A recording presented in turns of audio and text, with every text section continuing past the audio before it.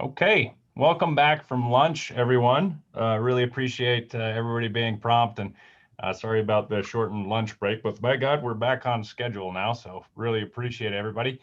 This is a Welcome new, to Zoom. Enter your meeting ID followed by pound. I don't know who that is. I think that's, okay. I think that was Dwayne, might have been. I got you muted right now, Dwayne, so I'll get you back going here in a sec. You'll notice this is a new YouTube stream. So if you're sharing this on your social media or email or with friends or anything like that, you'll have to get the new link, which is at the top of the screen. You'll see, members. The next topic for our discussion is going to be a utility update from Dwayne Hiley, but we're going to go to Sean Taylor, who represents Wyoming Rural Electric Association first. Mr. Taylor, go ahead. Thank you, Mr. Chairman. Good to see everybody. Again, Sean Taylor, Executive Director of the Wyoming Rural Electric Association. I just wanted to say a few words before I turn it over to Dwayne. You may recall at the end of the legislative session, we had a discussion about everything that Tri-State was kind of dealing with at the federal level and in Colorado, and the impact that could potentially have on the 8 rural electric co-ops in Wyoming. And wanted to thank the two chairmen of the corporations committee, along with the legislative leadership. They signed on to 2 letters supporting Tri-State in their efforts at FERC, both to become FERC jurisdictional. I don't want to steal Dwayne's thunder, but just wanted to thank you guys for signing on to those 2 letters, supporting Tri-State, pushing back on the Colorado legislature, who have been trying to wield their power across state lines. And so with that, I just wanted to thank the committee and turn it over to Dwayne, who fill you in on what's going on. I really appreciate your work on that, Mr. Taylor, keeping everybody informed as far as what was happening and what's been going on to our neighbors to the south. It's not often that I'll support a letter saying, hey, we should allow this company to be federally regulated instead of us regulating them. The state to the south has put us in a weird spot. So I really appreciate that. Mr. Co-Chairman, go ahead. Mr. Co-Chairman, thank you. I just wanted to thank you, Mr. Taylor, for your flexibility and for bringing the CEO to us today, and for the committee's understanding. We definitely wanted to hear from our next speaker. He could only join us today, and then tomorrow morning we'll take up our basket of utility goods tomorrow. But anyway, appreciate it, Sean. Thanks for doing that. Thank you all for being accommodating as well. Appreciate it. Mr. Hiley, the floor is yours. If you could announce who you are and what organization you're with, that'd be great. Thank you, Mr. Chairman. My name is Dwayne Hiley. I'm the CEO for Tri-State Generation and Transmission Association, headquartered in Westminster, Colorado, and really grateful to be invited to talk with y'all today. Mr. Hiley, were you considering moving your headquarters north to Wyoming? I've been giving it some pretty serious consideration given what's happened in Colorado here lately. So, we would. Don't tempt us too much. I love my visits to Cheyenne. It's awesome to be able to get up there. I say sometimes, between Denver and Cheyenne, the distance isn't very much, but politically we're really far apart in terms of those 2 state houses. So I'm grateful to be here and just give you a little brief update on what's going on at Tri-State, but I mostly want to hear from you on any questions you might have and any questions we could answer today. Sound good? Yep, rock and roll. Okay. All right, thanks.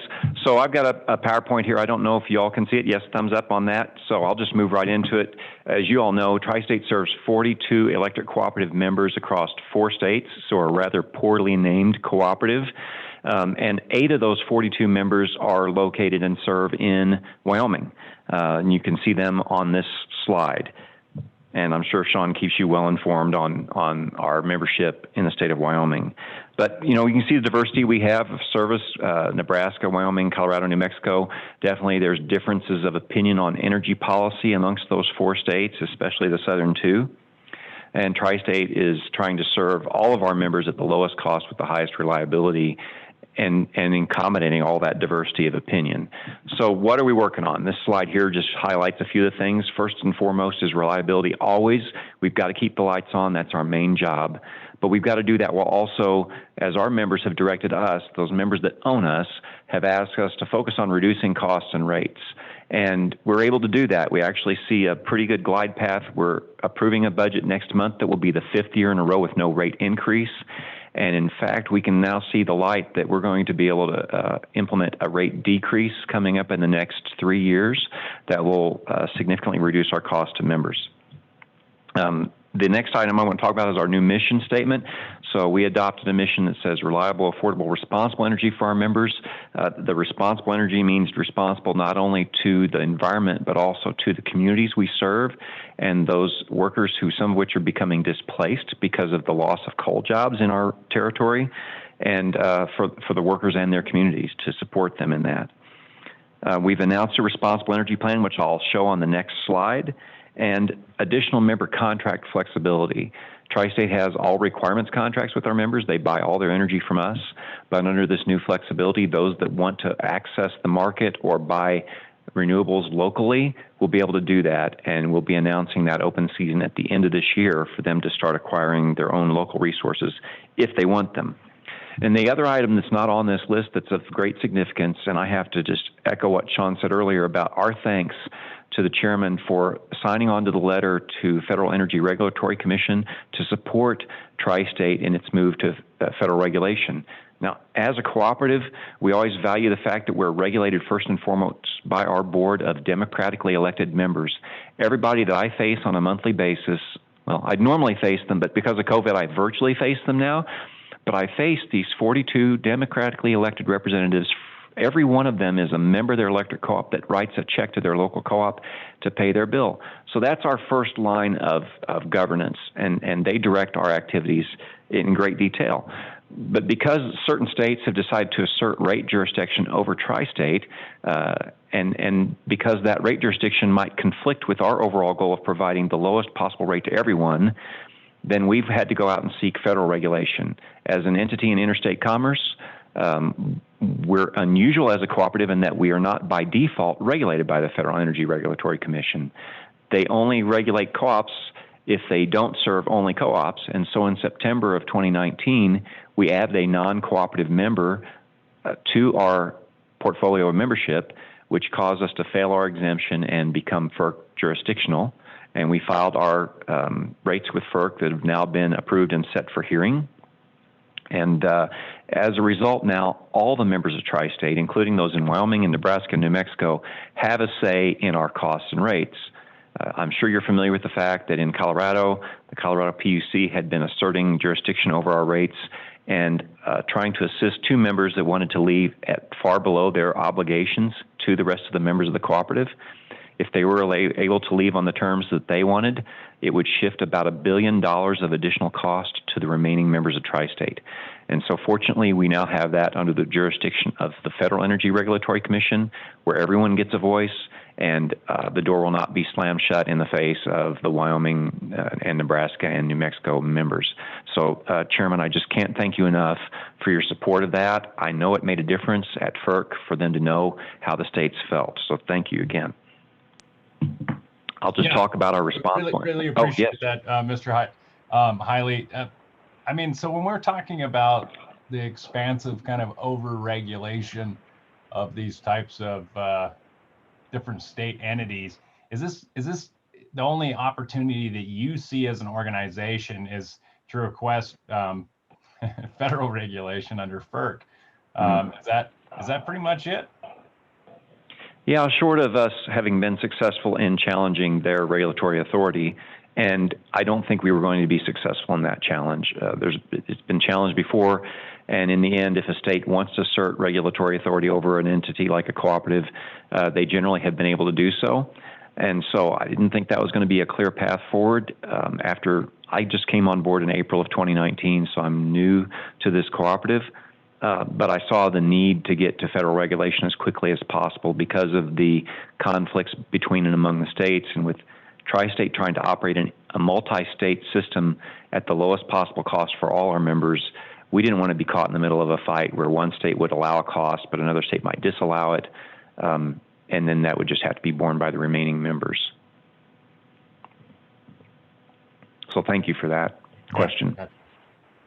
So I'll just briefly run through the Responsible Energy Plan, and then we can just visit with whatever other questions y'all might have. So Responsible Energy Plan that we announced last year has a number of different components, and part of it is a response to the laws that were passed in Colorado and New Mexico required greater amounts of green energy, but it's also in response to some of our members. As I mentioned, we have a diversity of membership, and some of them want greater access to green energy faster. And so in order to accommodate them, we have set a goal of 50% renewable energy across our entire system by 2024. Now that goal doesn't come at a cost. What's happened in the renewable energy markets is that the prices have fallen so far that we can now build renewable wind and solar energy in our service territory at a cost lower than any thermal resource, than natural gas or coal. And that, as we add more of that to our system, it's providing downward rate pressure to offset some of the stranded costs we have as we've retired coal plants in Colorado and New Mexico. Now, I need to emphasize for y'all, especially being in Wyoming, that this Responsible Energy Plan does not reduce the output of the Laramie River Station, for example.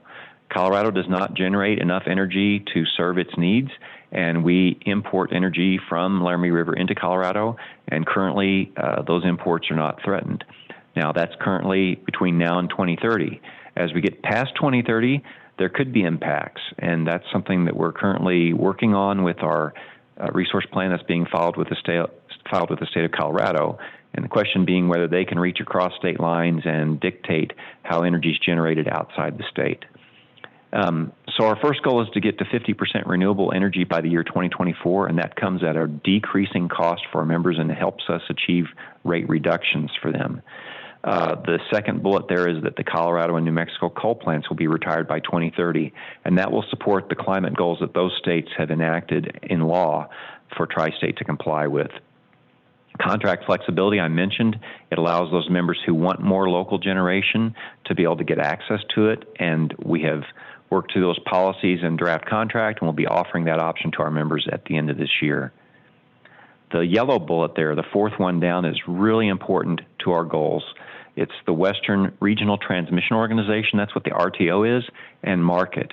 So what we've seen in other parts of the United States, everything basically in the eastern grid, east of Wyoming, east of Colorado, all those utilities tend to be a member of a regional transmission organization or a regional power market, and that has reduced the cost to all those customers in a significant way by being able to maximize and optimize generation across a multi-state region.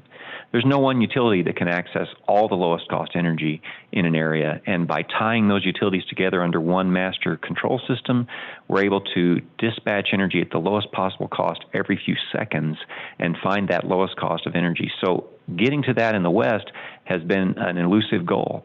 It came pretty close a few years ago whenever this thing called the Mountain West Transmission Group was formed and the concept of forming a Mountain West regional market, but it fell apart in the very final stages, and we're now trying to put that back together. It will provide benefits in terms of lower costs and better transmission access for all the customers. And in addition, as we try to accomplish these climate goals that involve larger and larger percentages of renewables, we're going to have to start moving renewable energy more broadly across state lines in order to optimize it, and this would allow that, it would foster that interstate movement of low-cost energy and greener energy. So that's the fourth bullet and something we're working hard on to achieve. The gray one says EV and BE, and EV stands for electric vehicles, BE stands for beneficial electrification. And what we're doing there is trying to find every opportunity to help electrify things that aren't currently electrified, because in most instances that helps make them cleaner and more efficient. So any of you that have ever driven a Tesla know what a thrill that is to drive, and the range anxiety is an issue. Tri-State has approved $2 million to support our local member co-ops in the development of electric vehicle infrastructure. In the state of Wyoming alone, that's a potential of $360,000 to install fast charging stations in places that wouldn't normally have them, to help people overcome range anxiety issues and help get that started. And the final bullet on this page is just transition, and that's code for helping those communities that were coal dependent. And in this case, it's the coal plants that we had in New Mexico and the one in Colorado that will be scheduled for closure, and to help those communities as we leave them and as we no longer generate with coal. So what are we doing there? In the state of New Mexico, we've put $5 million back in as support for that local community to use in economic development to replace those jobs. We've partnered with the Electric Power Research Institute and New Mexico State University to do an indoor ag demonstration project. And we're putting $200 million of a new investment in a large solar project at the site where the coal plant is closing to provide restoration of some of the tax base that is lost when the coal plant closes. So that's just a few of the activities we have going on there where a plant is actually closing as we speak. In Colorado, we're working with those community leaders on how we will approach that transition. And that's just something that we feel a deep responsibility for because we're a cooperative. We rely on the communities to support us, and we have to support them back in a time of transition. So I think that's everything I wanted to talk about, but I certainly am interested in any questions from the committee. Committee members. I see a hand up. Oh, sorry, Mr. Chairman. No, you're fine. I'm scrolling. Senator Schuler. Yep. And sorry if I didn't see you right away. It's with the deal up. It's hard to see everyone. Go ahead, Senator Schuler. Thank you, Mr. Chairman. My question, I guess, is, your goal of 50% renewables by 2024. I guess I had the same question for one of the larger companies over on our side of the state that is also kind of headed down that path. I really wonder if the reliability is going to be what we need it to be. I mean, would you consider that your reliability would be over 90% or 95, 98 by going half and half? So could you answer that question? Mr. Hiley. Yes, Mr. Chairman, and thank you for the question, and thank you for the cool background on your Zoom call. Well, we have a stated goal to maintain 99.995% reliability, and that's the first thing. When I mentioned our new mission statement, you can see it on the slide here maybe, I don't know if that's up where you can see it, but our mission statement consists of 3 key words: reliable, affordable, responsible. And now we're also talking about more flexibility for our members. But the word reliable comes first because that's the most important thing. And so as we go into this green energy transition, the one thing we cannot ever lose is keeping the lights on all the time. And so again, that goal is 99.995% reliability. And if the lights go out, people die. We have a responsibility for public health and safety. And so that comes first, even before cost control and everything else. 2 weeks ago, the California market melted down because they didn't have enough energy to serve their needs and had rolling blackouts. Tri-State was able to sell power at I'll just give you a measure. We normally sell wholesale energy at $20 to $40 per megawatt hour. That's a megawatt hour is about the average monthly consumption of a household. So on the wholesale market, that's a $20 to $40 product. Now, that doesn't get it to your house, obviously, but that's what utilities trade energy for. During this California crisis, we were selling energy for $1,700 per megawatt hour. So imagine if you're a household and you normally pay $100 a month for your energy, and all of a sudden you had to pay $2,000 for your monthly energy bill. That's the difference we saw. And that's because they were short. That's what the lack of reliability costs. And so not only is it blackouts, but also incredible increases in cost. So what we're doing now is we're adding renewables that displace fossil energy, but that this fossil plant is still there to run when the peak demands occur. And that's what we want to have happen with Laramie River as we look at this legislation that's going to cause us to reduce the consumption. Ultimately, after 2030, there may be less generation, but we still want to see that plant running to provide the reliability of the grid so that every time we need it, it's there to serve. Follow up, Senator Schuler? Yeah. Just interested in knowing then the other 50%, thank you, Mr. Chairman. Is the other 50% mainly going to be natural gas, or will it be a combination of natural gas and coal, or maybe thermal or other things? Mr. Hiley. Yes, Mr. Chairman, thank you. The percentages right now is about 45% coal and maybe 5 to 10% gas. And we're currently getting about 35%, 32% of our energy delivered to members from renewables, depends on the month. So we'll be moving from that number up towards 50%, and the coal energy will be slowly declining from that 45% down to like 35%. So it still will be majority coal, but gas is going to kind of stay where it is because that gas provides peaking energy. It can start quickly and shut down quickly. Thank you. You're welcome. Further questions for Mr. Hiley? Representative Clausen, go ahead. Thank you, Mr. Chairman, Mr. Hiley. So I for a question. Number one, when you convert to the 35 to 50% renewables, is that billing renewables or is that the actual electricity production? So if Laramie River Station stays online and still produces, well, is that just what your customers are being billed for, or is that the actual electrons that are being made over time? Mr. Hiley. Mr. Chairman, Representative Clausen, if I understood your question, was it there was a little bit of garble there? Was it about the cost of the renewables versus the fossil fueled energy? Mr. Chairman. Go ahead. No, so when you talk 50% renewables, is that 50% billing or 50% of the actual electricity? Oh. Mr. Hiley. Yeah, Mr. Chairman. The 50% is a total energy basis, so that's the amount of energy that's consumed, so roughly half of it would be coming from renewables. And I just might mention briefly the cost there is coming in at it. We've just bid out what we call 1,000 megawatts of new renewable capacity on top of the 1,000 we already have, and that price has come in 85% lower than what it was 10 years ago. It's an average of 1.7 cents per kilowatt hour. So, average retail rates are running around 11 or 12 cents right now to the household. And so when we can get 1.7 cent energy, it's lower than any other resource. We're trying to exploit that to help manage rate impacts. Follow up, Representative Clausen. Yes, Mr. Chairman, Mr. Hiley. My second question, is there any opportunity to convert your current coal plants to natural gas or some sort of nuclear power, or any plans to do that in the future? Mr. Hiley. Mr. Chairman, yeah, we've looked at those options, most recently at the Escalante plant, which we just announced closure of in New Mexico. That plant burnt its last ton of coal 2 weeks ago. And so it's now going to be decommissioned. But prior to making that decision, we looked at all the options and especially looked at natural gas conversion. We've also looked at it for Craig. Currently, it's just not cost effective for us to take a plant that was designed for coal. While you can convert it to natural gas, it's far less efficient than a new plant that's built specifically for the purpose of burning gas. Those plants are 50% more efficient than burning gas in a coal boiler. And so it rapidly can pay for that difference in capital cost based on the savings in operating cost.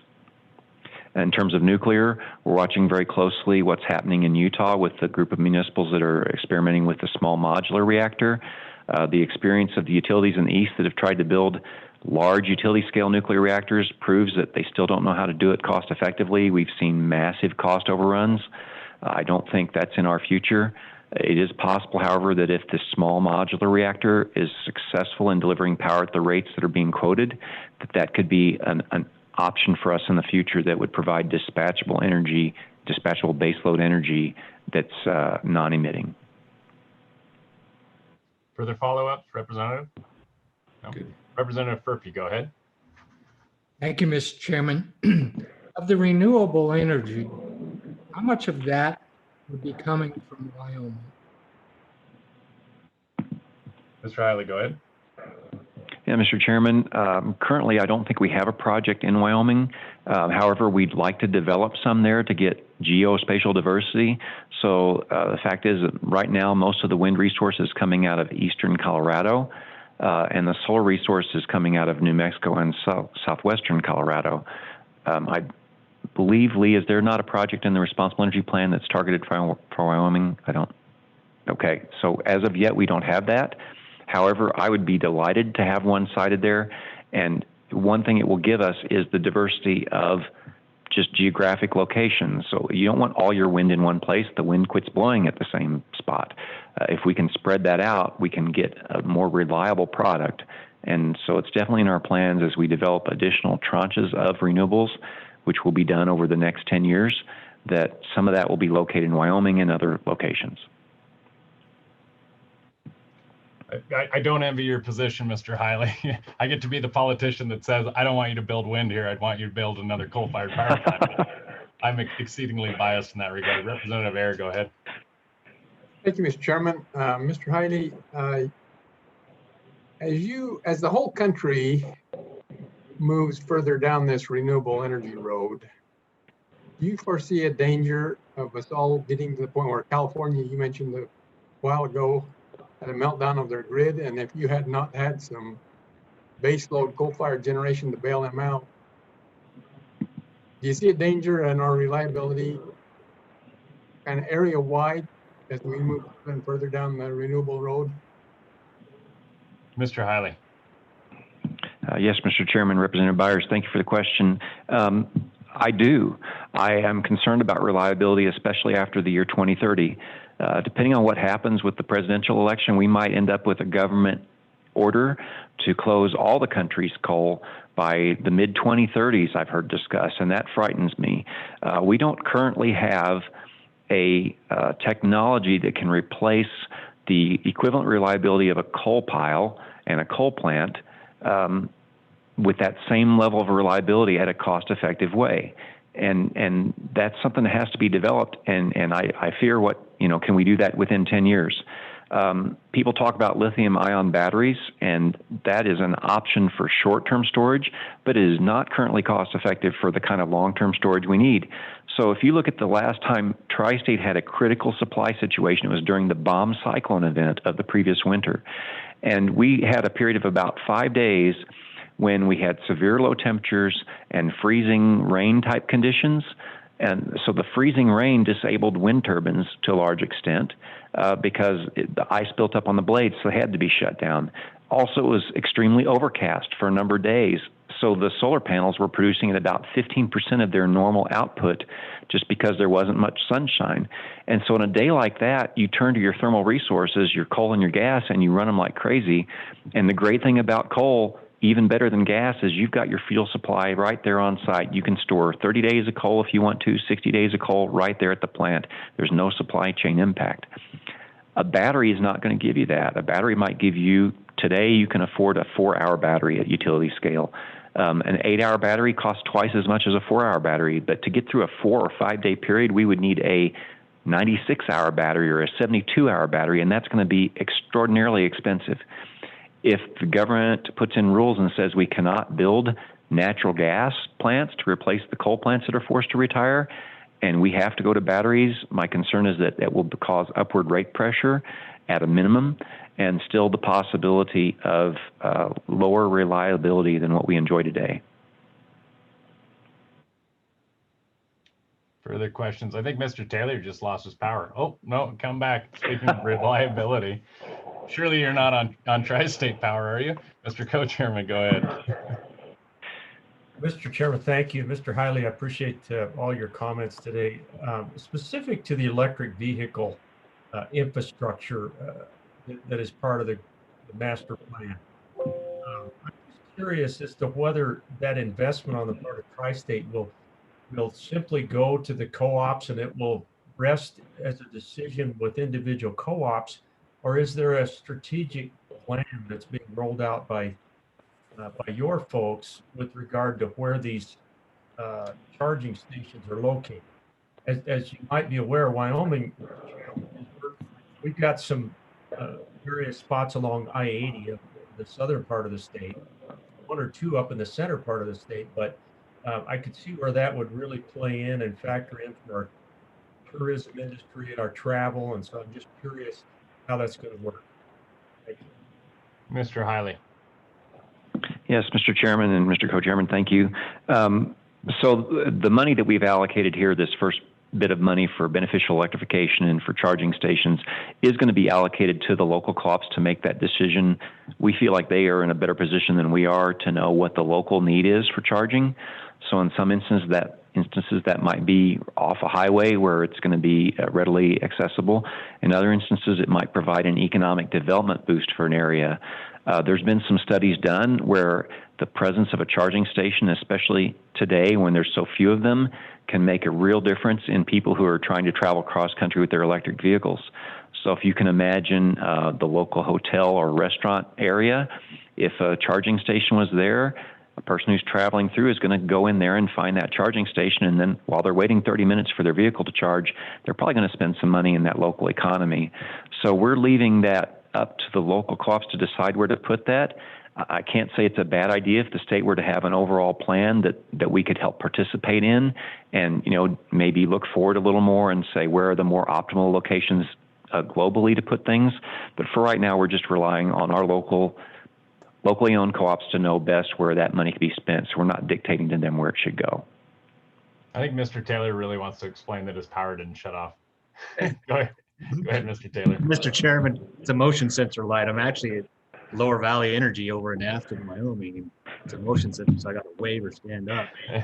But I thought I'd just tack on to what Dwayne said to answer the co-chairman's question. So when Tri-State gave our 8 members this funding for EV charging stations, we got together with and I forget the acronym of the state group made up of YDOT folks and DEQ folks to dispense the Volkswagen settlement money that the state got. And a chunk of that is to be used for EV charging stations.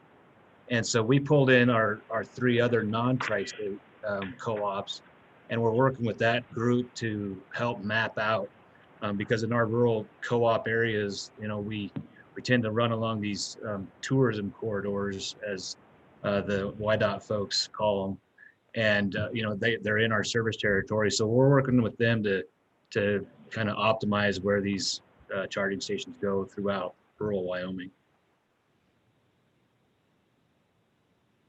Good enough, Mr. Co-Chairman? Very good, Mr. Chairman. Thank you, gentlemen. Appreciate it.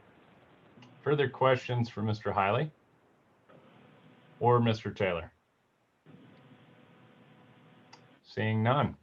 I really appreciate the update, and yeah, I hope we get to a point where we can shove back where folks do tend to have a better grasp and understanding in the public, or specifically legislators to the state south of us, take the time to actually research the currently available technology as far as what we can do as in regards to mass storage, and that renewables are just not feasible. A, and B, coal is just such a better methodology to produce power, because it does take up a lot less area.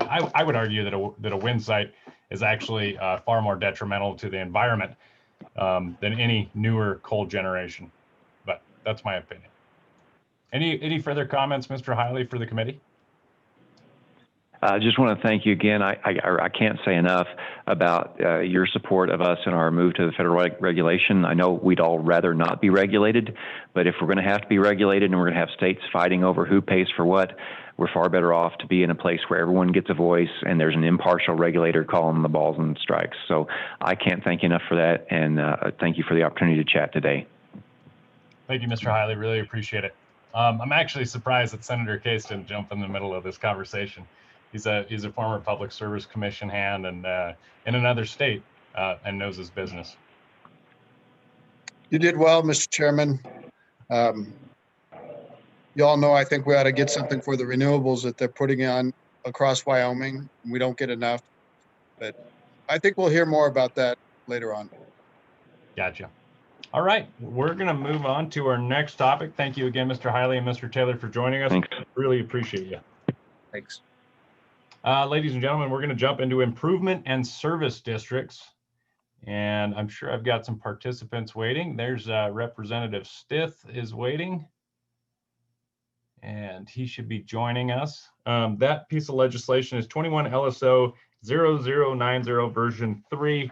This is a piece of legislation that Representative Stith presented during session, and it passed the House, I think by a pretty overwhelmingly large margin, and then stumbled in the Senate like a lot of good House bills do. I don't know what goes on over there, but Anyways, I think Representative Stiff, you'll be presenting this bill. Is that correct?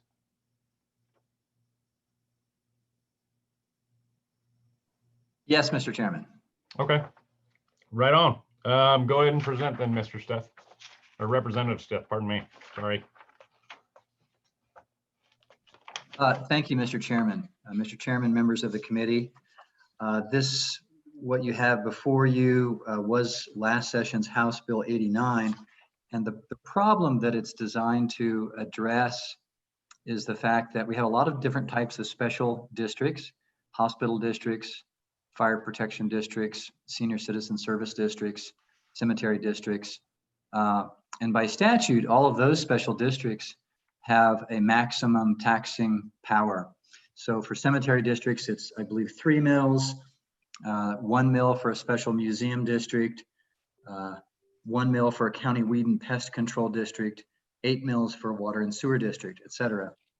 When the legislation in the 1970s was passed creating service and improvement districts, however, there was no statutory maximum included. So service and improvement districts are even more special than a special district because they have, in theory, unlimited taxing power.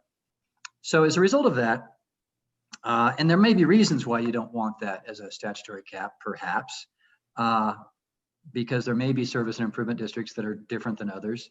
They may want to have various kinds of improvements, whether that's some kind of water wells or road maintenance, or even, et cetera.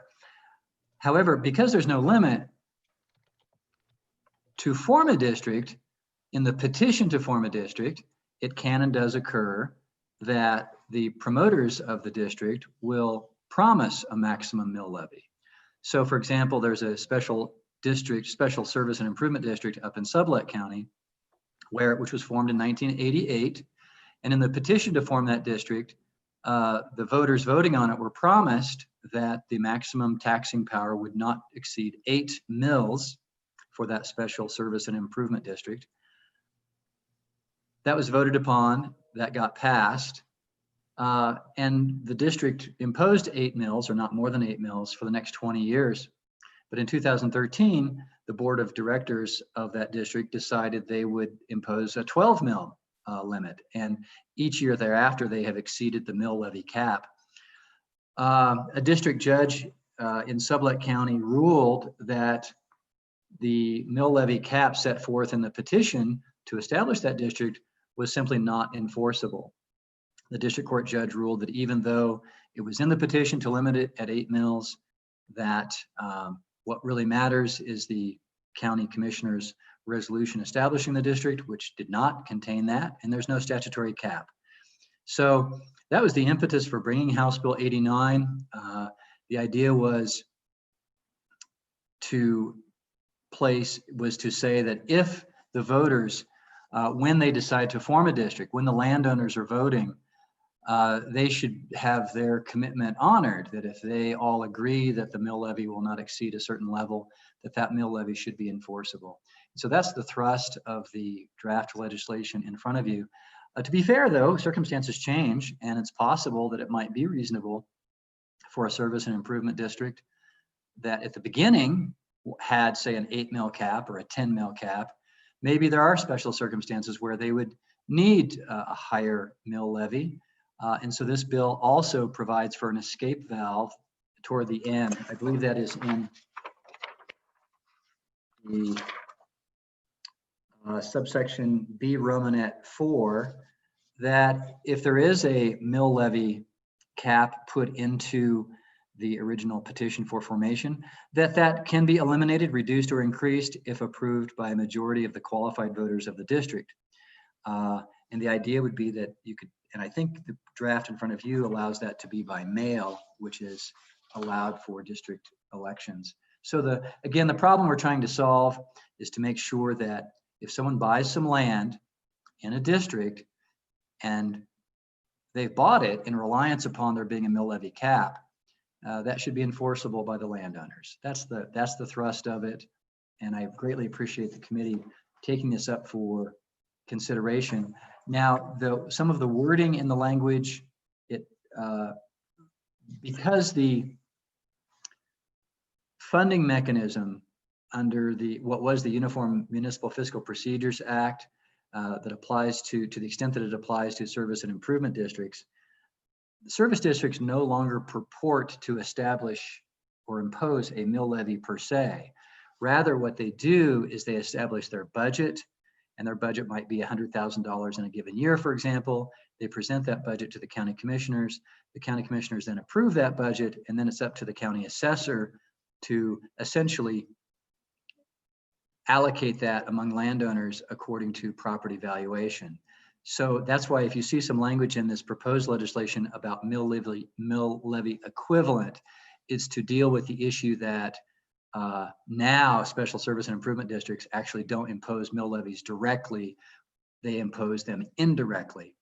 Finally, there's also some language in this bill to deal with the eventuality that a special district, service and improvement district, would not like the mill levy cap, would not like this cap, and they might want to impose extra charges or fees, say a fee for the use of the road or a road impact fee, etc. So this bill is drafted also to make sure that the sum total of all charges, whether it's a mill levy equivalent, a maintenance fee or other charge, would not be allowed to exceed the mill levy cap if such cap is in the original petition for formation. So with that perhaps overly long explanation, I would ask for any questions. Okay, committee, any questions? Chairman Lanning, go ahead. Thank you, Mr. Chairman. And Representative Stith, thanks for being here today to present this bill. As the chairman pointed out, it ran into a little bit of trouble on the Senate side during the session. And I suspect that it's mostly due to the fact that the lobby kicked in and really rolled out some opposition.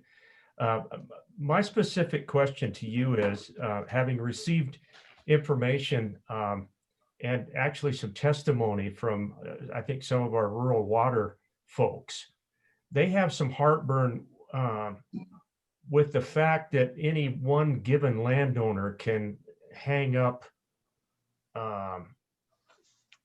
any sort of assessment of fees or additional mills or the ability of a service district to do its job. And I was going to ask Representative if that goes to Romanet 3 on page 3. Is that where the heartburn lies when we get testimony like that? Representative Stith. Mr. Chairman and Co-Chairman Landon, yes, I think that's right. So if a district board wants to impose fees and or adopt a budget that results in more than what the original petition for formation would allow, what this bill would say that yes, any individual landowner can challenge that. The remedy for that is in the next Romanet 4 to say that if it's a good idea, then the board can submit this to the voters, and the voting would be allowed by mail. So if they can get a just simple majority to approve a maximum, an increase to the maximum charges, then that would pass. So initially, when I was coming up with this, I thought it should be a supermajority, but I think of it in terms of the investment-backed expectations of someone who buys land in a district on the promise that the mill levy or the equivalent will be capped, only to discover that the board decides it wants to spend twice as much as that. But if it's a good idea, and I think there are legitimate circumstances where, because you wanted to replace a water distribution system or had some expensive pumps to replace in a given year, you might need to bust above your cap, but the procedure for that is laid out in this, which is to allow them to do it by majority vote. Thank you for that, Representative. Thank you, Mr. Chairman. Yep. Senator Nethercott, go ahead. Thank you, Mr. Chairman. Just a question for the representative. And I don't know the process, or I don't recall off the top of my head, for the formation of these improvement and service districts, but is there an ability to amend the petition of formation as a way to sidestep the need to do a vote? essentially is what I'm asking. Representative Stiff. Mr. Chairman, Senator Nethercott, and in short, no, there's not really a method to amend the petition for formation that I'm aware of. Until it's, and I believe, and the only reason I know this is I'm a member of a road and improvement district myself. And once it's approved by the county commission, then it has to, before it's approved, you can certainly amend, but until then, or once it's been amended, you got to go back and have a revote by all of your members again. If I'm remembering correctly. Any follow-up, Senator Nethercott? Nope. Representative Ayer, go ahead, sir. Thank you, Mr. Chairman. Thank you, Representative Stiff, for being here. In the case of the improvement district you've been speaking about in Sublette County, do you know what the equivalent mill levy would be? I mean, they don't submit a mill levy, as you mentioned. They submit a budget and then it's converted to a mill levy. Do you know what the recent history has been on what those mill levies have been? Representative Stiff. Mr. Chairman, Representative Ayer, it's my understanding that it's been a bit over 10 mills. It hasn't been, it was 12 mills in 2013 and 14. And then in recent years, the mill levy equivalent has been 10.9 mills. In 2017, it was 10.9, which was coincidentally more than what Sublette County as a county levied that year. So you had this anomalous situation where the members of a special service and improvement district were paying more in taxes to their district than they were to the county. Follow up, Representative Ayer, go ahead. Yes, thank you, Mr. Chairman. And Representative Stiff, do you know what the equivalent mill levy might be for other service and improvement districts around the state? Do you have any comparison to where this one stands to others? Representative Stiff. Mr. Chairman, Representative Ayer, I did make some efforts to poll other service and improvement districts around the state to see if this was a one-off problem in Sublette County. And it looks like that some service and improvement districts have what amount to informal caps. That is, for example, I think one, it was limited to an absolute dollar amount of, it was sort of agreed that they would never be charged more than $700 in a given year for their assessment. But to answer your question, I don't have there are a lot of service and improvement districts out there. I have not done a full survey of them. So I apologize for the incompleteness of the answer. I think mine is like 300, but yeah, it varies. That's the kind of weird part about service and improvement districts. Well, I wouldn't say weird, but kind of cool part about service and improvement districts can be set on a dollar amount versus a mill based on what you're actually doing. And so the improvement district that I belong to is just for the purpose of keeping the road up to date and plowing it every once in a while. But any other questions for Representative Stiff? Any other questions? Oh, Senator Scott, go ahead.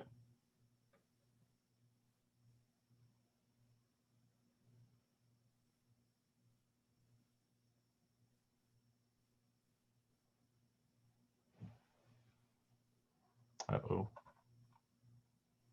Mr. Chairman, apologize. The computer did things to me I didn't expect. Mr.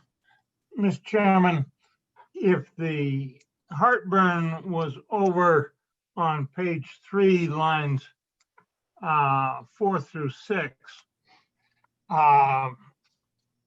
what would happen if we were to reword that to say, not that it's enforceable by a landowner, but that any taxpayer shall have standing to bring a suit to prevent a violation of a limitation imposed by the subsection? Is some language along that line, would that eliminate some of that difficulty? Representative Stiff. Mr. Chairman, Senator Scott, I believe that would be more precise to identify it as the taxpayer. Yeah, and Mr. Chairman, is standing the right, is that what we're really talking about here, is standing so you can bring a suit? Representative Stith, go ahead. Mr. Chairman, Senator Scott, that's exactly right. Mr. Chairman, Go ahead.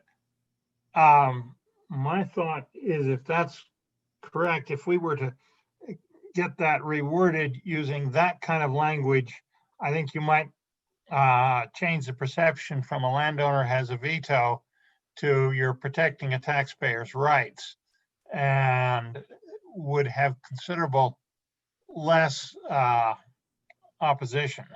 It may be a cosmetic change, but I think it's a cosmetic change that might make quite a difference in the perception of what the bill's trying to do. Representative Stith, anything along those lines? Mr. Chairman, Senator Scott, I agree. Perfect. Senator Case, go ahead, sir. Thank you, Mr. Chairman. I agree as well, but I wonder, there's always a, whether they're charging fees or whether they're charging taxes. So it's a little bit of a gray area, and I think a court could look at it and say it's not a tax, it's a fee. Can we fix that in terms of this? Is that a danger? Because they, as we already said, they don't actually impose a mill levy. It's sort of backdoor is a mill levy, but is there a worry about saying a taxpayer remedy, and the court might say, well, no one's paying taxes, these are fees? Representative Stith. Mr. Chairman, Senator Case, that is a potential hurdle. So if the language were to be adjusted to say taxpayers, it may make sense to wordsmith it to add the payer of taxes, charges, or other fees. A lot of kumbaya going on in here. Any other questions for Representative Stith? Yep, Representative Ayer, go ahead. Thank you, Mr. Chairman. I have one other question. I should know this, but I don't without looking at the statute. Representative Stith, do you know who pays for the mail ballot election in a case of a special service district? Representative Stith. Mr. Chairman, Representative Ayer, I don't offhand. I had assumed that the district bore the costs of mailing, but I'm not sure. We could actually find out because I do have Julie Freese in the waiting room, and she is a county clerk. Let's find out. I'm gonna get better. She didn't sign up to testify on this subject, but by God, hopefully she's listening. This is why we need in-person meetings with people in the audience. I know, right? Ms. Freese, can you hear us? I'll call her up, tell her to get her. I'll work on that. Okay, perfect. Tell her she's in the meeting officially, so don't say anything untowards when she comes back to the computer. Yeah, Co-Chairman Lannon, go ahead. So thank you, Mr. Chairman. I appreciate the discussion on this bill because I think, and Representative Stith, this is sort of the question or the lead in for you. It sounded like this particular district up in Sublette County, it went beyond just them going over the border on mill levy or assessed taxation. It just seemed to me, with the testimony we received, there was a lot more to it. It seemed like they were stepping out of bounds from what some of their bylaws allowed them to do. Can you speak to that a little bit? It seemed like there was more there. Before you answer that, Representative Stith, Mr. Hewitt, were you able to find out the answer? Mr. Chairman, I have not. I'm looking. When I find out, I'll let you know. Okay, perfect. Okay, Representative Stith, go ahead. Mr. Chairman, Co-Chairman Landon. Yes, in my view at least, I thought the Special Improvement District, Service and Improvement District in that instance up in Sublette County was overstepping its bounds. For example, it was purporting to issue building permits, construction permits, things that are municipal or county functions. The particular petition that established the district limited its functions to road maintenance, construction of fences, and the prevention and protection from hunting. Those were the three allowed purposes in the petition. And yet they've adopted rules to impose road impact fees in case you want to expand your driveway. If you want to expand your driveway, you have to ask them for a permit. And so they began sort of acting like, perhaps with the best of intentions, they may just want to have an orderly neighborhood. But in my view, it went well beyond the purview of what the district is allowed to do. So follow up, Mr. Chairman. So Go ahead. My concern, Representative, is that we're sure that we're encompassing those sorts of things, and maybe we can't do that in this legislation. But certainly, I think that's sort of the impetus behind things, was as much that as it was stepping over the bounds of how much they said they were going to charge. So that was pretty compelling, I think, to those who voted for this legislation. Does this bill cover, where am I missing that it covers anything beyond and goes into things like you're alluding to, which is building permits and zoning sorts of issues or anything like that? Go ahead. Chairman Lindholm, Co-Chairman Landon, thank you very much. Well, existing statute 18-12-141 is a relatively newer addition to this Service and Improvement District statute. And I believe Representative Kirkbride had sponsored that before I was in the legislature. And that does deal with the issue of the scope of the powers. The law currently reads, I believe, from memory, if I've got it right, 18-12-141 currently provides that a Service and Improvement District may not offer a new service unless that new service, if that service wasn't described in the petition for formation. If the district wants to offer a new service, then it must ask the voters to vote on it, again, by mail-in ballot by a majority. And so if I had my druthers, I would amend current 18-12-141 to, after the word service in that statute, perhaps, or otherwise impose regulation, for example. Because right now, if a person wants to challenge the district's issuing, say, a building permit or a construction permit, the landowner has to argue that providing a permit is a new service, okay? And that may stretch the idea of the word service. So yes, if I would regard it as an improvement to this bill if 18-12-141 were amended slightly to add something that would also restrict the power to impose new regulations to those things, impose regulations to those matters set forth in the original petition. And if the voters want to change it, let them do so by majority vote. Is there a follow-up, Chairman? Okay, before I go to Senator Case, I've got an update from Mr. Hewitt. Go ahead, Mr. Hewitt. Thank you, Mr. Chairman. The relevant statute on the costs of these elections is 22-29-113, subsection C. So the special district is responsible for the cost of the election if that election is not held in conjunction with another election. If the special district election is held in conjunction with another election, then the district is responsible for its portion of the costs of the election. Perfect. Thank you for looking that up, Mr. Hewitt. Yeah. Really appreciate you. Senator Case. That was the answer from Julie Freeze. And I think she might be live in the waiting room now, but indeed the mail ballots are paid for by the district. Gotcha. Now I've got, as far as the waiting room, Julie's in the meeting right now. So I don't know if she's on a different phone or something like that, but she's right there. Anyways, we know the answer. Any further questions for Representative Stith? Seeing none. Representative Stiff, thank you very much. We'll keep you here while we work the bill.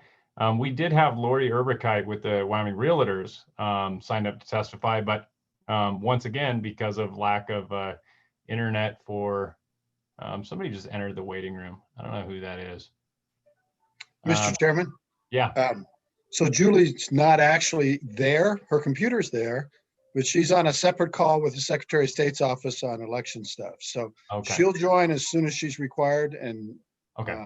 you can just leave her where she is. I just got a Miss Talbot. Do you know who that phone number is? The Mr. 670. Chairman, no, I was wondering if that was Mr. Bear from earlier. Probably. I think that looks familiar. All right. Since Ms. Urbicite can't make it, Representative Duncan, I know you're good friends with Ms. Urbicite. Do you know what she was going to testify about? And being a fellow realtor, do you know if there was any concerns with this legislation? Thank you, Mr. Chairman. I don't believe we have a problem with it that I'm aware of. Gotcha. Okay. Unfortunate that she can't be here. Hopefully she doesn't get too angry at us, but without any substantial, oh, Representative Duncan, go ahead. Mr. Chairman, I will double check. I do know because of the storm that everybody's endured, she couldn't even get in her driveway. All the trees are down and around. All the lines are down. She has power, but she has absolutely, she had no way to get in her house because of the trees. So I will text her and find out if she has an issue and let you know, but I'm unaware that there's much of an issue. Okay. Gotcha. Thank you. She did better than me, Mr. Chairman. I lost power. Did you lose power? Yeah, but I thought it was the wind turbines. I'd blame the wind turbines too. It's probably their fault. Let's blame them and ban them. You should see the backyard. It is like just a sea of trees down. Oof. Brutal. Members, yeah, Chairman Landon, go ahead. So, Mr. Chairman, I really have appreciated the discussion on this bill because it was late in the game, and as you mentioned, it didn't quite make it through the Senate, but I'm glad we're looking at it because it has some merit. But I can certainly understand. I want to just remind that the rural water districts did send us a note. I hope it went to the entire committee. And I honestly, given the fact that the special districts, Mr. Chairman, are having to pay for the cost of the election, I guess I could see where just one little old landowner, one little old taxpayer in a special district could wreak quite a little bit of havoc. So, you know, that's just something to consider as we look at the bill. But, you know, it seems to me like it would be worthwhile for us to at least move it forward. Depending on how many amendments, I agree with you. If we add too much to it, we might want to take it to November. Thank you. Yeah, understood, Chairman Landon. I agree.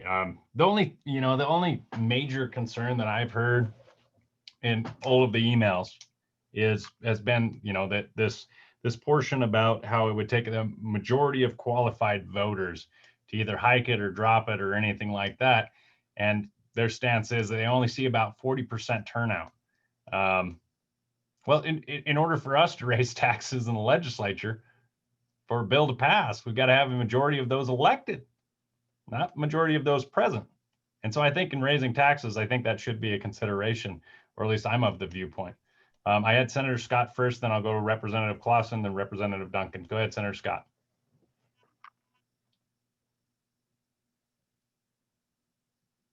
Mr. Chairman, a question for either Senator Nethercott or Representative Stith or the LSO. Looking at the business of enforceable, the lines 5 and 6 on page 3, would a taxpayer or a payer of these assessments have standing regardless of whether we included that in the bill or not? Or do we need that to give people the standing to enforce this thing? Mr. Hewitt, or do you want me to pick on the new guy, Mr. Browning? I'd ask you not to pick on Mr. Brand. I don't know the answer to that question. I'd have to look that one up. Senator Nethercott does. Go ahead, Senator Nethercott. It depends on the language on the petition for formation. So it goes back to the contract essentially and what the commissioners adopted. I think that argument could be made that even if it didn't have that provision that they had standing, that an argument could be made that they did. But if it didn't, I think it was very litigatable, right? I mean, so Senator Scott, the fact that you are asking the question with all of your wisdom and years of experience, the answer is it's not clear, and it's not clear for a court, and that could be litigated, whether or not standing is even an issue. So before a plaintiff or a landowner could get a remedy, they'd have to first litigate the issue of standing. Mr. Chairman. Yep, go ahead, Senator Scott. Mr. Chairman, with that answer, I think that tells me we need the provision in there, because otherwise it could get really drug out and you wouldn't get a decent resolution. You'd spend all your time fighting over that sort of thing. So, Mr. Chairman, if we're going to carry this, if somebody moves to carry this to November, I've got a amendment that the LSO would probably have to play with to get it in proper form for November. But honestly, Senator Scott, and I hope you do that, but I'm telling you what, guys, we're going to do a 3-day meeting in November because we're stacking her up. Which is good because we're viewing things and we're doing our job. Representative Clausen, go ahead. Thanks, Mr. Chairman. I may have a solution for the enforceable by a landowner. What if we took and went petition by 10% of the landowners within the district? I don't know what the proper number is, 5%. So you don't have one person that's just causing trouble, 2.5% even. But I think that portion could be really worked out fairly easy. Technically, I would be 5% of my district just by myself. So I don't know. I don't know. I mean, so one person could still cause trouble, I guess would be my point in some districts. I don't know that matters. Granted, I don't ever cause trouble, so it's not really a worry. Yep, Senator Nethercott, go ahead. Right. So I just have, thank you, Mr. Chairman. I have a question. Because I'm not sure that the issue that's identified by this one difficult landowner is realistic. So, well, I guess it is because the shall and the may language there, right? Representative Stitz. So there's a very deliberate decision on page 3, line 5, Romanet 3.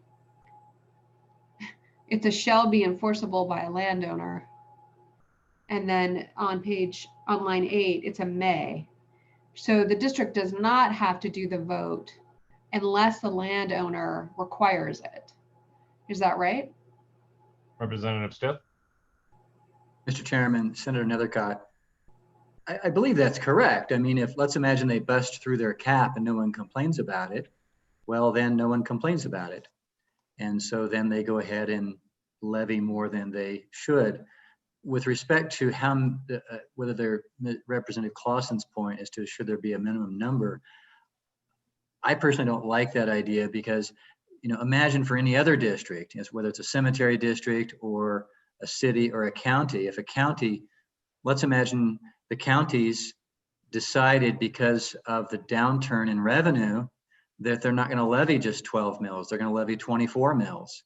I don't think you'd have to have 10% of the voters of a county complaining about it. I think one person complaining about it should be sufficient because it's so clear in statute that the county's mill levy authority is limited to 12 mills. So I think Senator Nethercott's correct that if no one complains about it, no one complains about it, and it just happens. But I don't think it'd be a good idea to establish some minimum number of people who have to be upset that the district is breaking the law. So, Mr. Chairman, follow up. So essentially, the policy that we're making here is that if no one objects, we are granting these improvement districts unlimited taxing authority, so long as no one objects. And there is no requirement for them to provide any required notice. Is there, that's a question, without looking at the statute, to when that assessment will be assessed? Because if I'm the landowner who wants to object, when do I object?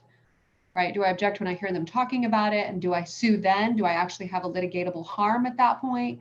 I would say the court would say it's not moot or it's not ripe, right?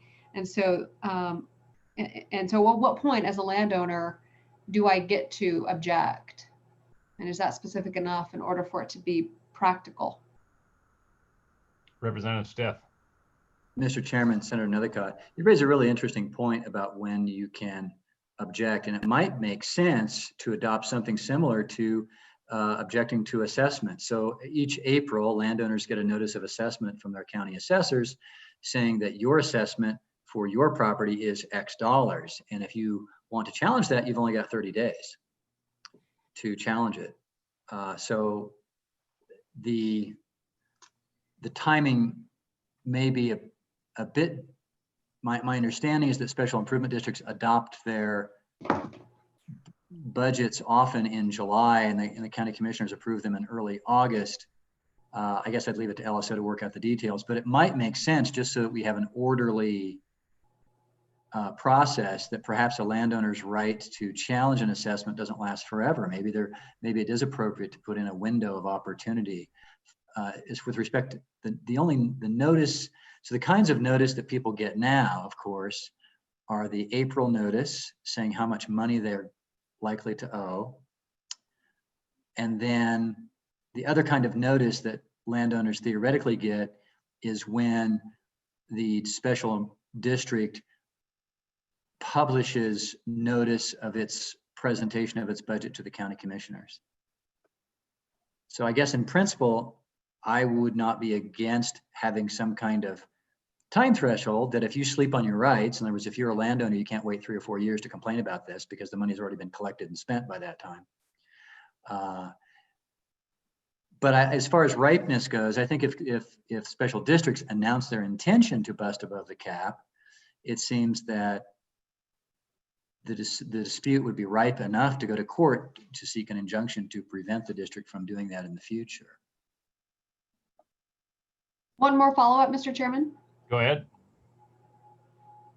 Although onerous, would it not just be simpler to require a vote every time they want to go above their authorized assessment authority? I mean, it'd just be simpler. Representative Stith. Mr. Chairman, yes, that would be simpler, if perhaps more onerous in terms of the number of times you have to put it on the ballot. But I guess to be practical about this, for the particular district up north, up in Sublette County that I've been referring to as a poster child case for this, the residents.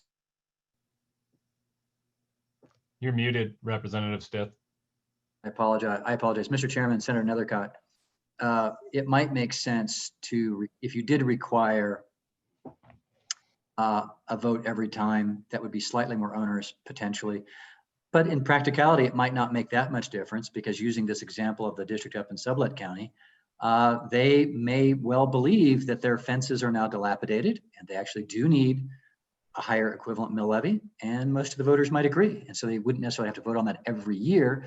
They could vote to increase the effective mill levy from 8 mills to 12 mills, for example. And for that district, that would probably solve it for the foreseeable future. Senator Scott. Mr. Chairman, I think that a couple of points here.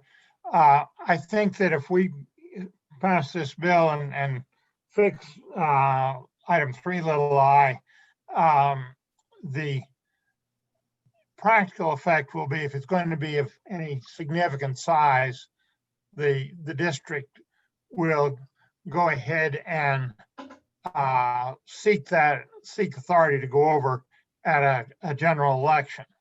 The exceptions will be if they had some kind of a crash emergency, in which case they're less likely to get challenged. but if they are, then they'll have to go to the mail ballot. You would, but if you were planning to do it and knew about it ahead of time, the cheapest way to do it would be at a general election, because you wouldn't get such a big assessment for putting an item on the ballot. So that would be the practical effect. But by doing it the way this bill does it, you would still have the leeway if you had an emergency, or if it was a relatively small item where you wouldn't get a challenge, you could go ahead and do that. And I think that's probably wise to leave that flexibility in. So I don't think we'd want to require an election, even though it'd be simpler, because there'd be some instances where you probably need to proceed without one and probably be all right. And especially if it's a small one where you can go around and talk to everybody, you can avoid the cost if we don't require an election. I do think we do need to strengthen the timing issue, and say that the suit can be brought anytime from, say, the 1st of July to some of these things. People may not realize it till they get their tax bill that's due November 15th. So if you had a time for bringing the suit from, say, the 1st of July to the 15th of November, that would be a useful limitation, but still give people a chance after they found out what happened. Representative Stith?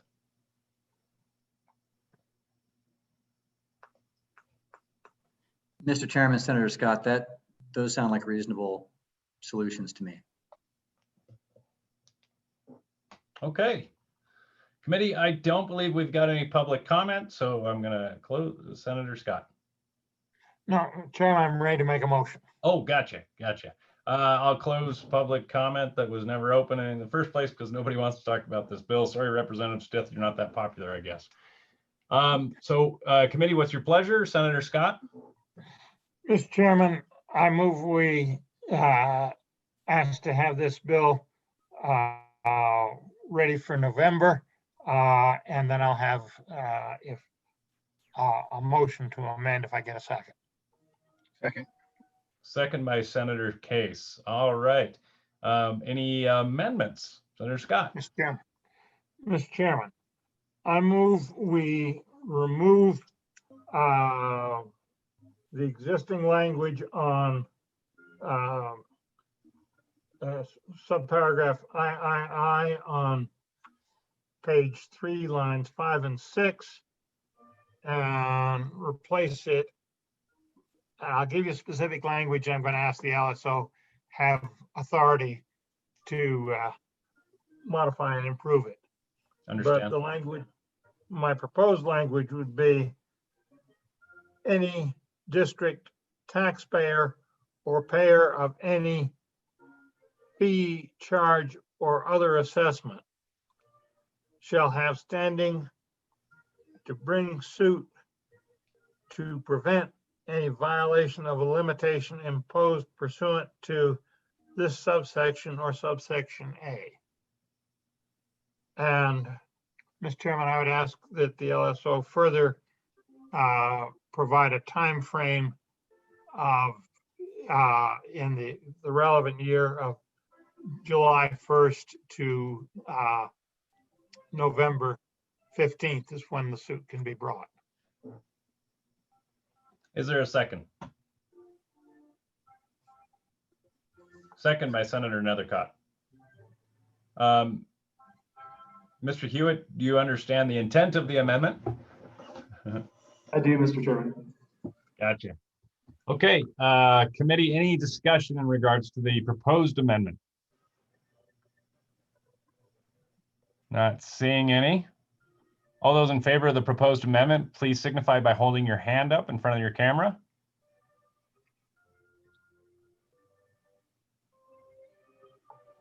Okay, all those opposed, raise your hand in front of the camera. Amendment is adopted. I just want to go ahead and state how much I hate this whole coronavirus thing. The fact that I got to say, please raise your hand in front of the camera. Really annoys me. Any other proposed amendments or comments in regards to the proposed legislation? Yep, Mr. Chairman Lannon. Well, Mr. Chairman, I appreciated the conversation about 1812-141, and that you might recall that we talked a little bit about what took place in that particular district that's being held up. And it was all about overstepping some bounds with regard to rules and regulations and such.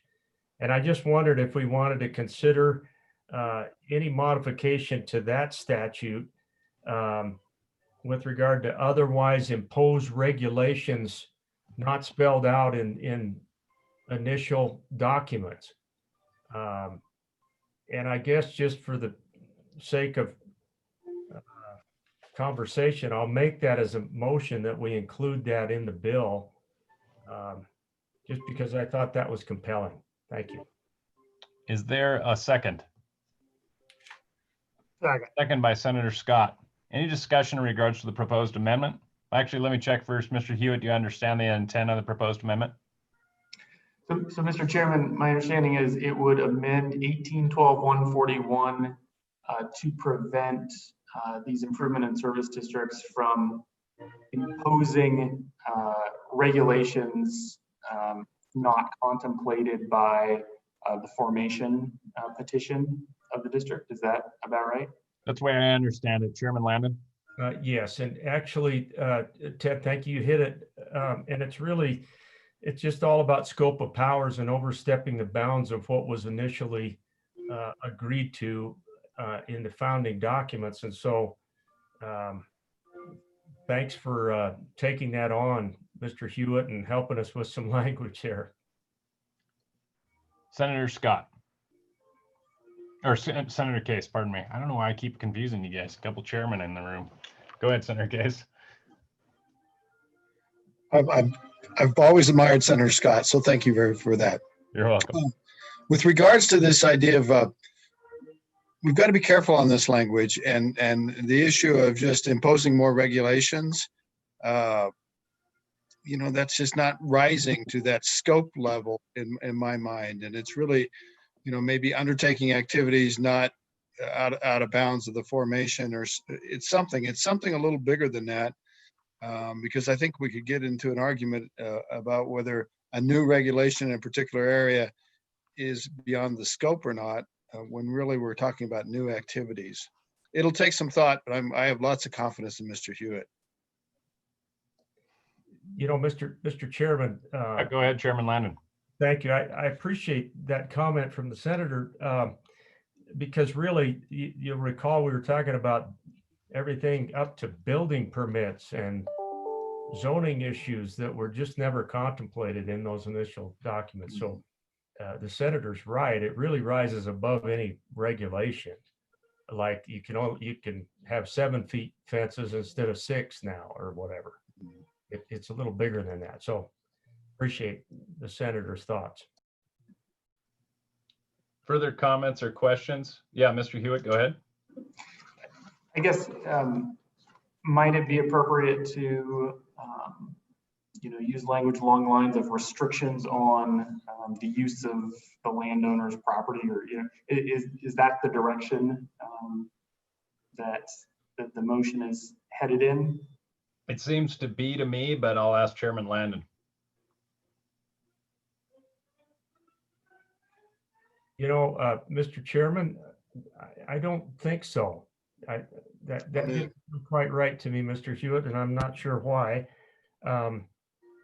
I think my concern is that a landowner or a taxpayer in a given district would have a right to object if some of these scope of powers were expanded to a point of what we've been referring to. So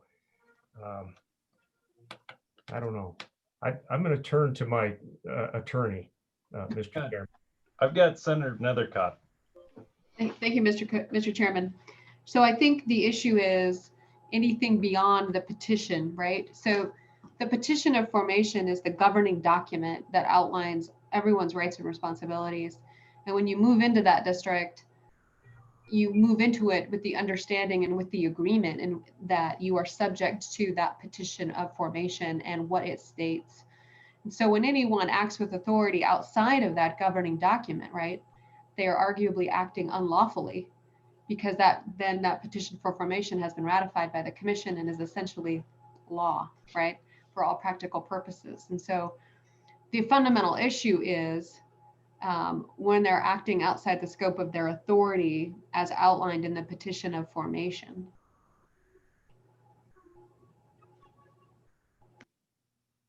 Chairman Landon?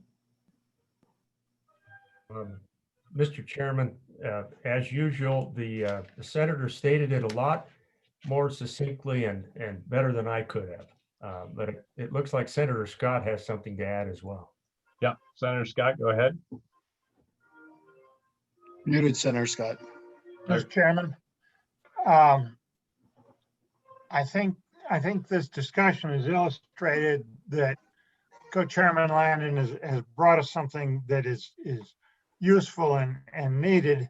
I think Senator Nethercott's language may improve it considerably. What I want to do is ask that if this amendment passes, we give LSO and Chairman Landon working together the ability to draft something that deals with these concerns and to modify the language. And then we can then we have something we can work from next time. Got a thumbs up from Chairman Landon. Senator Case, go ahead. Thank you. I think Senator Nethercott really nailed it. We're talking about things that are beyond the scope of the original petition. We're not, say the petition lets you regulate fences. Well, the 6 foot versus 7 foot versus 8 foot versus 4 foot isn't the issue. It's when you start talking about driveways or something like that. But I also point out that we're creating something that's going to allow them to amend that petition in a sense. So we ought to say something in the deal of the petition as the original formation or other restrictions as provided in this section, because you could amend it with the vote, and then now that's part of the original. It's not part of the original petition, but it adds to the original petition's restrictions. So it's a daisy chain. Gotcha. I see a lot of head nodding, except from Mr. Hewitt. Mr. Hewitt, did you want to jump in one last time here? Do you understand where we've gone with this? Mr. Chairman, thank you very much for the conversation. I get where the committee is headed. Okay. So that's there's a lot of intent here, but we'll see it again in November. So that's good. So any other comments in regards to the proposed amendment, committee? Seeing none. All those in favor, please signify by raising your hand in front of the camera. All those opposed, please raise your hand in front of the camera. Amendment carries. Any other proposed amendments or discussion in regards to the proposed draft 21 LSO 0090 version 3? Senator Case, go ahead. Mr. Chairman, I note that when we heard this bill in revenue last year during the session, there was a lot of public comment. It was from a relatively few amount of people, but it was extensive. So I'm kind of surprised it didn't happen today. It was kind of brutal comment, and it was very particular to a certain situation. So I'm kind of glad it didn't happen today, but I would expect public comment on this when there's actually a bill draft forward. Yeah, I agree, Senator Case, and that's what I was kind of expecting, and like nobody signed up, even though we got a couple of emails. So I guess I'm of the opinion let's keep working this thing. Let's send it around in November, guys, and if it's really really making people angry, by God, they'll show up, and hopefully we can meet in person. That'd be great. I don't know that that's going to happen. I hope so. God, I'm tired of this. All right, committee, seeing no further discussion, all those in favor of the proposed legislation going on into November with the multiple amendments we just attached to it, please signify by raising your hand.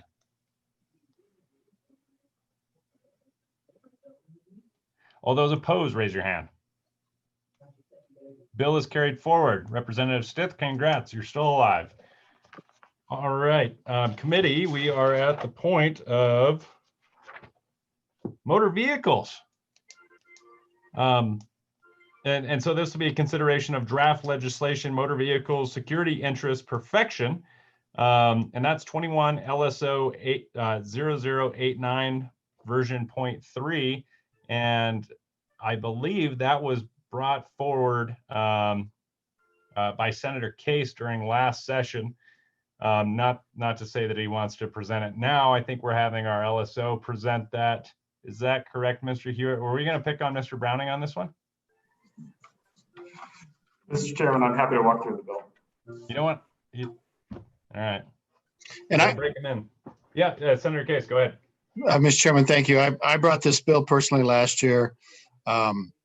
It is brought by the bankers and the automobile dealers are involved with it. It's to make sure that there's a security interest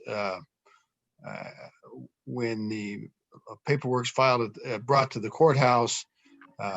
And the problem seems to be that under current law, until the paperwork is actually filed and all the official things happen, there is no security interest. Even though, and in some places apparently it sits around a little bit. You take all the paperwork in and they don't get to it right away. So last year there was quite a dust up between the proponents and the opponents. The opponents are mostly the county clerks.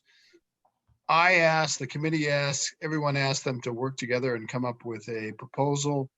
I think they've had a little trouble doing that. And I must admit, I'm very disappointed that they haven't work together more. So, well, and actually, so Senator Case, and in discussion in regards to that, whether or not they've been working together, I mean, obviously they have not yet, but there was a good faith effort put forward by the Banking Association to say that they promise they'll work on it moving forward. So I don't know, Chairman Landon. I know that they're going to work on it, and the county clerks have said they're going to work on it with them. Would it be best served just to lay this back? You know, Mr. Chairman, I think that's a thought. I think it's worthy of consideration. But in defense of all the crew, the last 5 or 6 months have been a little tortured on several fronts. Maybe they just didn't want another Zoom meeting, but none of us do. This is so much fun. You know, I'm certainly with you if you'd like to work this any or hear any testimony, but you know, maybe we just push this forward and allow for a little work in the meantime. I'm good either way. Right. Okay. Maybe what we'll do, Senator Case, go ahead. Mr. Chairman, thank you. I'd vote we just do a very abbreviated look at this bill. We could have Mr. Hewitt and present it, and then maybe get a couple people from both sides and just dig down on their commitment to work on this bill to go forward. Yeah, I agreed. I don't think we need to hunker down on it too hard and try to fix it. I think that's going to be up to them if they want this committee to run the ball on it. Anyways, Mr. Hewitt, can you give us the 30,000 foot? Oh, you're muted, sir. That's why we should add Mr. Browning doing this. Thank you, Mr. Chairman. This is 21 LSO 89, version 0.3, and it is a resurrect of Senate File 63 from this past session. And so, you know, to give you that 30,000 foot look, Section 31.2.801 governs how a person can record a security interest in a motor vehicle, which gives them a priority security interest in the vehicle in case the debtor defaults.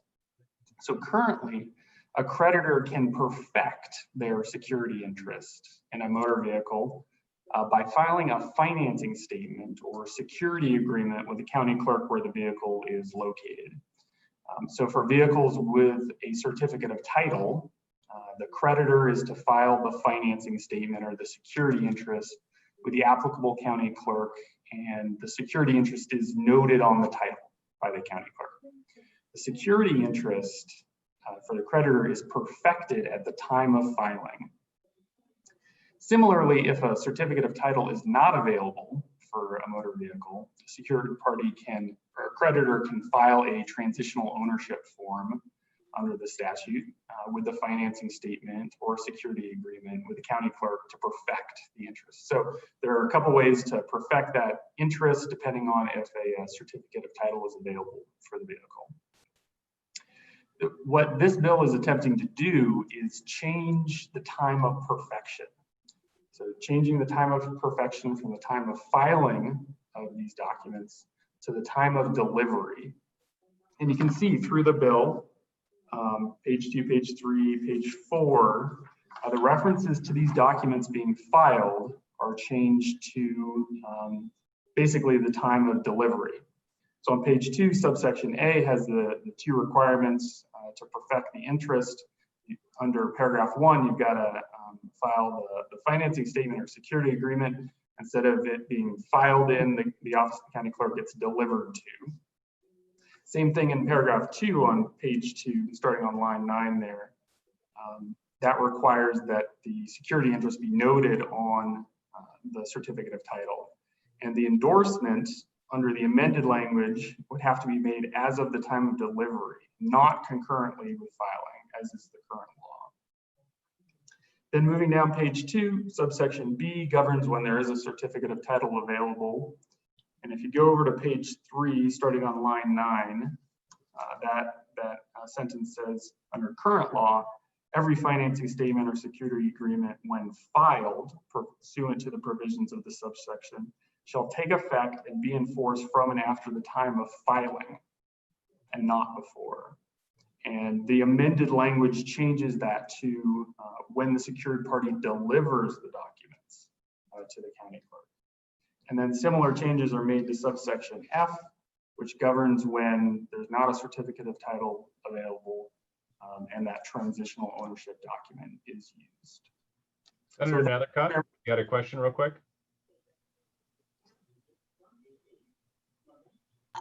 Yes, Mr. Chairman, but not of necessarily LSO, but just a question for the purpose of the bill, and maybe LSO can have it. But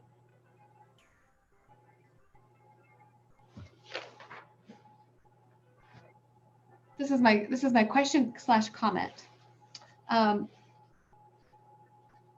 Mr. Hewitt, isn't it true that traditionally to perfect any security interest, the document needs to be filed and or recorded, and that is consistent with everything in the history of time. And so the problem is, isn't that true? And typically a filing would mean you get a stamp on the document, some type of acknowledgement that it has been officially filed and or quote delivered to the office and is there kind of there for public record as well, right? I mean, that's the whole kind of concept. And so when we do delivery, there's no necessarily proof of receipt potentially. Do you see that as being a concern, Mr. Hewitt? Mr. Hewitt, you want to? Thank you, Mr. Chairman. Senator Nethercott, I think that is an issue. This doesn't seem to follow existing processes for recording documents generally with county clerks. Follow up, Mr. Chairman? Yeah, go ahead, Senator. And this is not for LSO, but maybe directing it to Senator Case and potentially having him walk into a hornet's nest. I mean, the problem here is the fact that clerks are not processing the documents timely. And so is this bill actually the solution that we need? And it might create more problems for the consumers, for the creditors, for the clerks, because no one quite knows when that, when it was acknowledged, when it was received, when the triggering event occurred as a result of only one person really knows or has the claim of when it was delivered. So we're not really solving a problem. We're just you know, adding layers to the challenge. And so the issue is, what is the issue from the clerk's offices as to why they can't just file stamp these things immediately? There is no excuse for that, and or receive them electronically. As Representative Stitz from the Judiciary Committee knows, we have the same issue with district court clerks, right? And so why it cannot be immediately acknowledged as received, particularly in today's age, is the question. So any insight into that issue? Good luck, Senator Case. Senator Case. It's always a great pleasure. I feel like I'm at a trap shoot and I'm the trap. Mr. Chairman, what I would beg is that we actually allow the people that are proposing this bill to address these questions. Clearly, there is. First off, my understanding is not everybody does it like Wyoming does, and that this interest can be achieved more timely and is in other states. The other aspect is, I think the amount of proof is it's the date stamp situation. You get a document's date stamped when it's brought in, then you have proof that it was submitted to their process. But I know that Mr. Meyer, who's with the bankers, he's the major proponent of this bill, and I think he's either waiting to get in or somehow if we could let him in. Ms. Freese, I think, would be the major opponent, but apparently there is a real issue. You'll have automobile dealers that will tell you that this is a real issue. You're going to have clerks tell you that automobile dealers don't always get their paperwork right and that they spend a lot of time trying to rectify their mistakes. So this is why I really, really want them to just sit down and talk and come up with something that works. But you could hear a little bit of this, and those people would provide those perspectives. And I'm very grateful for the question, Senator Nethercott. Okay, Representative Furphy.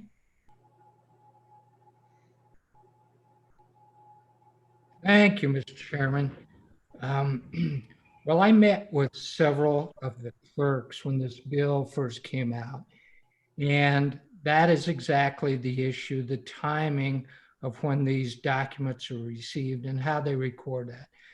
We actually had a case in Wyoming where someone bought a vehicle. The bank took the security agreement to the clerk's office.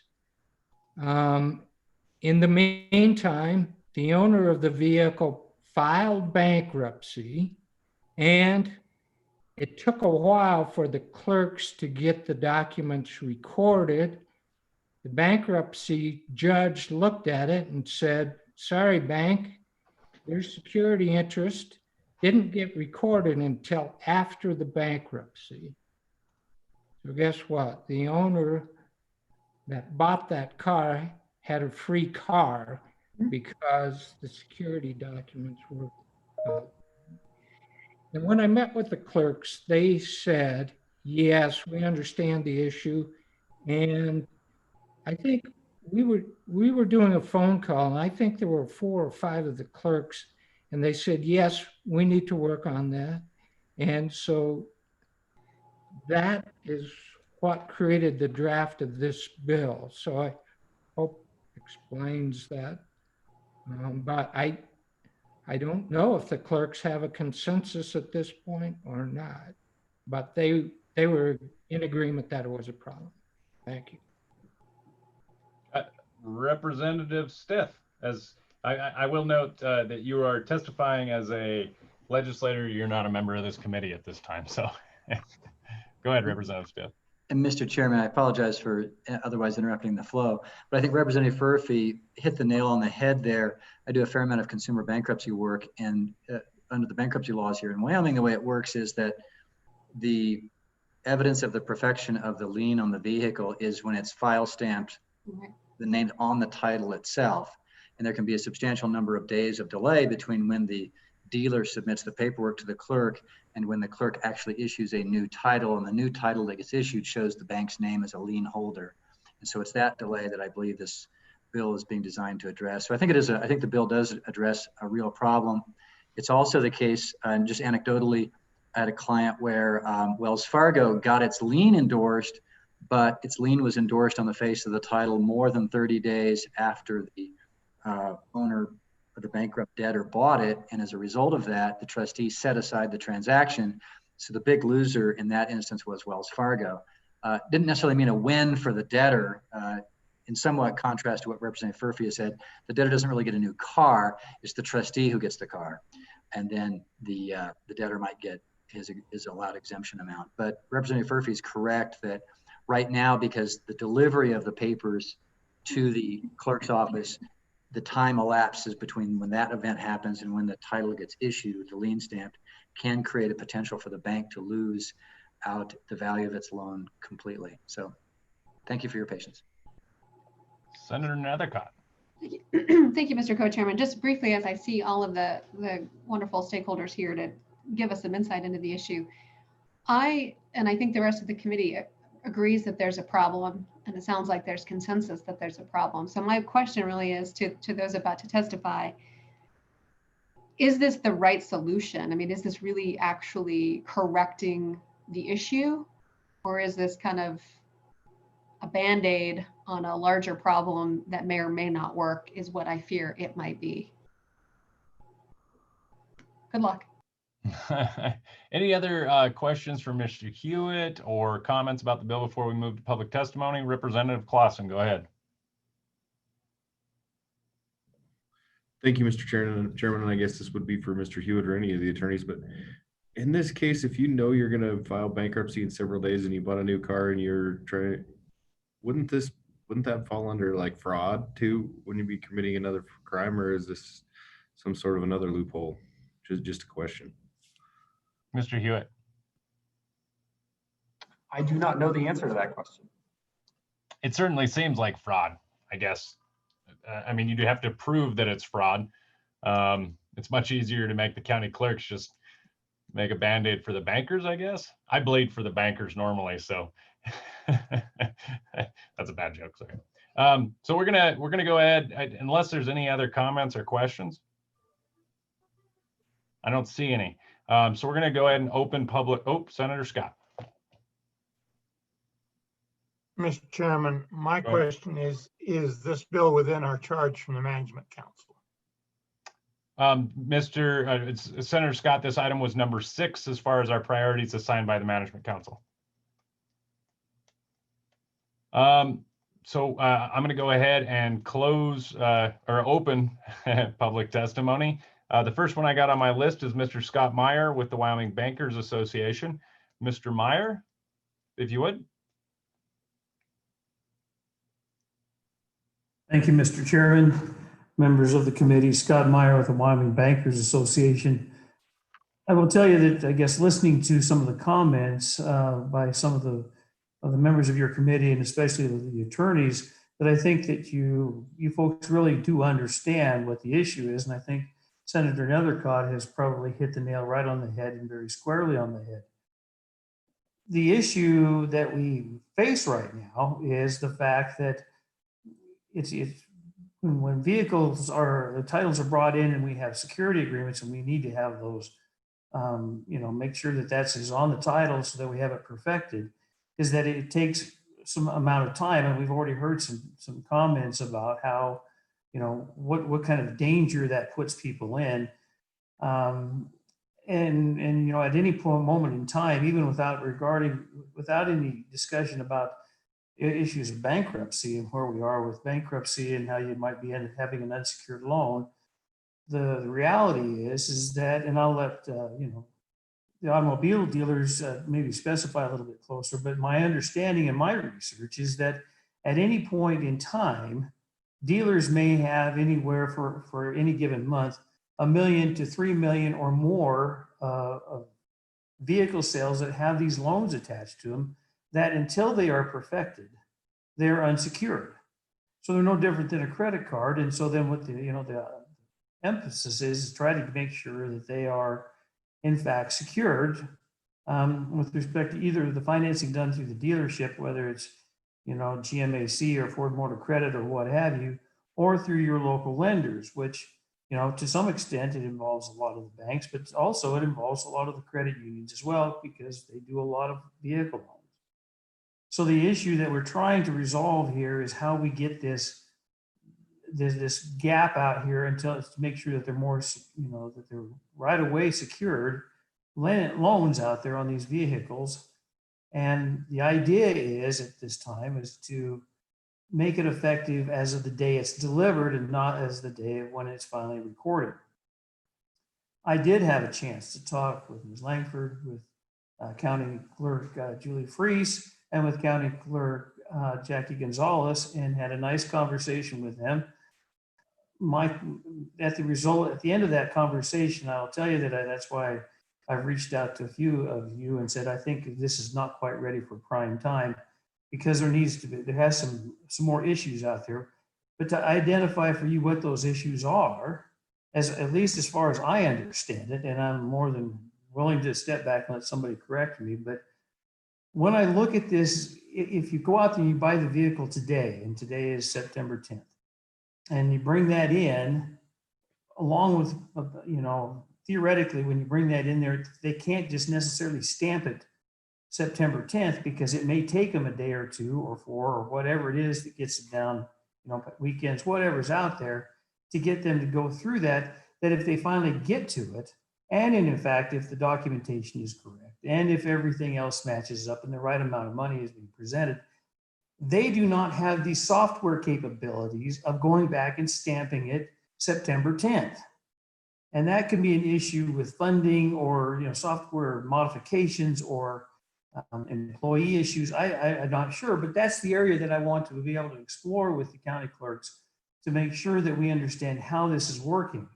I will tell you that in my experience, though, and having talked with several of the county clerks around the state on different issues, is that we don't necessarily have 23 different ways of doing things. We have 23 ways times 2 or 3, because not every clerk does it the same way in their own office. And so you look at it and you say, okay, how do we make this work?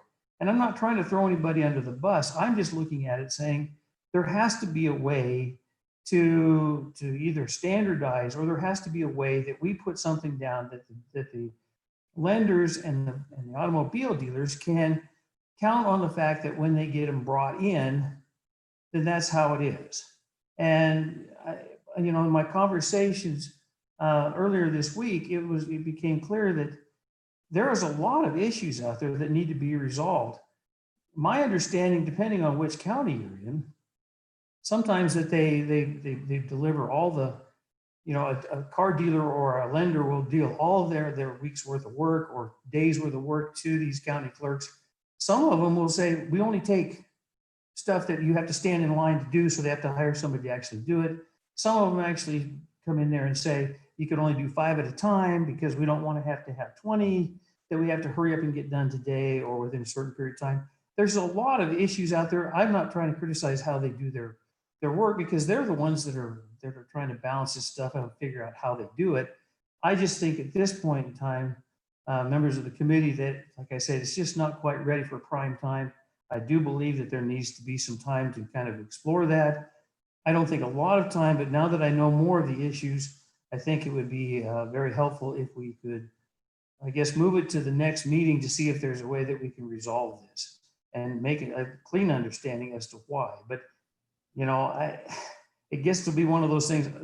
The comment was made, I think, last February. Maybe we can find a way to meet in the middle. Well, I think meeting in the middle means either doing it all their way or doing it all my way, and I like it all my way. But that's just kind of how it is.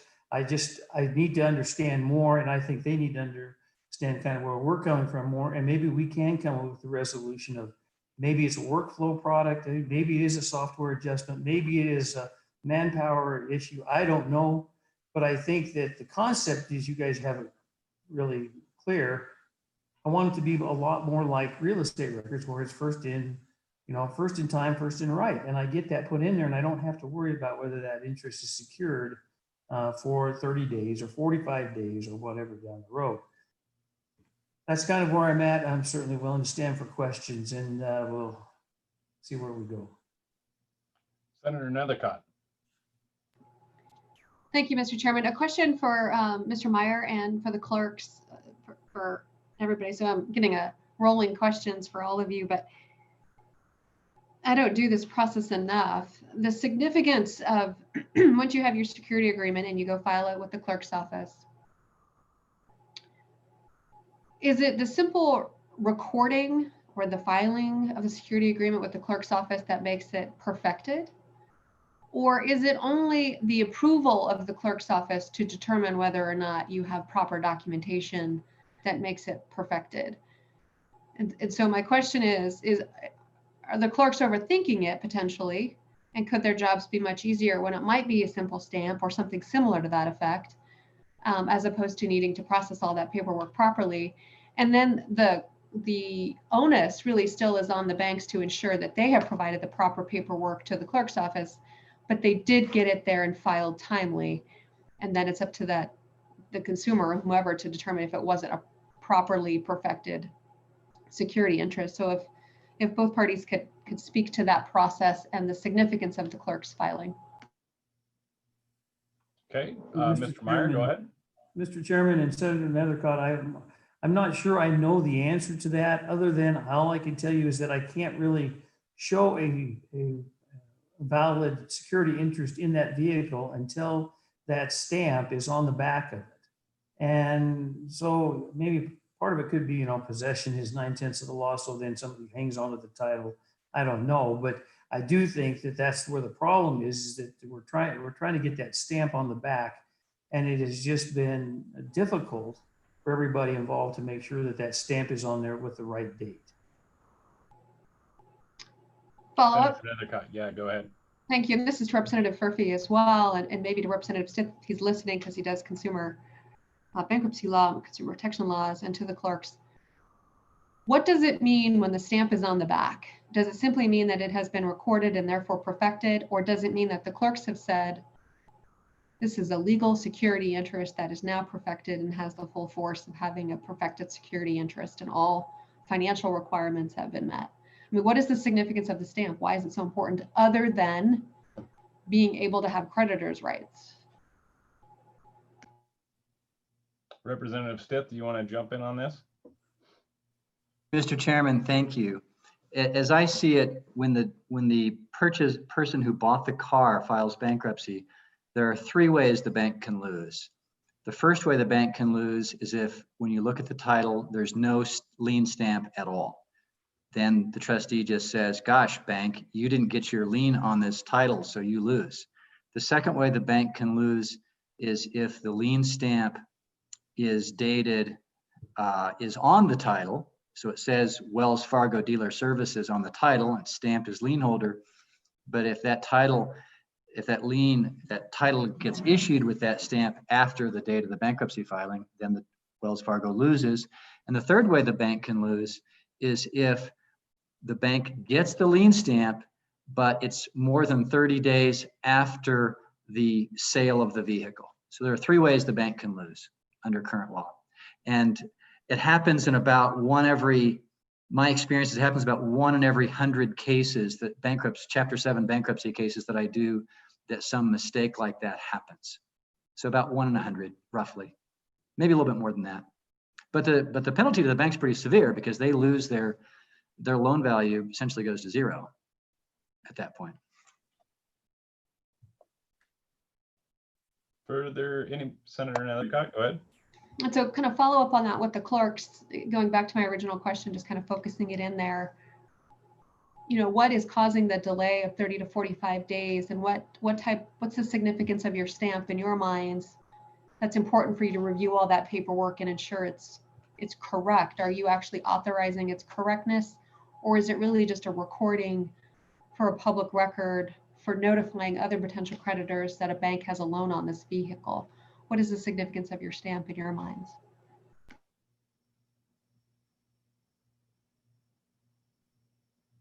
Who is that specifically intended for? Was it Mr. Meyer? To the clerks. To the clerks. Okay, well, we'll get to them. Is there any other questions for Mr. Meyer? I'm not seeing any. Mr. Meyer, please hang around. just to summarize the intent of your testimony is to work with county clerks moving, if this bill were to go forward to the next meeting, to try to find a kumbaya. Is that correct? Mr. Chairman, that's exactly right. I would rather work with the clerks. I will tell you honestly, it's not fun working with unhappy clerks, because then I have unhappy county commissioners, and then I'm in a problem. So yes. Right. And it's solely I mean, members, this is your bill. You guys can do with it how whatever you want. You want to move it forward now, that's up to you. I don't know that I would get in front of that bus. I don't have to be in front of that bus regardless, though. So I guess I'm lucky. I guess I'm lucky like that. Senator Case, go ahead. We need to hear from the clerks, believe me, Yeah. and I think the automobile dealers are here. Yeah. Let's try to keep it short, though. I think where this is going is that we're going to be kicking it to the next meeting. So we just want a commitment that they'll all work together more than anything. Correct. Yep. All right. We're going to go to the next up on the list was Miss Freeze, County Clerk of Fremont County. Miss Freeze. I don't think she can hear us. Miss Freeze, can you hear us?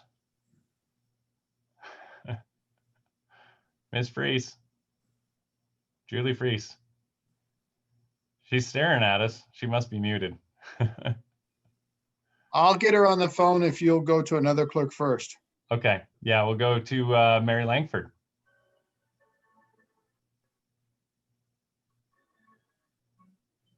Okay. Mr. Chairman and committee, thank you for the opportunity for us to be able to appear before you today. We fully are in support of time to work on this bill. And that was the commitment that we made in February when this bill appeared in Senate Revenue Committee, that we would meet with the dealers and the bankers. We haven't been able to get that accomplished to the degree it needs to be done. And we're still willing to work with those folks. As far as to make a short answer for Senator Nethercott on why these security agreements don't get filed immediately when they appear, much like a deed or a mortgage would be, is that we're required to have a completed vehicle title. And to accomplish a vehicle title is probably our biggest challenge in getting all the paperwork that's required for a vehicle title to be generated so that we can affix the security agreement filing on that vehicle title. And those are some of the issues that are some of the back and forth in this whole discussion, is that right now we have to have a vehicle title to be able to secure a lien on it and to perfect the lien. And that's kind of the short answer on where the problem's at. And we need to really work with all the parties to be able to get everything accomplished. Great. Thank you, Ms. Langford. Chairman Lannon, go ahead. Thanks, Mr. Chairman. So, Mary, thanks for being here. What's the time driver? Be able to secure a lien on it and to perfect the lien. And Ms. Freeze, you just got muted. We'll get to you in a sec. You're gonna have to turn off your YouTube though, Ms. Freeze. Go ahead, Chairman Lannon. Okay, so I'm just curious. All of us have bought a vehicle before, and it is pretty tortured. I mean, it takes a lot of time. What's the time driver? What drives the time to the degree that it does? Ms. Langford. You've heard the requirements as far as bankruptcy is concerned for the security agreement to be filed. Once a county clerk receives that paperwork and it's in order, she's got, I believe, 5 days to put the lien on that title. And again, the issue that we have is getting the paperwork together to be able to generate a title so we can attach a lien. And basically the drop dead date probably is 65 days, because that's when sales tax is due on that vehicle. It could go on that long, to 65 days before there would be a title generated and have a lien secured and perfected on it. Any other questions for Ms. Langford? Seeing none, really appreciate your testimony, ma'am. Thank you, and please stick around. We'll see what happens. Ms. Freeze. Thank you.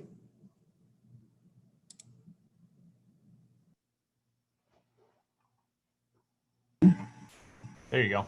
Thank you. Sorry about that. So first of all, we did try to get together this spring and summer, and that never did gel for us. We tried a couple times to get a conference call going, so we apologize for that. Do want to remind everybody that at our meeting in Cheyenne last year during the legislature, we did promise the banks, banking association, that as clerks, we understood that maybe we weren't getting them done timely. And just so you know, we were attempting to do that a little bit faster. I do want to mention where the situation I'm in right now. At one point here, a month and a half ago, COVID hit my office and it left 2 people in my main office because I had one person with COVID. I was the second person, so I started working the counter. They kicked out all the people in my office who weren't socially distancing, and so they had 14 days out. And so nothing has slowed down in the county clerk's office. That's great for revenues. I'm not going to lie about that, but I heard today from the other clerks, we are all seeing a huge increase in vehicles and loans and stuff like that in our offices. So I do want to say that I asked one of the gals this morning who does my UCCs. So we've been doing overtime so that we can make sure we meet our obligations of at least getting them filed. And she told me this morning that the one she did yesterday happened to have 85 titles on it. So when you get the security agreement, and I don't know if you can see, so this is a security agreement that we get from folks. Looks like this, just a security agreement. On here, it's going to list all of the titles, and we have to go through and make sure that the year, make, and VIN matches the titles we have at hand. So at 85 titles, it took her 3.5 hours to completely get that filing done and get all the information on every one of those titles that I had. That's just one little transaction. We get packets that are very thick in here on a daily basis. And like I said, we've been working overtime to make sure we meet the filing part of that. Is it on the title right now? No, I'm not going to lie to you in my office. We are still working on those. But my hope is that I don't know. I'm a filer. I'm not supposed to know what it's going to do to a bankruptcy. I'm supposed to smile and file this stuff for you guys, and you're supposed to know that. So when I look through the statutes and I see that as an owner of a vehicle, when I go to the bank and I make a loan, I have 5 days to get that to my bank. And I will tell you what, recently I bought a Ranger, and it took well over a month for them to call me even, and I wasn't trying to do this, I just kind of forgot about it. Where's your title? I mean, they didn't ever call me that. I finally figured out my title wasn't there. So this isn't happening anyway.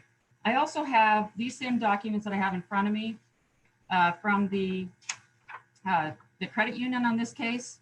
Filed, or the signed date for this is June 2nd. I filed it on the day I received this one on August 28th. So they're not making the criteria. So this is why we need to talk to them. There are methods in here, the transitional ownership document, TODDs, where they can file it before they get the titles. They're not doing that because they don't want to spend another $20. Well, I thought you want to save $50,000 on a car you might lose. This is a way to do that, to make sure that we can get that filed for you. So to me, that says the filing on the document is adequate. So I wanted to show you what we talked about with Scott, that what they'd really want us to do is to date stamp it. And again, I'm sorry, and I'd be happy to scan this and send it to LSO. You can see on there, I date stamped this one. And I date stamped it, I just played with it today. So I date stamped it August 19th. And then the date, this is the sticker we're talking about. It doesn't go on the back of the title or the paperwork as far as I know. It's on the front. This has got the date that I actually filed it in my office. Now, what Scott was wanting to do is just take this date, just do it as you come in. That's not hard to do that. But they wanted to change this number on here. Well, we don't have the capability to change this filing date on here, which is the date that's going to go on the front of your title, which we have to type that on the title here, on the front of the title. So that is, that's the issue right now, is I have to go back to every single one of us. Some of us have the same vendor, some of us don't. You have to go back to them and say, is there a way to do what what Scott said to me is, can it be like an affected number like we do in recording? I get that, but it's going to be a program change. And I assume every county is going to have to pay for that. I'm in a county where we cut 4.7 million out of our budget this year. I'm pretty sure that might not be, unless I'm required to do that, that the commissioners are going to have to give me the money to change my program. So we're not against trying to figure out what it is we need. Scott and I did try to work time out here at the office where he could see how we do our process. And I had so much going on that day, and I apologize that we never got to do that. But he is coming back to Lander, and he's promised to come here. And I want to show him actually what we do and what we're running up against, because then maybe we can come up with a really good solution for everybody. I don't think it's just that we are not willing to do it, and I feel bad when it's unexcusable that we don't get it done. I can take pictures of what my staff is going through right now, and it's not going to change. I did finally hire 2 more people, but I don't think that's going to change anything real quick here. But we need to find out what it is that's not working, and we need to work together to make something more feasible for everybody. And so with that, I'll stand for any questions. Okay, any questions for Ms. Freeze? Seeing none.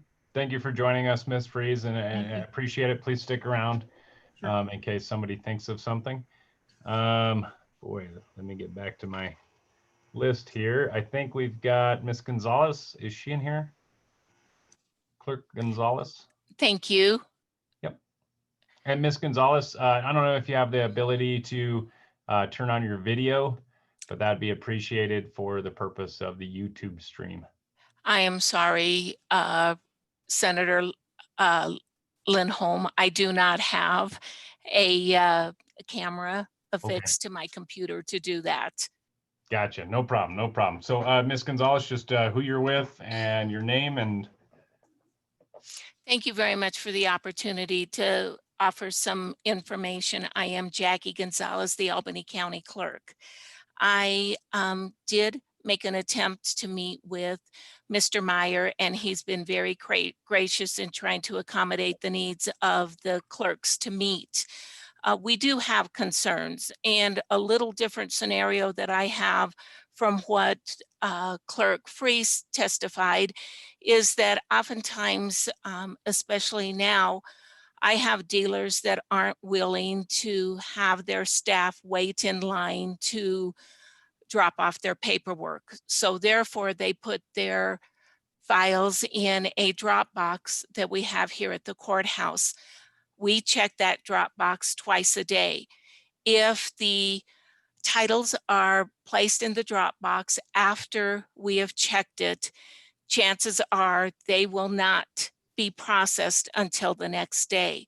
That's a concern that I have in trying to meet the timeliness of what the Bankers Association would like us to do. Most of the times, at least, we try very hard to sit down with the title clerks to go through their paperwork before they leave so that they're well aware whether or not we can issue the title and perfect the lien on the face of the title. Sometimes that works, sometimes it doesn't. I would hope that the committee would respectfully take the request from Mr. Meyer as well as the clerks and give us some time to reach a solution to the problem that they believe that we have. I can say that I'm only speaking on behalf of my office, but in talking with the other clerks from the association, it is our desire to work through this process with them. We haven't had the time to do so, and we would offer that ability to be able to come to some process that works for all parties that are involved. Any questions for Ms. Gonzalez? Senator Nethercott, go ahead. Thank you, Mr. Chairman, and not really necessarily directed to Clerk Gonzalez or any specific clerk in general, but saying that the body's will and your desires are to continue to work together. I hold skepticism. You have 6 weeks approximately until our next meeting to solve it. I have faith that you can do it, but it's certainly a difficult time frame, and things are only getting busier with everything happening. That said, you know, I'm going to kind of go back to, I'm not sure that this bill draft is the solution as a result of maybe inaccurately identifying the problem. And I don't think the problem is clerks, right? Or it's the volume of business that's being transacted, which is wonderful. And so, you know, as our court system moves towards an electronic filing system, and as we know, our Secretary of State's office, who we're going to hear from here, and is probably listening in, they have an electronic filing system for all of those as well. And so is it time for us to have that standardized electronic filing system that all the clerks have access to and can see, and you designate which county you're filing in with your clerk, but it is kind of a statewide standardized electronic filing system that all of you get to receive, similar to the same, you know, polling machines, right? There are different options. So if you have your local banker who still wants to come in and visit, he still can file that way.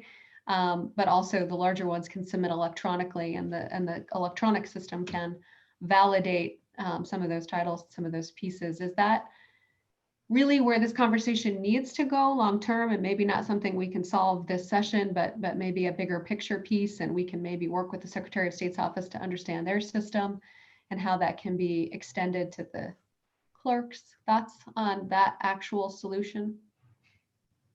Ms. Gonzalez.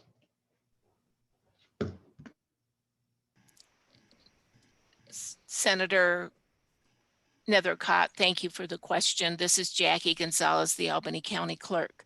Certainly, that may be a viable solution, although it would require some time to research what the Secretary of State's office currently utilizes and whether or not there are funding means available for the clerks to try to implement a process that we could use. Certainly, it would be an avenue I think that the clerks would be open to try to investigate and work through. Any follow-up? Not saying any. Senator Case, go ahead. Thank you, Mr. Chairman. So I think we're all feeling that this is a kind of a business process improvement problem, that it needs to work better for everybody involved. It seems very archaic in a modern world to have these kind of delays with respect to how we move forward. I'll push back on the good senator, my colleague, a little bit about if we don't put some pressure on how to improve this, I'm not sure how it's going to. So the idea that the perfection occurs when it is delivered to the courthouse has some merit in my mind, you know, providing, of course, that there's no other problems in the whole thing, which there definitely could be. And I understand the clerks are very good at rooting out some of those problems. But I'm trying to linken it to when you buy a house and there's a big closing and then everything's settled at the big closing. But this seems really loosey-goosey and out there. And some of these automobiles cost as much as a house, you know. Hold on, I've got to talk to my kid here. But this just needs to be fixed. It doesn't fit what modern business seems like it should be. And it's not even close. And as the clerks have just pointed out very thoroughly, it's only going to get worse. We're going to have budget cutbacks for years in Wyoming because of this present crisis and its future. So we really do have to figure out better ways to do things throughout. So thank you for letting me roll on, but I don't know that we're going to solve it, but the bill might provide a tool to allowing it to work better for the people that are holding the bag on $50,000 is not unusual for a car. And I'm sure we're going to hear from the automobile dealers. They're here and they can explain their point of view as well, which I think will be similar to the bankers. But thank you, Mr. Chairman. I'm sure you agree that isn't that so? Yeah, I think that's the statement. Ms. Gonzalez, appreciate your or Clerk Gonzalez, pardon me. Really appreciate your testimony. We're gonna go on now to, looks like we've got Ms. Marcia Allen with the Wyoming Auto Dealers Association. Ms. Allen, if you're in the room. There you are. Good afternoon, committee chairman. Marcia Allen with the Wyoming Automobile Dealers Association. And just out of respect for your time, I won't go into a lot of the things that you've already heard. There are obviously issues, and from the dealer's perspective, how they get pulled into that is that they are not the actual lender, but they are assisting their customers with obtaining financing. So they are compiling all the paperwork and submitting it to the clerks. So the way that, and then they have an agreement with the lender that says that they will do diligence in getting that paperwork in and the lien perfected in a timely manner. So that's how the dealers get pulled into that. And then as you heard from previous speakers, they are on the hook for those unsecured loans if that's not done timely. If the lender chooses to pull that loan back, it's an unfunded loan, and then they have to go back to the customer, find new financing, or get the vehicle back. So it's kind of a catch-22. We appreciate that the clerks, it's not an easy task. It's a lot of paperwork. I mean, you all have purchased vehicles, you know this. So there's a lot to get to. We just really would like to have it fixed and the other scenarios that you've heard on the bankruptcies, the lender, if there's not a secured loan, the lender can actually go back on the dealer and charge the dealer back for that loan amount. So they are now paying for that vehicle and have no vehicle, and the customer has a free vehicle essentially. So there's obviously a lot of issues, and we are happy to continue to work forward in finding a solution and work with the clerks, with Scott Meyer and the Bankers Association to try and get a resolution. So, and I would stand for any questions. Any questions for the Miss Allen with the Automobile Dealers Association? Seeing none. Thank you very much, ma'am. Appreciate your testimony. So committee, that's all we have signed up to testify that I see on my list. Ms. Talbot, am I correct in that? Mr. Chairman, yes. Gotcha. Thank you very much. So we're going to close public testimony at this time. Committee, basically what I heard from everybody is give us time to work on this deal. So my request would be to all of you, let them have their time to work on it. If they can't get it done, then the clerks will try to convince you to kill it, and the bankers will try to convince you to pass it. And we'll have that fight in November if that is the case. But I have faith in the clerks and the bankers that they can get this deal done. So with that, I would entertain a motion to move this on till November. Moved by Representative Blackburn, who has yet to turn on his microphone once today. Is there a second? Second by Representative Furphy. Any comments? Seeing none. All of those in favor, please raise your hand in front of the camera.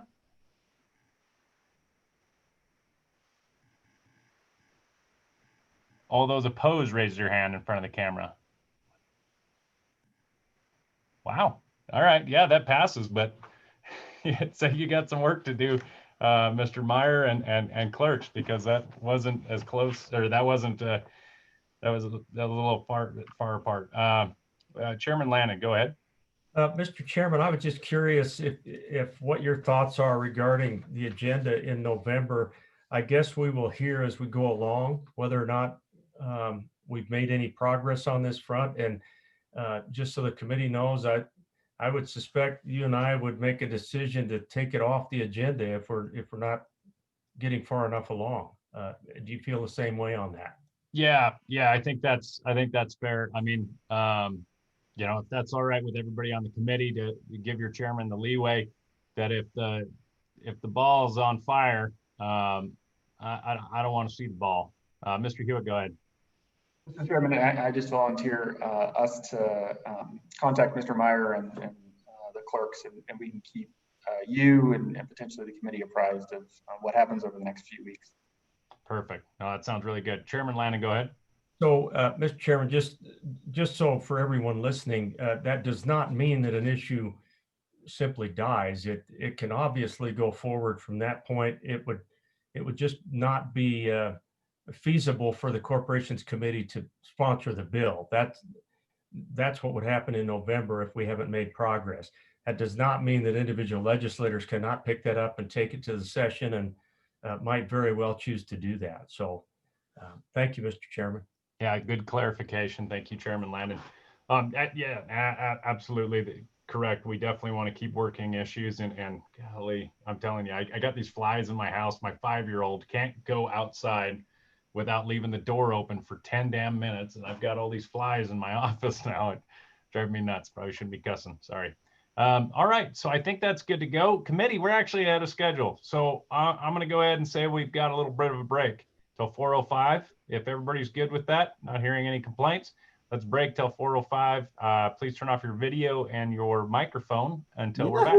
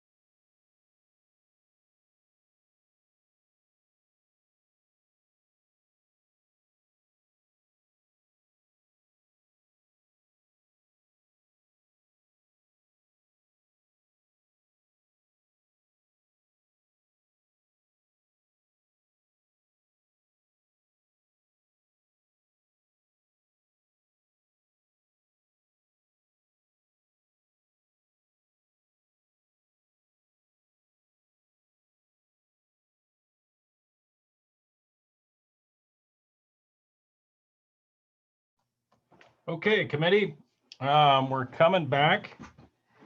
And big props to LSO for setting up that agenda. We've been nailing it so far. Gone over a little bit, got a little bit done early, but it's been spot on. Well done. That's been Ms. Talbot's doing. She's a hand. She's doing a great job. All right, 4:15, power of state and local health officials. So we're going to be discussing with the Wyoming Department of Health and county attorneys this timely issue. Seems to be timely anyways. And that is going to be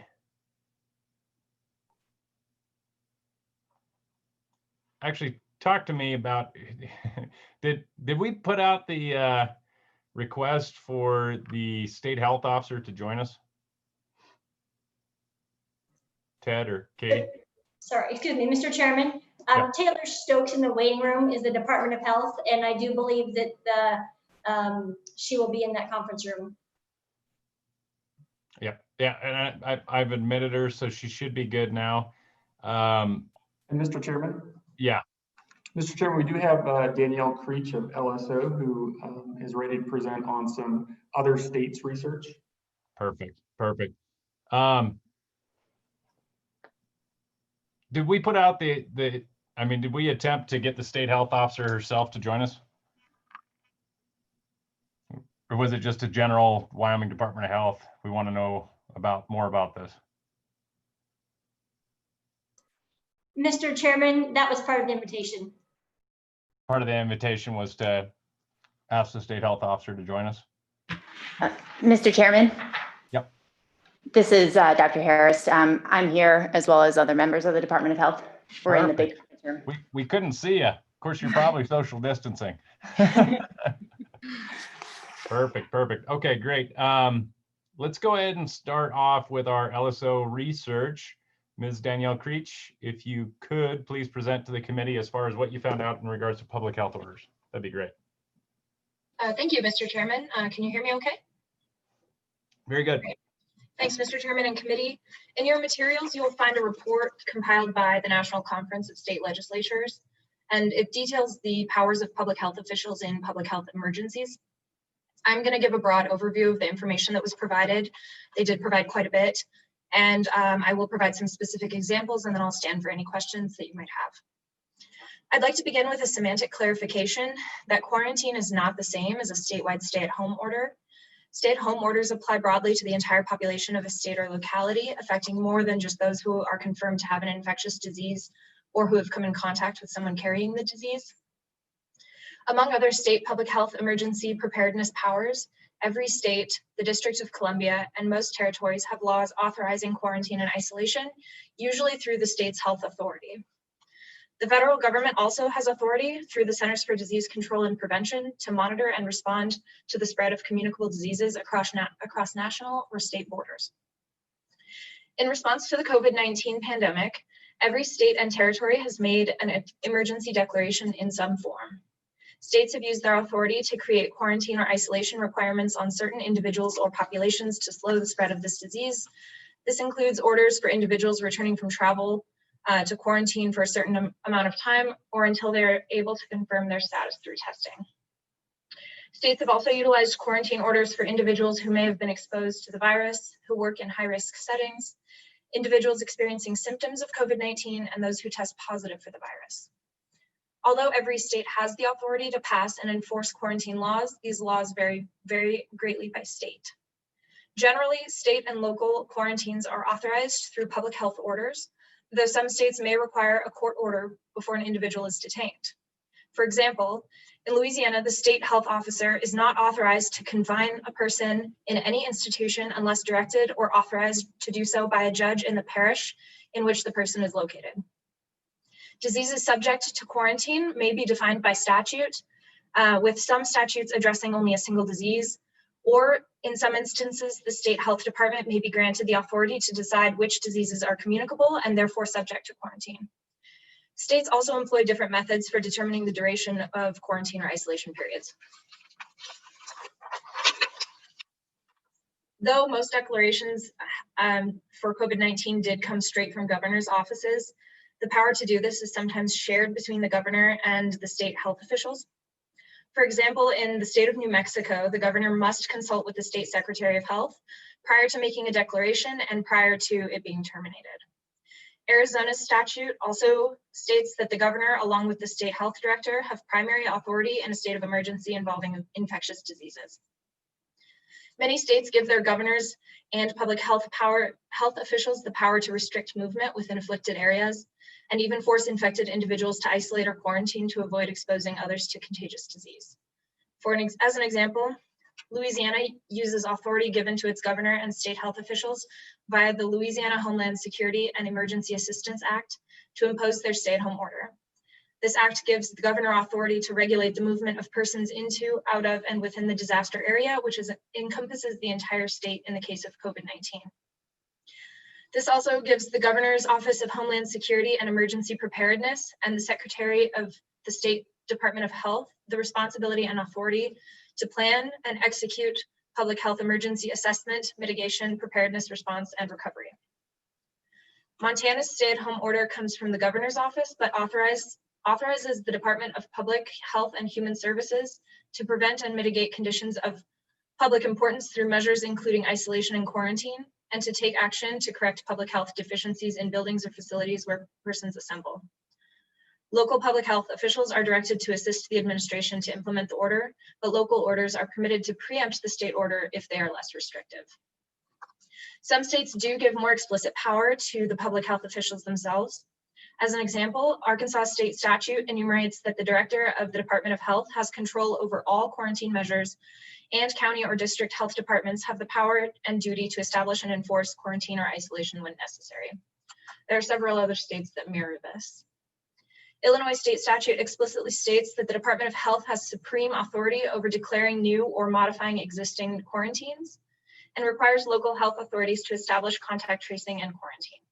Louisiana law is almost identical.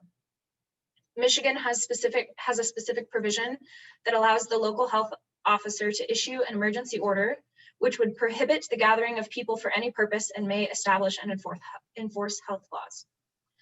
Finally, almost every state does have penalties in place for violation of these quarantine or isolation laws. Usually, this is a misdemeanor and a fine, which ranges anywhere from $10 to $1,000. With that, I will stand for any questions that the committee might have. Committee, any questions? Chairman Landon, go ahead. Danielle, thanks for your work on this. Really appreciate it. You know, I think the idea was to try to give our corporations committee as much information as we can on this topic, and you've helped us to understand even more. My curiosity is, did you run across any instance where any state anywhere has ever enforced any of this stuff? I mean, have people been arrested for violating quarantines? I just haven't heard of any of that. So I heard of a fine that went out. Ms. Creech, do you know about that fine? Mr. Chairman, no, unfortunately, I don't have an answer to that. I didn't look into any enforcement of those penalties, but I could definitely look into it and get back to you. It was like 4 or 5 kids. I see you, Senator Scott. I'll get you. It was like 4 or 5 kids over at the University of Wyoming. They got, golly, these flies are killing me. They got hit with violation of public health orders, and that was later dropped. Thankfully, but it was kind of I think it was a little bit of a whoopsies on multiple people's ends. So, any other questions for Ms. Creech? Senator Scott. Well, Mr. Chairman, it was on that point that there was that instance in Albany County, and they did violate the quarantine, and apparently, and I don't know why the matter was dropped. Frankly, it may needed to have been prosecuted unless there was some special problem with the quarantine wasn't effectively implemented or something. This whole area, Committee 10 conducted a review of our quarantine laws after 9/11, and part of general looking at our public health laws. And frankly concluded that we had a pretty good system that was written by people who understood what it was to deal with a disease that didn't have a treatment. I think we are planning to do an after action review, because I think there's some real areas in the public health orders and whatnot where I wonder about our authority and whether it worked or not.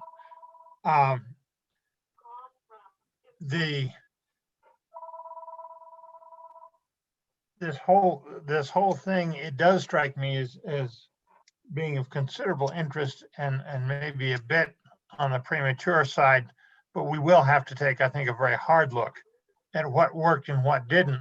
I think our governor and a health officer got a very workable system for this one, where you had the statewide orders, and then people could, our counties could get variances and ask for them either way, more stringent or less stringent, depending on local circumstances.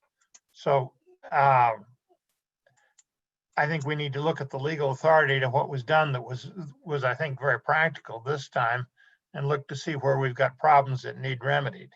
So.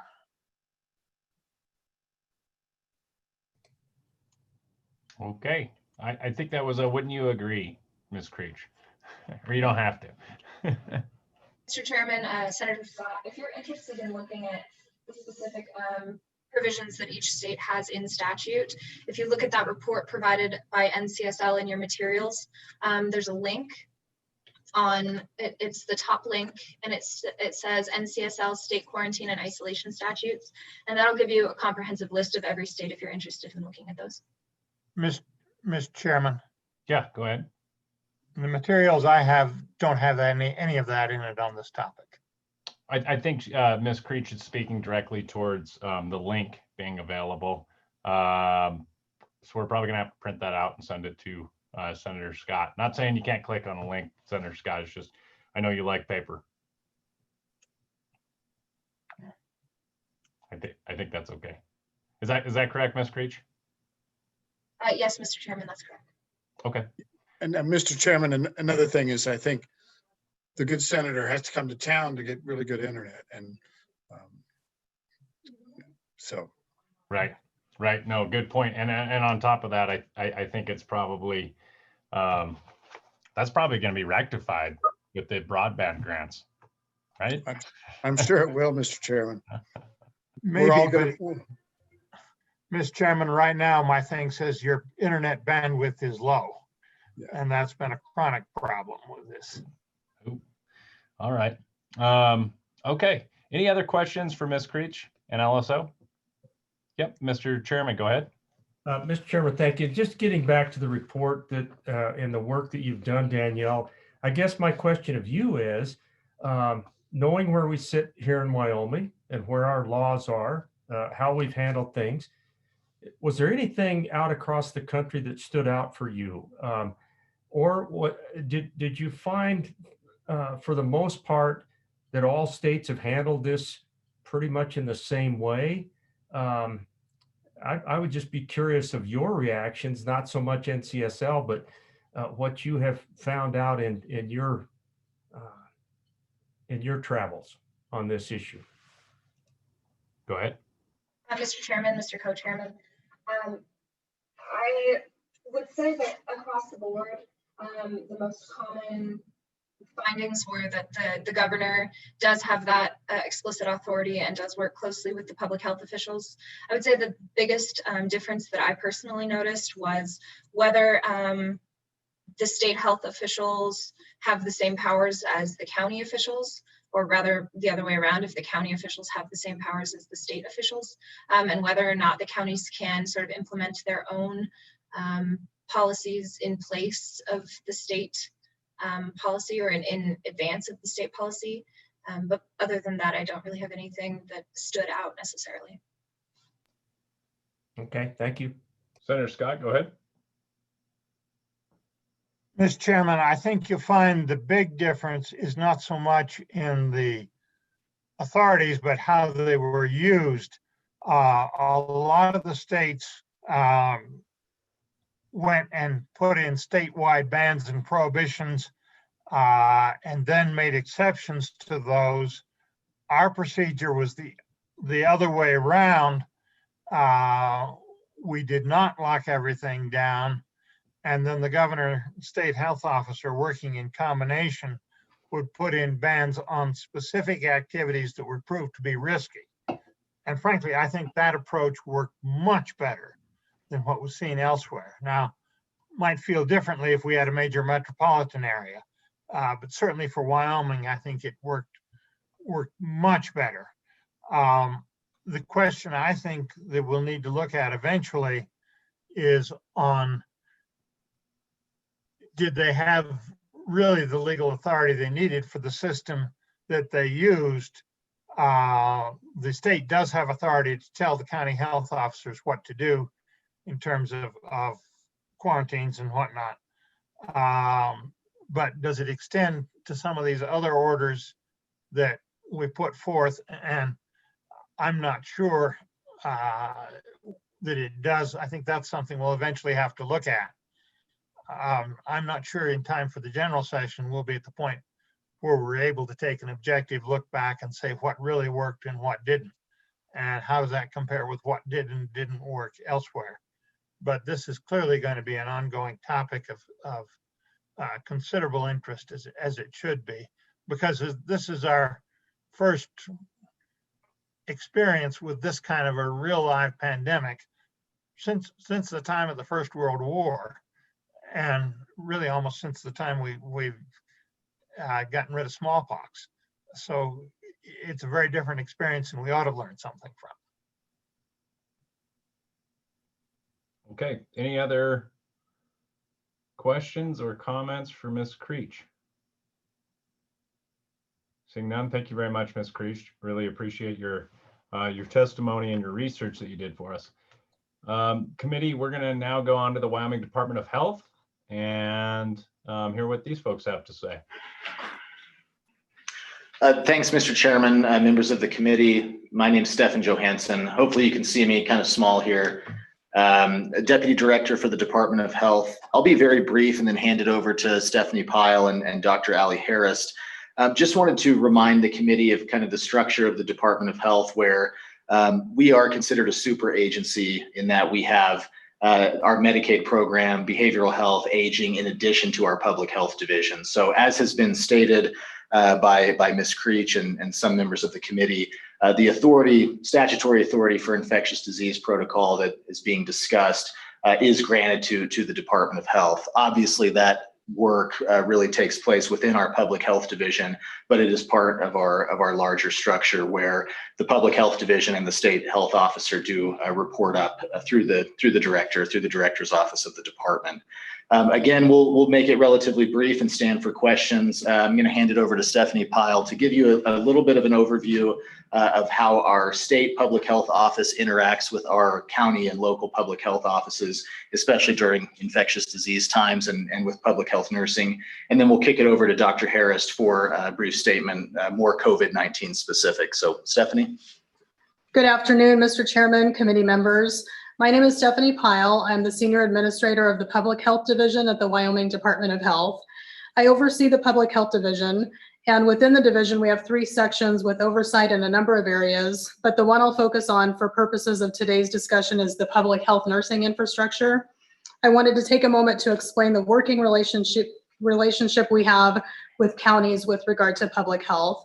As you may recall, the legislature approved the model we currently operate under in 2016. At that time, the Department of Health and the Wyoming County Commissioners had worked together to develop a framework for how public health services should be delivered in Wyoming. We worked through this project for quite some time. Once the framework was established and the legislation was enacted, counties had 2 years to decide how they wanted to operate, so on or before July of 2018. As a result of this work and the county's selections, we currently operate under 3 different models. For simplicity's sake, I'll just refer to them as models 1, 2, and 3. Model 1 is a state and county partnership with a 65-35 split. The state contribution is 65% and the county contribution is 35%. 18 counties operate under model number 1. Functionally, this means state and county employees staff the public health nursing offices and provide services to their local communities. Under Model 2, this is a state-administered model, meaning that state employees provide services and there's no county staff. The county contributes the same amount that they would under Model 1, and they also pay for 2 at-will employee contracts who provide support services in addition to the state personnel that are there. One county operates under this model, that's Bighorn County. And then we have model number 3, and that's known as the independent model. We have 3 counties who operate under this model: Natrona, Sweetwater, and Laramie County. Under this model, public health nursing services are delivered solely by county employees. The department maintains a contract with the local county health department and pays the county for delivering these services. In this instance, we pay the state the 65% contribution through a contract with the independent county. I would like to note that Campbell County does not contract for public health nursing services, and just make that clear to the committee. And I believe this framework is important to keep in mind in the context of the discussion around state and local health department operations. And with that, I'm happy to stand for any questions before turning the conversation over to Dr. Harris. Questions, committee? Seeing, Chairman Lannon, go ahead. Thank you very much. And Stephanie, you indicated that there was one county operating under a state model. And I want to make sure I got this down right. That was Bighorn County, is that correct? Mr. Chairman, Co-Chairman Landon, yes, that is correct. And Mr. Chairman, tell me once again exactly what that state model entails. That simply means that the county pays the state to come in and provide those services?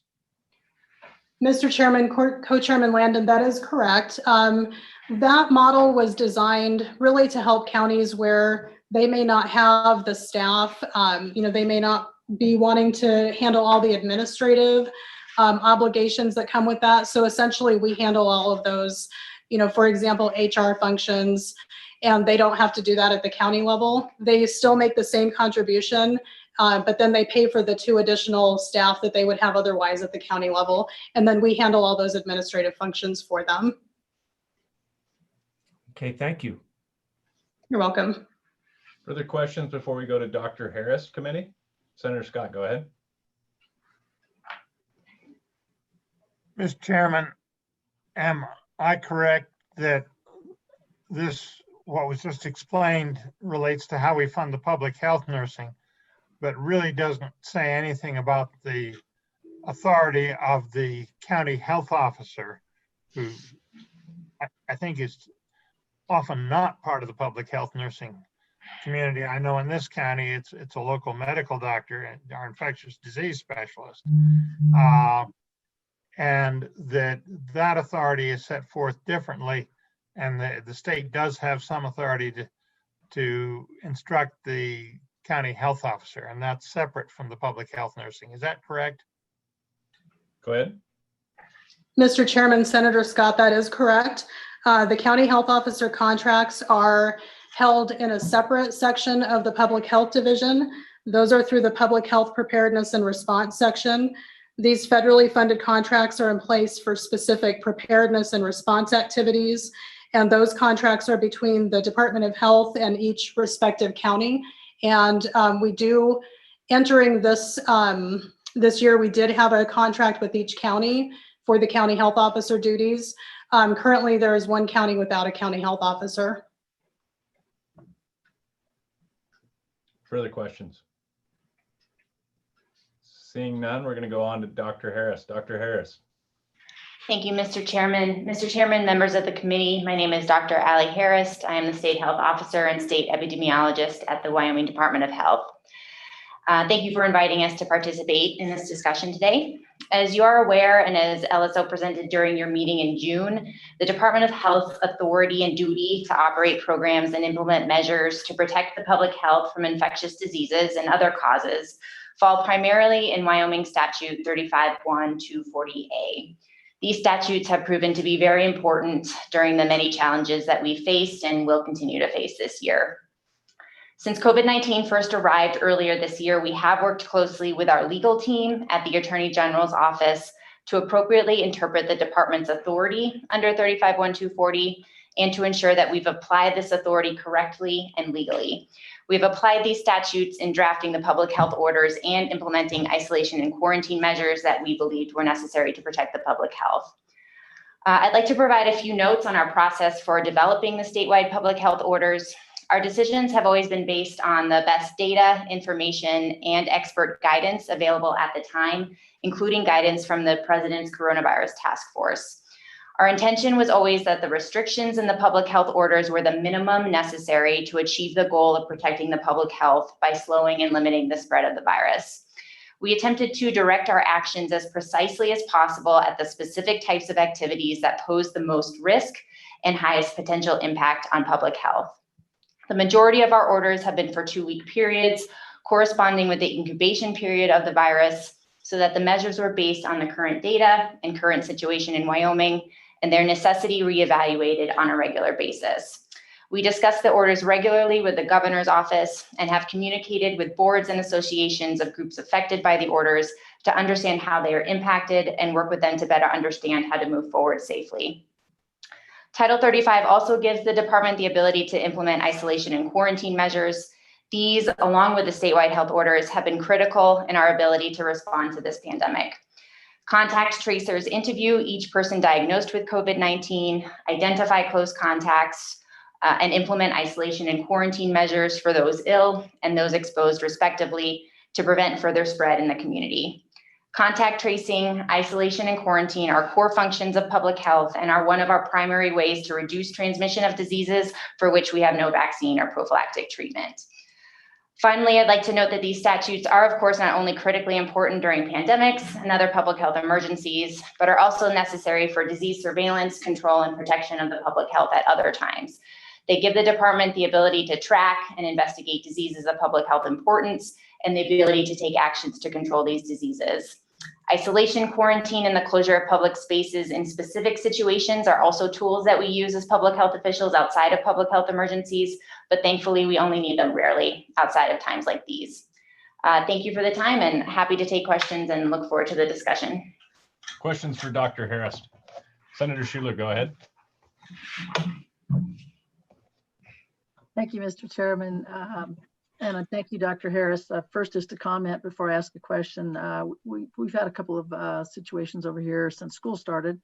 We're starting our 3rd week, and we had a couple of cases last week, which created all kinds of problems.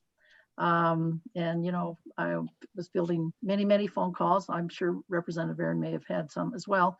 But concern, not so much over the duties of the state health officer or the county health officer, but just the questions over the actual quarantine and that sort of thing. So in the meantime, and I do appreciate the fact I did get a call from Dr. Harris and had a good conversation and you know, no worries there. And I visited with our county health officer and our county doctor as well. But I guess I started doing a little bit of research and because this was mentioned to me that they thought maybe there's some other states did things a little bit differently in terms of the educational part of it. There are a couple states that do have exceptions if the superintendents want to take that on, which I can't imagine that they would, but there are a couple states that do that.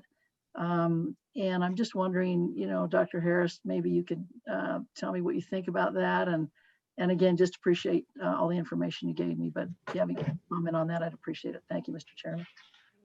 Dr. Harris, go ahead.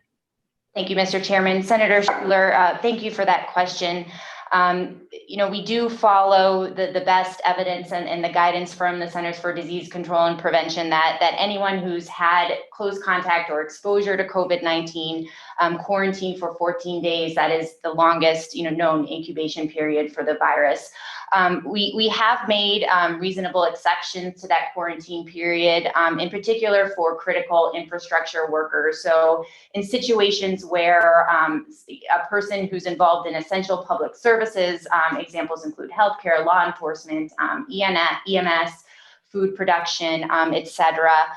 If they are asymptomatic, close contacts, they can continue to work with specific precautions in place, such as mask use, distancing, et cetera. And the reason for that is, of course, is that we can't have essential public services not be continued because individuals are under quarantine.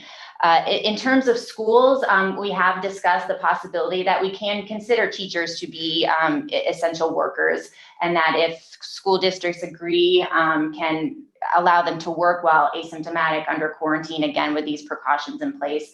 Some school districts have chosen not to do that, and others have chosen to. We can, modify it to make it work for both the school district as well as the person. For example, keep them out for 7 days, do a test, and then allow them back for the second week. So we do, try to be reasonable and make exceptions when we need to make sure that essential public services continue. I'm not aware of any states that are making exceptions for students to return to schools. I am aware that Utah initially said that they were going to allow that, and then changed their mind not too long after that. Any follow-ups? Senator Schuler, go ahead. Yeah, thank you. I think Idaho was the other one but it was only in the rural parts of Idaho that they went with these exceptions. And I'm not saying I would agree with that or don't. I really, again, I'm not an epidemiologist, so I trust your judgment on that. I guess what I'm wondering about in the schools particularly, I think it's much easier in the lower grades where they can space out a lot better. It seems like it's in the 5th grades and some of those where they go around through specials. I wondered if you just have any ideas or potential plans of things that the school districts could do to maybe keep from having 20 or 30 kids quarantined after a situation like we had. And I don't know that I have any ideas, but I wondered if you did. Thank you. Dr. Harris. Mr. Chairman, thank you. Senator Schuler. Yeah, there are certainly, some challenges that the schools are facing, especially larger schools or schools, with older kids who are switching around and taking different classes. So we've tried to work with them on several options they have to reduce the number of people who will be exposed if there is a case in the school. Obviously, the best way to prevent transmission is that 6-foot distancing. We realize that's not possible in all situations. One strategy we've talked to some schools about is cohorting, essentially keeping smaller groups of kids together so that if there is an exposure, if there is a case, you will have exposure to the other kids in that cohort, but you won't have wider exposures across the school. So we know that's possible in some situations, not in others. Some schools have chosen to, move the teachers around to different classrooms versus the students so that you're having fewer interactions outside of the classroom, which is a more controlled environment. We've tried through the school orders, the public health orders that address the schools, to really put in place what we feel like are the really necessary precautions, but knowing that each school is different, give them some flexibility in how they implement them. Thank you. Further questions for Dr. Harris? Chairman Lannon, go ahead. Thank you, Mr. Chairman. This question is probably for Ms. Harris. I'm just curious to get your observations about the Wyoming model. We heard from Danielle a few minutes ago that Wyoming grants a lot of authority at the county level. I'm wondering if you could talk a little bit about what that interaction has been like. I can just tell you that I feel pretty fortunate with the public health office here in my county.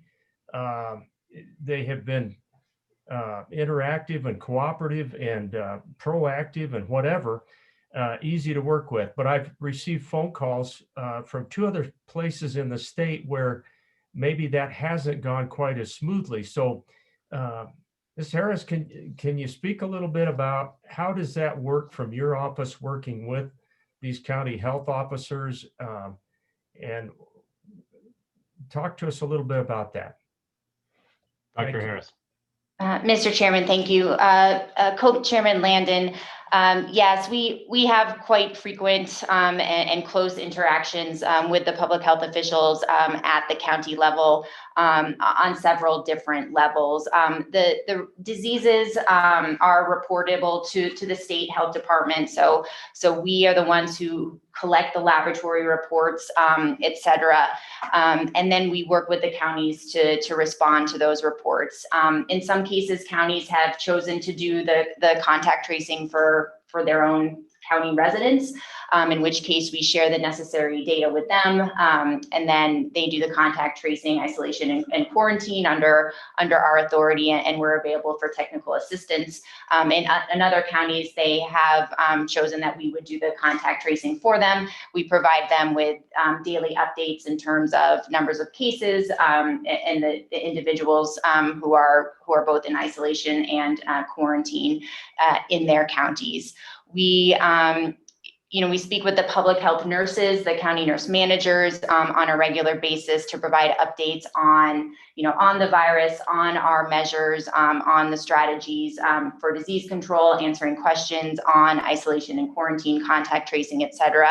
I have weekly calls with the county health officers, in which we, have discussions about what's happening, as well as, what we discuss our strategies, discuss what's working and not working, what we may need to change, as well as discussions with the county health officers about whether, something different, a variance or exception is appropriate in their counties.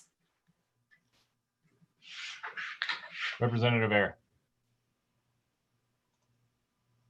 Thank you, Mr. Chairman, and thank you, Dr. Harris, for your input. I, like Senator Schuler, have had a lot of interaction with constituents on this issue. I think the biggest concern that I hear about is the requirement for our school children to wear masks, especially in the elementary grades. I was wondering if you had any metric or any idea what would have to take place for that requirement to be relaxed. Dr. Harris.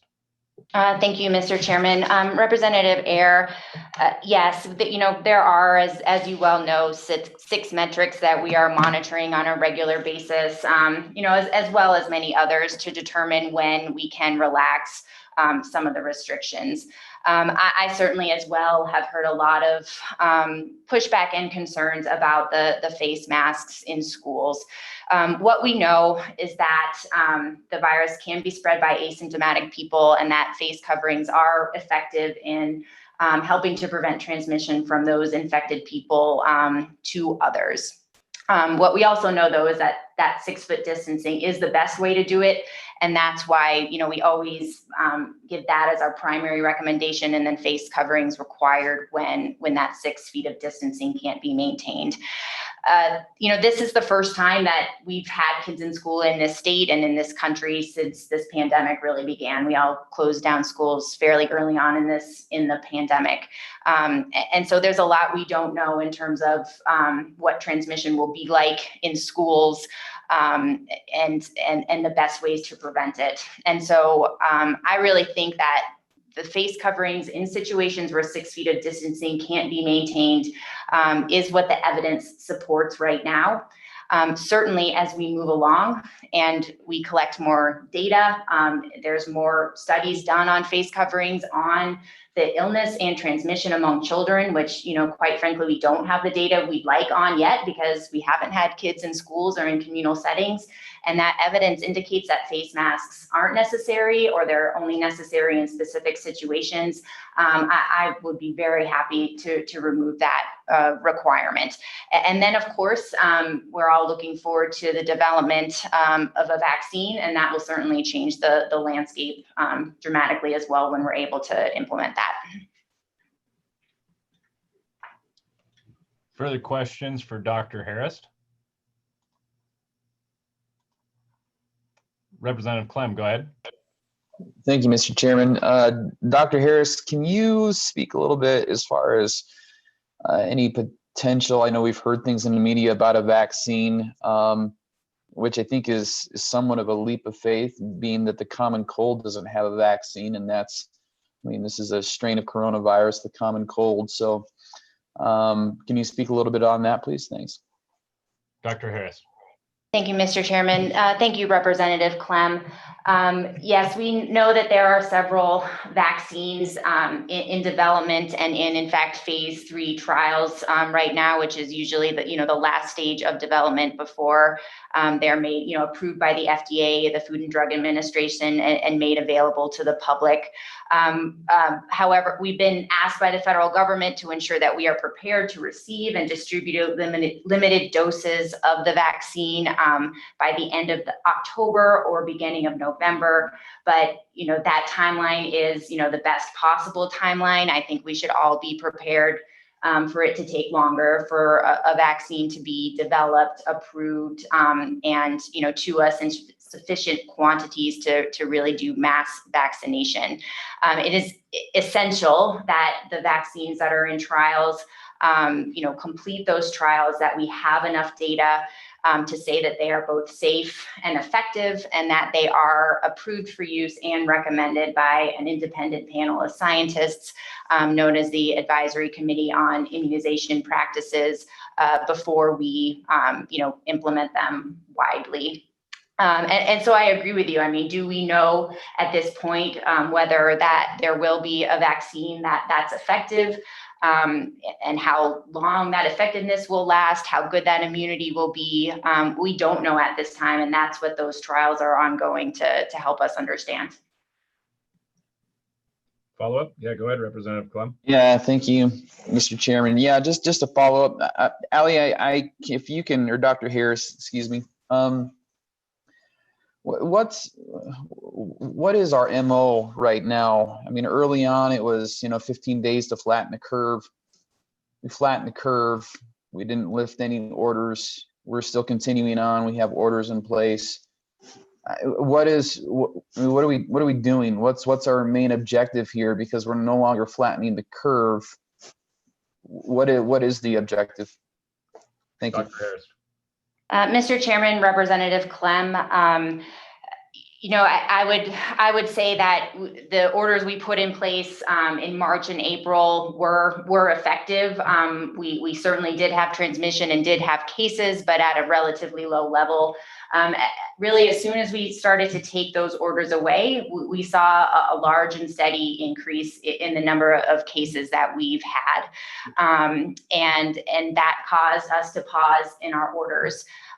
We need to learn from other states that didn't have sufficient control of the virus and relaxed restrictions relatively quickly, who saw an exponential rise in the numbers of cases that did threaten their healthcare capacity and required that businesses that they had opened needed to be closed again. That is not something that we want to do. Our orders now essentially open everything, but with these precautions and measures that we know to be the most important for preventing transmission. What we don't want to do is get to a point where we have to close them down again or close some of the businesses down again. Once you get that exponential growth, it is extremely difficult to turn that around. And it takes time, and it puts our healthcare capacity at risk. So the goal is to get us to a level to which we can control this virus through the other mechanisms we have. That is contact tracing, isolation, and quarantine. We are certainly looking promising over the past couple weeks or so with the cases coming down, our percent testing positivity coming down. Those are all really good signs. Our goals are also to make sure that the really essential pieces of our communities can function. And one of those is schools. We just opened schools a couple of weeks ago. We think that our measures are going to be effective, but we need to some time to make sure that that they are going to work. We know that increased transmission in the communities is going to lead to increased transmission in the schools, which is just going to make it harder to keep the schools open and harder to provide our children with an in-person education. We do reassess the orders every 2 weeks. We will continue to do that.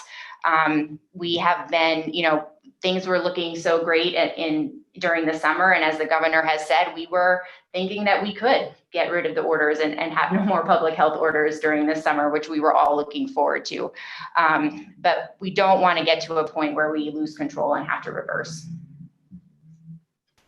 Further follow-up? Yeah, go ahead, Representative Clem. Yeah, thank you, Mr. Chairman. Just kind of switching subjects a little bit there, Dr. Harris, and just kind of following up on an email that I sent you, and I know some others, I think I sent a couple others in this committee as well. Wanted to follow up on our elderly population, particularly those that are in skilled nursing homes. In order to protect their public health, we've it's come at a cost. It's come at the cost of isolation, loneliness, so mental health, emotional health, spiritual health, which also affects physical health. In a sense, they've been in a makeshift prison for, since March. And I'm wondering what is the status as far as trying to allow for caregivers, for those immediate family members to have some kind of limited physical access to their loved ones, so that some of those things can be alleviated. I think that's important, and also just a little bit of background information. As far as I know, there's state surveyors who don't have to be tested, who get to go into such facilities and do their work, and yet we're restricting access to loved ones, even if they're tested. And so something needs to be done. I've gotten a lot of phone calls and emails in regards to that one. So just wanting to have a status update. Dr. Harris. Thank you, Mr. Chairman. Representative Clem. Yes, as I wrote in my email to you, I absolutely share your concerns. This is really been one of the most difficult aspects of this outbreak, knowing how severe a nursing home outbreak can be, but also knowing, what they're missing in terms of being able to see family members and the important, mental and physical health benefits that brings as well. We have tried to balance that all along. We never did write orders ordering the long-term care facilities and nursing homes to take any actions. However, we did write state health officer instructions to provide them with immunity from liability if they follow those instructions, to give them some protection there. Outdoor visitation has been part of that guidance since June, and we have already started, working on how we can increase that visitation access to include indoor visitation, because we know that's so important. We know that unfortunately, this virus isn't going to go away, soon, and that we need to address that aspect in the safest way possible. We believe that we're poised to do that now more than we were, previously, based on our testing capacity. We have also spoken with our healthcare licensing department, who oversees the state surveyors, and are working on ensuring that we can get them tested like the nursing home staff are. Further follow-ups? I guess I would just add on to that last topic, Dr. Harris, and I'm sure everybody in this committee has heard the same thing, and I appreciate your concern about it. I think that needs to be, I guess, in my opinion, I would really like to see a solution found. I don't know if there is a solution. My wife works at a county hospital, and she struggles with seeing that every day. But what do you do? And it's absolutely heartbreaking. I just received a letter yesterday from an individual who has a wife that is in a nursing facility, and he hasn't seen her in months. And what do you do? And so, boy, I'd like to see a solution there. I don't know what it is, but I'm also not an epidemiologist, nor do I play one on TV. So, yeah, I think that's really of a lot of concern for a lot of folks. Any other questions? Representative Edwards. Nope. Hey, yes, thank you. I think you got to have your video on there, Representative Edwards. Yeah. There you go. I pushed one and hit the other one. Ms. Harris, on the deaths of COVID-19, what is the real number that actually died from COVID-19 and didn't die of some other thing but had COVID-19? Can you give us that? Dr. Harris.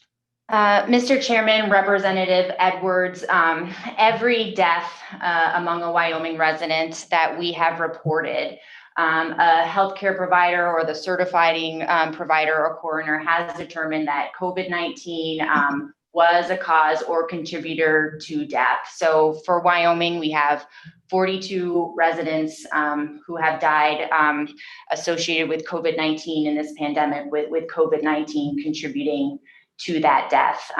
That is our, the standard practice for determining and counting deaths in this country based on death certificate certification. It is based on healthcare provider expertise for them to determine what was a cause or contributor to death. It is certainly true that most of the people who have died in this country and who have died in Wyoming did have some underlying conditions, which made them more susceptible to severe illness and to dying. We have said that all along, that people with those underlying conditions are more at risk for severe illness and death. And so those data do corroborate that. But in every single death that we have reported in Wyoming, a healthcare provider or certifying provider has determined that that COVID-19 caused and contributed to that death. Follow-up, Representative Edwards. Yes, thank you, Mr. Chairman. Ms. Harris, the CDC's numbers that I saw the other day said that there was actually 2 deaths in Wyoming that was contributed to COVID-19 alone. The others had other underlying circumstances that they died from. They might have had COVID-19, kind of like the motorcycle rider that was killed in a motorcycle wreck. He didn't die from COVID-19. He might have had it, but he didn't die from it. So that's why I was asking you what the real numbers were. And apparently you got your story and are sticking to it. All right. Dr. Harris, was there a motorcycle rider that died of COVID-19? Mr. Chairman, Representative Edwards, I'm not aware of a motorcycle rider who died of COVID-19. What I can say is that this situation has been brought up a lot. If somebody has COVID-19 and they die in a car accident, is that counted as a COVID-19 death? The answer is no. The provider in that category is going to determine that the cause of death was trauma and that COVID-19, while the person was infected with it, did not cause that person to die. In all of the cases, including in the CDC data, yes, most people did have other underlying conditions, but a healthcare provider determined that the death would not have happened had COVID-19 either caused the death through respiratory failure or worsened the underlying condition that then caused the death. Any other follow-up, Representative Edwards? Yes, thank you. That motorcycle death was in Florida, and the governor of Florida talked about it. So there was one, and the governor did say that his death certificate had died of COVID-19 on it. Thank you.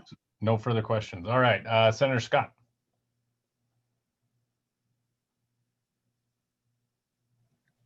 Mr. Chairman, I would point out, and I think the health department being perhaps a little too modest, whether we're measuring the deaths the same way everybody else does following a national protocol is my understanding.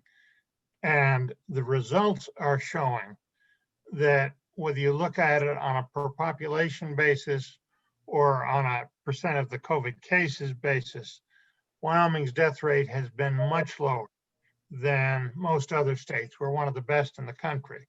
And I want to take this opportunity to say, frankly, I think that's because the state, the health department, the governor, and our county health officials have basically done a good job of managing this virus. And I think what they've been doing and the results are evidence that they're doing a good job. And frankly, I think I wanted to say that to acknowledge the quality of what we're getting out of them. It's good to see something working well in the state. Okay, Representative Clem, question? Yeah, thank you, Mr. Chairman. Dr. Harris, what is the leading cause of death in Wyoming in a given year? My understanding is it's heart disease. Is that true? Dr. Harris. Mr. Chairman, Representative Clem, that is correct. Heart disease and cancer are usually the top two causes of death in the state. Just to follow up on that, Mr. Chairman, can you tell me, so we've had 42 deaths this year, COVID-19.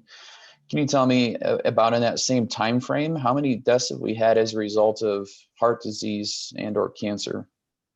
Dr. Harris. Mr. Chairman, Representative Clem, I don't have those numbers in front of me. What I can say is that the Wyoming Vital Statistics Services reports between 4,000 and 5,000 deaths of all causes among Wyoming residents each year. Follow up? Yeah, thank you, Mr. Chairman. So that seems to be like more of a pandemic or epidemic than what we're dealing with now. And I'll let you respond to this. I know Chairman Lindholm there has been dealing with flies there in his room that he's in. If he were to pull out a .45 revolver and shoot one of those flies, I think we would all agree he's gone overboard. And that's kind of how it feels, in my opinion, what we're doing with COVID-19. What's your response to that? Dr. Harris. Mr. Chairman. But I'm sorry? Are you using a .45, Dr. Harris? Mr. Chairman, Representative Clem, I of course agree with you that there are many, many preventable health conditions that lead to death among Wyoming residents and among United States residents.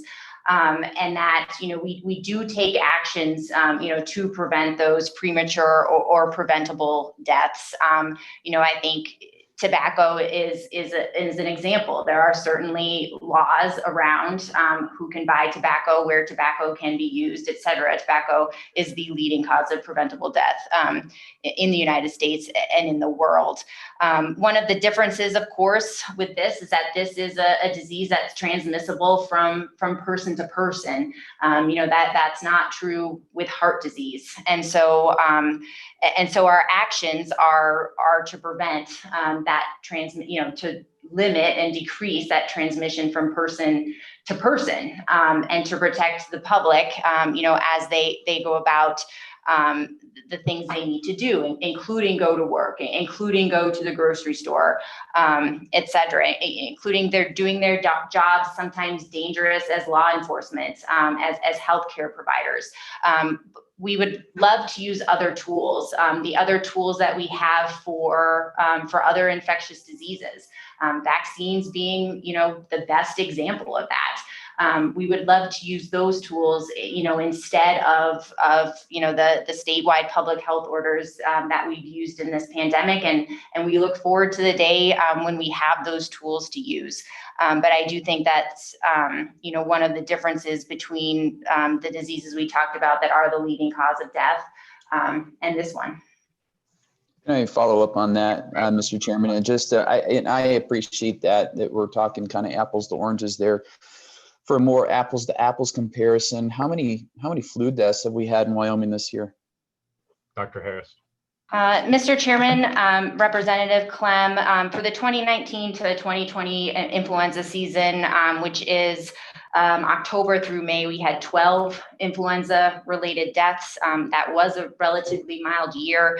Our highest recorded flu death total, for decades at this point, was the 2014 to 2015 season, which was a particularly severe influenza year at 29 influenza related deaths. In the 4 years in between, the number of deaths has ranged from 10 to 27. Influenza deaths are, counted and detected the same way that we do COVID-19 deaths. So it's when a healthcare provider certifies on the death certificate that influenza was a contributor or cause of death. Thank you for that. And if I may have just one last follow-up, Mr. Chairman. As far as vaccine, I know I've had a concern from many constituents wondering if the State Department of Health and or the legislature is going to mandate a vaccine I don't know if the legislature has any intention to do so. I haven't really heard that from my colleagues. However, there is some concern that perhaps the Department of Health, through rules and regulations, in particular with our school-age kids, may pull something like that. Can you tell me, just very frankly, do you have any intentions, or does the Department of Health have any intentions on making a potential vaccine mandatory? Dr. Harris. Mr. Chairman, Representative Clem, we have not had discussions on that topic. Again, we need to make sure that a vaccine has been thoroughly studied in terms of safety and efficacy before we even recommend its use, much less mandate its use. Of course, to mandate its use, we would have to go through the rules process, which does involve public comment. And so, that would be a public process if that was the direction that we went. There's no intention right now, though. Dr. Harris? Mr. Chairman, Representative Clem, no. Okay, thank you. I've got some just quick follow-up questions and more to that along the point. I mean, Dr. Harris, first of all, I got to say you got big shoulders, because every Wyoming resident in the state of Wyoming knows who you are. They know your name. And in the bigger cities, by and large, your health orders have either been viewed as not enough, and then in smaller areas such as mine, it's been deemed as overreaching. And we've heard both sides, right? And I'm not an epidemiologist, so I'm not going to begin to guess whether or not they've been too far or too not, because I haven't taken all the testimony that you've taken. I don't have all the data in front of me. But one of the problems that I see in this whole situation is the state solely rests on your shoulders right now.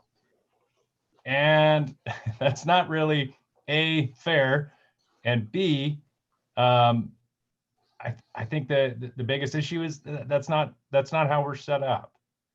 And so does it, I guess, Dr. Harris, there's other states out there, part of the data that NCSL has, is it something like a little over 30 states where the legislature can step in and help if needed to approve your orders or deny. And that provides an opportunity for somebody to be held accountable. I'm not saying that you're not accountable either. It's just the way our representative democracy works is there's an opportunity to hire or fire someone every 2 years. I know, I just got fired. So does that, I mean, is anything like that, or even having a district judge be that check? Because you're part of the executive branch. There's really no check on this scenario as it stands right now in the state of Wyoming. Does there need to be a check? Do you feel like that you're out there by yourself? Could you just give me some thoughts on that? And I'm not trying to do a resurrection or anything like that. And I think you've heard about my opinion in the past, but I would definitely like to know how's the load? Thank you, Mr. Chairman. I think first, I'll just point out that, the statute really gives the authority to the Department of Health, and not just the state health officer. It's the Department of Health through the state health officer or under his direction and supervision. So that's 35(1)(240)A. And so certainly, the way the statute is written, I don't feel like the state health officer is sitting out there by him or herself required to make these decisions in a vacuum. All along there have been, discussions and decisions made by the entire leadership of the Department of Health.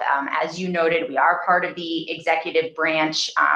And so, under the governor's direction, of course, is how we operate. Certainly the way the statutes are written right now have worked for us. We feel like they gave us the ability to do what we thought we needed to do during this pandemic. But I certainly don't disagree that, in any case when statutes are used, when they haven't been needed for over 100 years, that it is an opportunity to look at them and see if we can do it better. I think there are really three things I think are needed when you're thinking about, if we need to, or how to change these statutes. I think when you're thinking about orders, either, statewide public health orders like we've done, or isolation or quarantine orders, I think first, timeliness is a factor. When this pandemic first started, based on the White House or the president's coronavirus guidelines, the very clear fact that COVID-19 was much more widespread in the United States than we had recognized, we put those first set of orders in place in a matter of days. In a situation, even outside of a public health emergency, like an individual, for example, with tuberculosis who is infectious, says that he wants to get on a plane and fly and potentially expose other people, you may need to have an isolation order in place in a matter of hours. So I do think timeliness is important. A second factor to consider is just the ability to look at and examine the data, the most current data, the best data available. And then the third is that, I do think that there should be public health expertise and medical expertise involved in the decision making. So those are just the three things I think are important, as you look at these statutes and determine whether changes are necessary.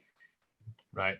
And thank you for that, Dr. Harris. I fully agree. I think the timeliness aspect makes a lot of sense. These emergency orders, there's no way that any elected official that you're going to have to train up is going to be able to react in a quick enough manner when an outbreak happens. The ability to examine that data, yeah, totally agree. And I think that's that. As soon as the orders are in, then you've got a certain amount of timeline that while those orders are in, you're looking at the data and evaluating from there. Is that correct? Yes, Mr. Chairman, the orders are in place for 2 weeks. As I noted, that's an incubation period of the virus, or the longest incubation period of the virus. So it sort of gives us a chance to look at essentially a cycle of virus transmission before we make the decision on the next set of orders. Right. And then the ability for medical professionals to be able to partake in the decision making, correct? Mr. Chairman, yes, and public health professionals. Gotcha. So I did want to mention something. You had stated that it was the entire Wyoming Department of Health team that took part in this discussion and these decision making. And certainly, I have no doubt of that. But Dr. Harris, ain't nobody pointing at the Wyoming Department of Health. They're pointing at you. And so that's where my heartbreak is. It's not, you know what you're doing down there. You guys have the ball and you're doing a great job. I tend to disagree with some of the orders, but that's neither here nor there. Like I said, I'm not an epidemiologist. What I am saying is it's not the Wyoming Department of Health that's being pointed at. I guarantee you that most people don't know who Mike Ceballos is, but they know who Dr. Harris is because you're the person out front. And that's not necessarily fair, in my opinion, for you. But that's the world we're living in right now. So, yeah, I don't know that there's really a question there, but I did want to point that out to you. And I do appreciate your being willing to partake in this. It's tough, between public policy and public health. There is a little bit of a wall there, and we're trying to figure out how to make that a little bit more transparent where, some of us can stand on the line with you is, I guess, the intent. Representative Clem. Thank you, Mr. Chairman. We're talking about the powers of the state health officer, and I'm just reflecting on the conversation a little bit. Dr. Harris, you said earlier, I'm kind of going back a little bit to the senior issue because it's really pressing. And you had stated that basically you had given facilities civil immunity if they follow your guys' instructions. Could you modify your instructions to include instructions as far as testing so that caregivers or immediate family members can go and visit their loved ones so that protection is in place? Something has to be done, and I'm trying to be patient here, but this is really, really a pressing issue. So your thoughts? Dr. Harris. Thank you, Mr. Chairman. Representative Clem, yes, I'm sorry, I should have been more clear in my previous comments. That is exactly our intention, is to change the instructions and guidance we have in place to open up visitation, including providing testing guidance to the long-term care facilities. As part of that visitation, we already provide testing guidance in those instructions and guidance for the surveillance testing we're asking them to conduct. So yes, that is exactly our intention. We have, what our best plan is. We are working to write that up and essentially share with stakeholders to make sure that they can provide feedback before we move forward. But I do not expect this to be a lengthy process. Can you I give a am timeline thrilled real to hear quick on that. Thank you for that. And not to be too pushy here, but any timeline when we can expect something like that? Mr. Chairman. Go ahead. Thank you, Representative Clem. Yes, I think, as I said in the email to you, our aim is by the end of the month. So a matter of weeks. Great. Any further questions, follow-up, Representative Clem? Senator Scott, go ahead. Mr. Chairman, following up on Representative Clem's question, because I think he's really onto something here, that is a desperate need. That the isolation that we put our old folks in has been very hard on them. It strikes me that once we get a widely available rapid test that can be done as one of the tests that's in the works is advertising to be done in 15 minutes sort of thing, that'll make it much easier for us to safely let caregivers and that kind of close family member in to see people in the nursing home. Do we have any indication? I've seen reports in the public press that that's going to be available soon. Do we have any indication of how soon we're likely to get that kind of a test, and how soon we can incorporate that in our thinking as to how to handle this? Dr. Harris. Thank you, Mr. Chairman. Senator Scott, yes, the Department of Health and Human Services is in the process of distributing these rapid tests to nursing homes throughout the country, including in Wyoming. It was the HHS who determined how those would be distributed, so which facilities would get them and how many they would get. And so those distributions are being made. The purpose of the distribution, as we understand it from HHS, is for, essentially to help with this surveillance testing that CMS is requiring the facilities to do. So we are right now working with the facilities to determine who get them, to determine, the best use of these tests. Not all facilities, unfortunately, will get them, and the number that the facilities are getting are relatively limited. It's between 150 to 600 total tests, depending on the size of the facility.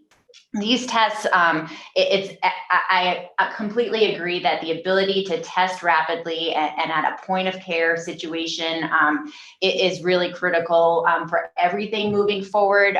You do lose some sensitivity with these tests, so you may not detect people who have lower levels of the virus but could still be infectious. They are best used to detect symptomatic patients, and that is in fact what FDA has approved or authorized their use for. But I do think in terms of testing visitors, we can certainly look at that as an option, knowing that it has limitations. I mean, everything does have limitations. We, as the health department, we're also looking to procure and working to procure other types of testing through outside laboratories, and hope that we can make those types of tests available as well to improve visitation. And of course, visitation, testing or not, is going to look different. There's still going to be measures needed to be in place to prevent transmission. But we do think that with the increased testing capabilities, both through the rapid tests, which helps the facilities do more complete and faster surveillance, as well as the testing we're procuring through the department can facilitate that process, make it safer. Follow-up, Senator Scott. No, Mr. Chairman, she answered the additional questions I have. I do hope that once such a thing becomes readily available, we'll utilize it, but you got to pay attention to the limitations of the test too. Representative Clifford, did I see your hand raised? Go ahead, Representative Clifford. Thank you, Mr. Chairman. Dr. Harris, I have a question in along the lines of what we're discussing here, as far as modifications in the reality that we're living in during this pandemic. With 14 constituents that have passed due to underlying conditions because of COVID that took their lives early. Would you consider modifications for family members who know that their loved ones are gonna die because of COVID-19? Could we make modifications so the loved ones could make that decision, not through FaceTime, not through a video? You know, I know we have a hard time sitting here as a committee being online virtually, and we miss a lot of the dynamics of passing legislation and good legislation and debate and all that good stuff. But when you have a loved one dying, could there possibly be modifications in lines with loved ones going to visit their elderly family members in nursing homes? I just wanted to throw that out there as I was listening to the conversation going on, just throwing that on the table. And if, I just want to commend you, this is my comment, for taking the precautions that you did. I'd rather err on the side of safety, and by no means do I think that you handled that with a .45 revolver. With the love and compassion when family members and constituents of mine are losing their mom and dad within hours and within days. You know, I think that trauma and the health disparities of my constituents here on the reservation here, I just want to push back on the conversation with politicizing your role. And I'm glad everybody knows you. During this pandemic, we should know you and know what you're doing. And so if we didn't have the public health orders, what would that number be for the reservation? What would that 14 deaths due to COVID, would that number be a lot higher, Dr. Harris? Thank you. Dr. Harris, go ahead. Thank you, Mr. Chairman, and thank you, Representative Clifford. You know, certainly the tribal communities have been hit very hard by this virus, and I'm really grateful for the partnership that us at the Department of Health have been able to have with both of the tribes in responding to this pandemic. To answer your first question about visitation during end-of-life situations, that has always been permitted by both the Centers for Medicaid and Medicare Services, you know, and our guidance and instructions. And we have worked, you know, through with those nursing facilities, you know, how that can be done safely, whether the death is from COVID-19 or whether it's from something else. So that is permitted, and there is some leeway in that guidance for interpreting. The term that's used is compassionate care situations, and it does include end of life, but also is expanded to some other situations as well when there's a need for mental health or other reasons to have a visitation. In terms of your second question, you know, how many deaths and how many cases would there have been without the public health orders? I mean, I think we'll never know, fortunately, actually. And that's one of, you know, the difficulties, of course, is that, you know, those individuals, you know, those people who say that, you know, we took a step too far, you know, if we think that they were successful. And so, of course, it's hard to prove what would have happened if we hadn't taken those steps and prove why those steps were necessary. Do I think it would have been more deaths? You know, yes, of course I do. Representative Clifford, did you have a follow-up? Okay, Representative Duncan. Thank you, Mr. Chairman. I wasn't going to say anything, but it all came up and brought to my attention. Several months ago, and this was out of state, but it brings to light the same issue we're having here in our state. Is my grandmother was in a nursing facility out of state, and none of the family was able to visit, and so they did do FaceTime. But the neglect that we all have issues with in our nursing homes throughout the nation, and Wyoming's not unique, and this state in particular is not unique. So one week were able to see my grandmother. She was fine, and we were communicating with her. And then the following week, because we're not able to visit physically because of COVID. And so the next week we kept trying to visit, but the iPad was being used by someone else and whatever excuses. By the third time we called and said and demanded that we see it within the week, still no. So then we forcibly told them, we will see her. We want to see her physically. COVID be damned. And when we went in, she had been neglected. This is not a unique situation in nursing homes by any means, but especially when someone is 97 years old, they need that extra care. And she ultimately ended up passing away because of the neglect. And because we weren't able to physically see her, we weren't able to check in on her, it really bothers me with this lack of being able to hold facilities accountable, us not being able to get in and see the loved ones. So it's not just the loved ones not having the contact, but it's the accountability of the facilities for us to be able to visit and see and make sure that those patients are being cared for the way they're supposed to. So I just really want to make sure that we've got to do better. Wouldn't you agree? Dr. Harris.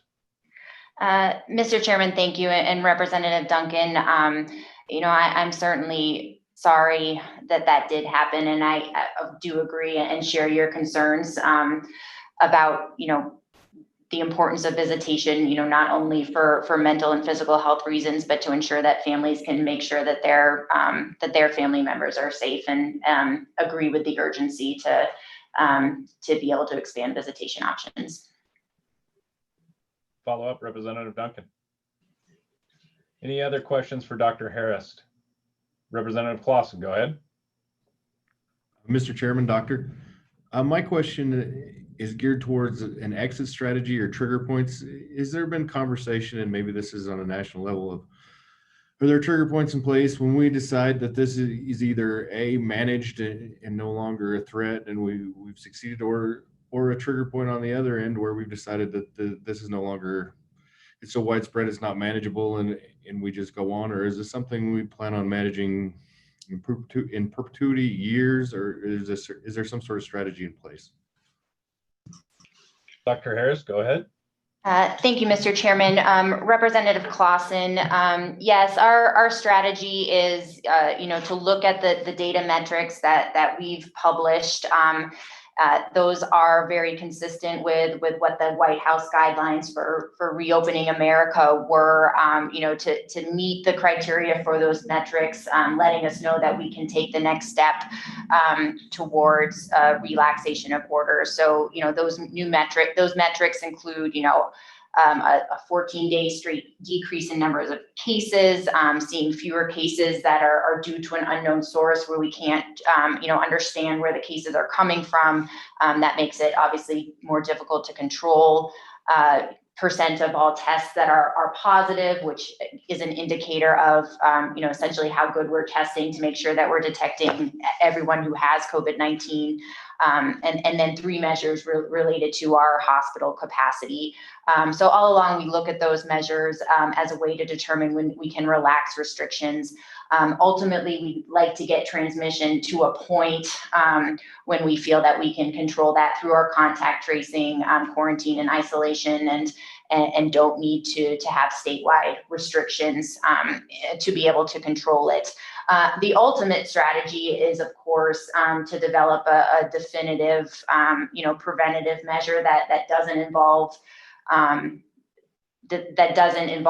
distancing and face masks, et cetera, and that is a vaccine. Those, as I mentioned before, those vaccines are in development. The goal is to have a safe and effective vaccine that we can distribute on a population basis, as soon as we know that it's safe and effective to do so. I certainly hope we don't get to a point, that you mentioned where it's so widespread that we just don't have any further options. There's not all of the public health diseases on our reportable disease list have been, of course, around for many, many years, and we still take the actions that we can to prevent and stop the spread. So, I certainly am not of a mind to give up at any point. Follow up, Representative Clausen. No? Chairman Landon. Thank you, Mr. Chairman. I have really appreciated the conversation tonight. Dr. Harris, thank you. And all of those with you for joining us. I don't mean to prohibit any of the committee from asking a final question, but mine would be kind of a finality to this with a couple of questions. I'm curious on a couple of fronts. First, Representative Clausen took one of my questions, and I appreciated that answer. My question is, what keeps you awake at night, not just with the coronavirus, but what are you seeing on the horizon that scares you? In other words, do we have other things to be concerned about? And then I guess maybe you could offer a prediction for us as to where you think Wyoming will be in 3 months. Where will we be in 6 months?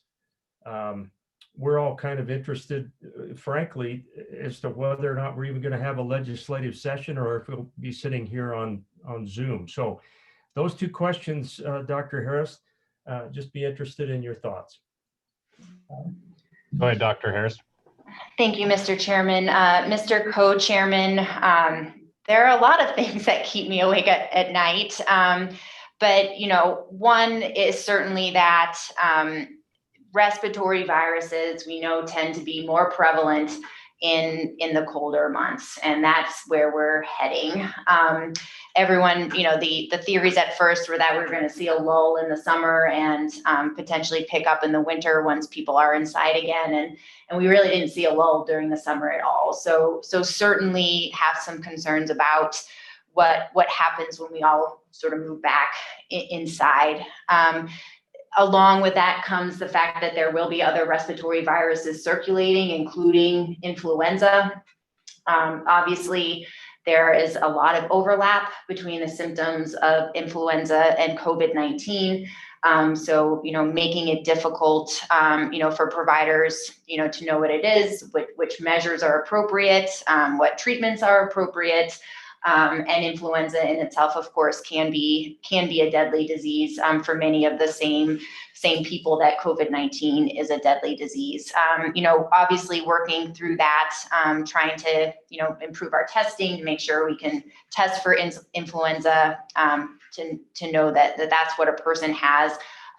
Really are encouraging people to get vaccinated against influenza. We do have a safe, effective vaccine for that. So this year, more than any, want people to take advantage of that vaccine. Prediction in 3 to 6 months. Obviously my previous answer may have preempted some of that. I think the way that things, obviously we've seen our numbers of daily cases decrease now for almost 2 weeks. And that's really because that, people are taking the precautions that we're asking them to take. Schools have opened. We've had some cases in schools that have seen, them implementing the measures. And, as Senator Schuler mentioned, there were some cases that resulted in exposed kids and needing to quarantine. There were others where the precautions that they put in place essentially eliminated exposures. There weren't any.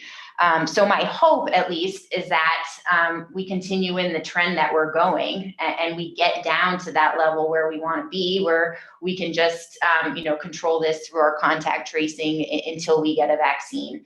I think the fear is that, with all of the different factors in play, including just, winter and cold weather and people being indoors, that we could go the other direction. And so I guess I can't answer the question right now about whether we'll have an in-person legislative session in January. I hope we do. Follow up, Chairman Landon. Well, thank you, Dr. Harris. As you can tell, and I know I speak for everybody on the panel tonight, that we run into things in our community. I have literally been singled out and pushed to the curb by both sides of the coin.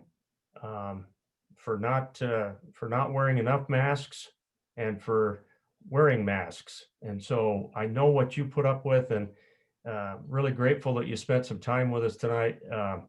Really tough policy decisions that you've had to make. So thank you. Appreciate it, Mr. Chairman. Thanks. Further questions for Dr. Harris?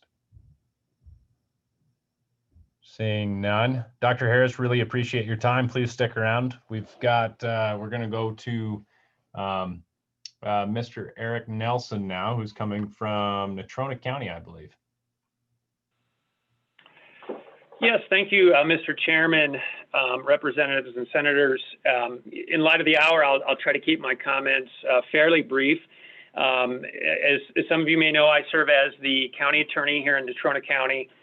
As the county attorney here, I handle all of the civil matters, and our district attorney handles criminal prosecutions.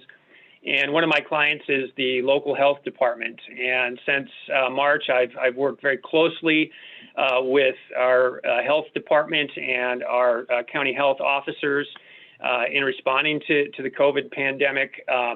I'll say that there was a time maybe 2 months ago where there was a lull for me, and I'm seeing that my involvement is picking back up. Not to retread some ground, but I think it became clear very early on to us that Wyoming has a system wherein the power to regulate through that is centralized in the health department and the state health officer, and that our local health officer doesn't have any independent power. And just to be clear, we have Dr. Dowell, who is our health officer, but we also have two deputy county health officers, and we've even had a fourth doctor that's helped out just because of the incredible crush that this pandemic has brought onto the health department here. I would say that through the course of this, once we developed and kind of learned the statutory structure, we're in constant and very close contact with Dr. Harris and her staff, and myself with the Attorney General's office on a number of fronts, interpreting statewide orders, trying to draft potential variances at the outset. I did have some occasion early on to look at other states, and one difference that I seem to see is that in other states, larger municipalities and counties have a little more ability to enact their own regulations, where I think here everything flows through the state health officer. And by and large, I think that's worked pretty well with time.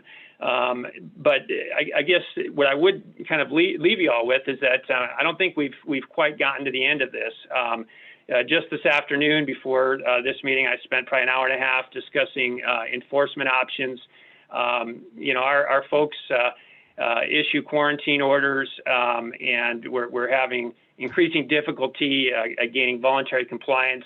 I think that the tact that we've taken here locally is to educate and to reach out and try to be collaborative. And every once in a while, you have some folks that don't want to do that. And it's proven a challenge to actually enforce. I've had meetings with our district attorney, with our local law enforcement agencies to develop a system by which we would basically exhaust every avenue to gain voluntary compliance. And then it would be turned over to the DA's office for potential review and issuance of citations through local law enforcement. So I think enforcement, when we're looking at the statute, is still remains an issue. With the isolation, the quarantine, I mean, those are issues. The AG's office has been helpful, but ultimately it's a matter of local concern. And in the current pandemic, you have differing opinions as to where we should land, and so that's created some difficulty in doing that. So, and the very last thing I'll say, and then I'll certainly stand for any questions, is that echoing some of the sentiments, I've seen our local health department, get berated for being overreaching, but at the same time, I received dozens of complaints from citizens that, restaurants are flouting the state rules, and why aren't we more forcibly enforcing them? And so I really, my hat's off to all of those folks in our public health departments, both the state level and the local level. It's not been easy. It's been lots of hours, and we're not quite to the end yet. So with that, I'm happy to answer any questions. Questions for Mr. Nelson? Seeing none. Thank you very much, sir. I appreciate your testimony. Please stick around. Thank you. I think that's it for agency testimony. We're going to go to public testimony now. The only one that I know of that signed up for public testimony is Ms. Briand. I'm pretty sure I'm probably mispronouncing that. You're doing a great job with the pronunciation. Great. Ms. Briand, please proceed. I will, I had prepared a presentation, so I'm going to share. And that should be showing up in your inbox here shortly, committee members, a copy of that presentation.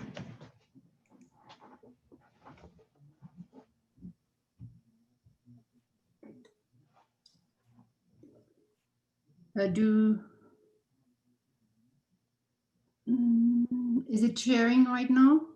No, it's not. Should be right down at the bottom. Right on the bottom. Okay, share screen. There you go. All right. And it'll give you a bunch of different windows, which window you want to share if you have multiple things open. Yeah.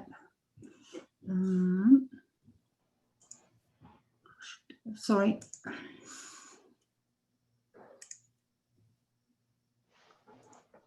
Okay.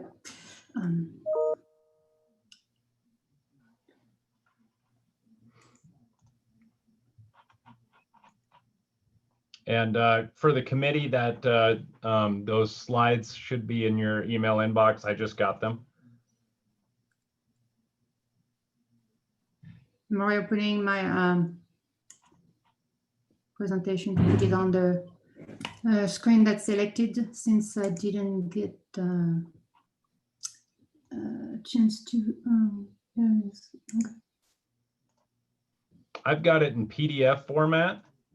And I can certainly share for you if that would be acceptable to you, Genevieve. Sure. Okay, hang on a sec. It didn't share then? I've got it in PDF format, so hopefully that's acceptable. Okay.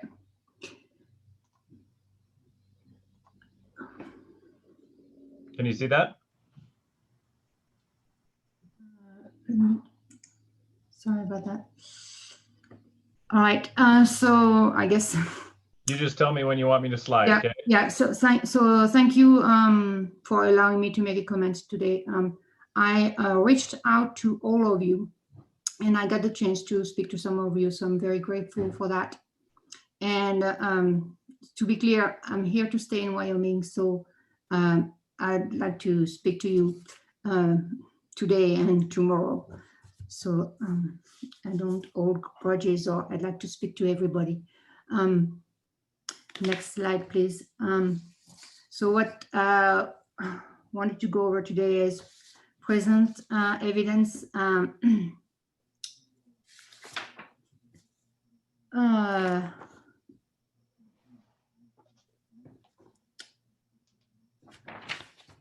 That COVID-19 is not an emergency anymore. So first we'll talk about, give the definition of COVID-19 in case there's a misunderstanding about that.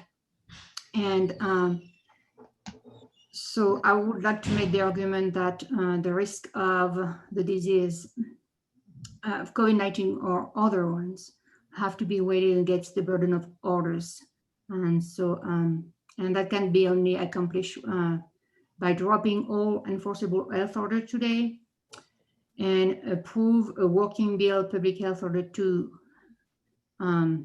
be introduced and voted on by the legislators. So I want to look at the role of health officers, citizens, and legislators that all have to play in relation to that proposed piece of legislation. So COVID-19, the next slide, is a viral infectious respiratory illness like the flu. And by that we mean the flu is also a viral infectious respiratory illness. The flu is caused by the influenza virus and COVID is caused by the coronavirus. And pneumonia, and it makes sense why I'm talking about pneumonia next, can be caused either by a bacterial infection or viral infection. And the CDC refers today about this group of disease as PIC for pneumonia, flu, and COVID. Next slide, please. And actually COVID is not a flu, it's a cold, because oftentimes we hear comparison of COVID to the flu, like earlier Dr. Harris told us, gave us number about flu death, influenza death, but it is actually a cold. And a cold, according to CDC website, each year there are millions of cases of common cold, and adults have an average of 2-3 colds per year. Children even have more. Many people get colds in the winter and spring, but it's possible to get a cold any time of the year. And most people recover from 7 to 10 days.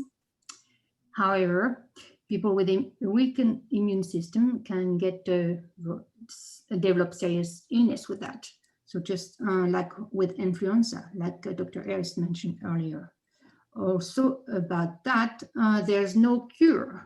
So that's why I appreciate the question from Representative Clem. According to the CDC website, there's no cure for cold. You just need to rest and let it pass. So Representative Clem was asking about the vaccine. Okay. So this is the evidence that the COVID is a flu, because it is a coronavirus, like we mentioned earlier, and coronavirus is one of the viruses that can cause. I should be listening more to my wife, Mrs. Charity Lindholm. She cited it on here, and I didn't know. I know, yes, she did. My new version, the one I was going to share, didn't have her name on it because I took out all the names of private people I didn't ask authorization to share my name. But she did, yes, thanks to your wife. That's correct. Thanks to you. We had a conversation on Facebook about that. So next slide, please. Oh, so the data is in, I guess. And the fatality rate for COVID-19 is far lower than first expected. And we know that now. COVID-19 is not alarming. And I understand Representative Clifford, you don't like me saying that, and I understand you would want to know why is it that you have more cases among your constituents. I'm not forgetting about your constituents. So why do we still have any health authority at all? So the next slide, please. So this is the data.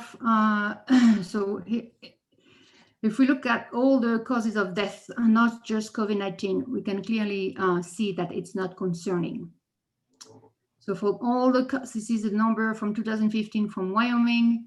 And so like Dr. Harris, I think I mentioned the number of deaths, or maybe it was Reverend Clem. So a regular from 4,000 to 6,000. So on 2015, 4,778, which is an average of 13 per day or 92 per week. If we compare that to the COVID-19 number, so the COVID, we had 42 so far, and that's less than 2 per week compared to 92, right? That is expected to have as a regular death. We're sorry to say, but death is part of life. So this is the evidence that COVID-19 has created no excess death. Next slide, please. And this is the same thing in the United States. In the United States, I know it sounds like a big number, 188,513. But if you put that in perspective, so that's an average of 7,850 per week, compared to what should be expected of 52,000 per week, 52,166. So again, COVID deaths number are not concerning. They have not created any disease. COVID-19 has not created any excess death. If it did, half of you guys will be dead. Next slide, please. And thank goodness you are all still here. This is the list of the causes of death. So, so like we mentioned earlier, now the CDC refers to those type of illnesses as PIC for pneumonia, influenza, and COVID. In 2015, we had pneumonia death, influenza and pneumonia death like any other year. Like we have cold death. It's a regular thing that happens every year. And we had 99, which represented 2.1% of all deaths. And that actually is the same percentage of all deaths in the United States.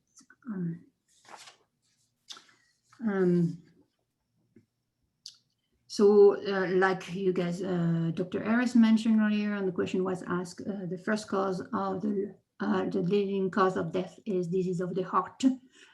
The second one for Wyoming and the US as a whole, the second one is malignant neoplasma, which is cancer.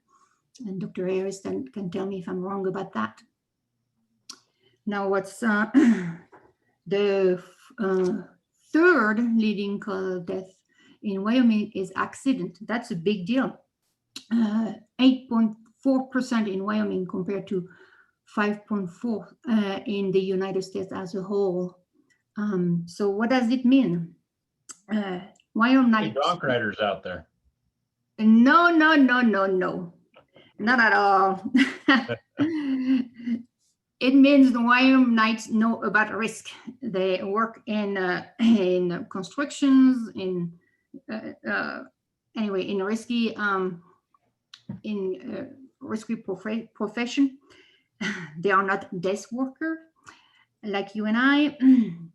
So they Wyomingites make decisions every day, weighting the cost of those risks against its benefit. So they know all about risk. And a bad cold might represent a substantial risk for desk workers and public transportation commuter in New York, but a bad cold represents a minimal risk to Wyoming workers compared to other risks. So it makes no sense whatsoever to call COVID-19 an emergency. suicide or self-harming, and I'm not pronouncing that correctly, but you guys can see that, represent 3.3% of Wyoming death in 2015 compared to 1.6 in the United States. And you all know that we have experienced an increase in self-harm death in Bighorn County, where I live. I know of one that was in the newspaper, but the management team, the emergency management team the other day was mentioning 2. And all they come up with to prevent that is organize some Zoom meeting. When the core of the problem, the heart of the problem is the health order. We need to lift the health order to save people. Next slide, please.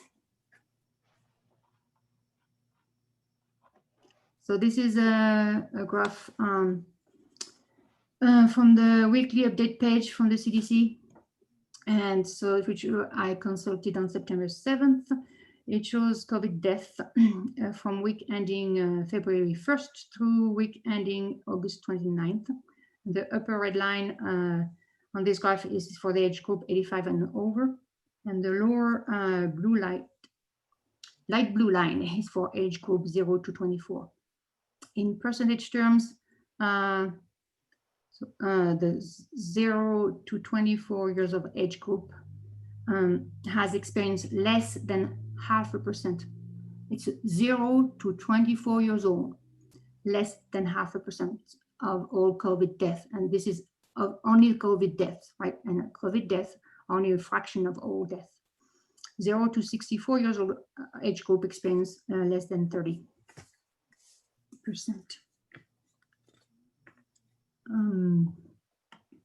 Next slide, please. This page from the CDC reference the 0 to 18 years of age group, as opposed to the 0 to 24 years of age, and states that children and adolescents under 18 years old account for less than 1/10 of 8% of COVID-related death. And this page also states that so far COVID-19 related deaths of children are less than in each of the last 5 flu seasons. So here again, even though COVID is a cold, not a flu, COVID death is compared to flu death. Okay, so why do we have any restriction in kids going to school? Next page, please.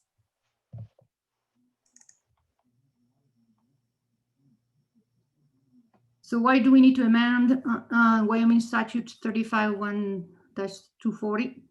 It's not just because we have evidence today that COVID fatality rate is far lower than first expected. It represents a far lower risk than other diseases and situations. It is not alarming and shouldn't be referred to as an emergency anymore. The reason we want to amend Wyoming Statute 35-1-240 is whatever situation we find ourselves in tomorrow, if our goal is to maximize welfare to society as a whole, to do the right thing for our community, which is the argument used to wear masks. If we want to do the right thing for our community, make people better off, then we do need to bring in all parties into the decision-making process. Epidemiologists are experts in the incidence, distribution, and possible control of disease.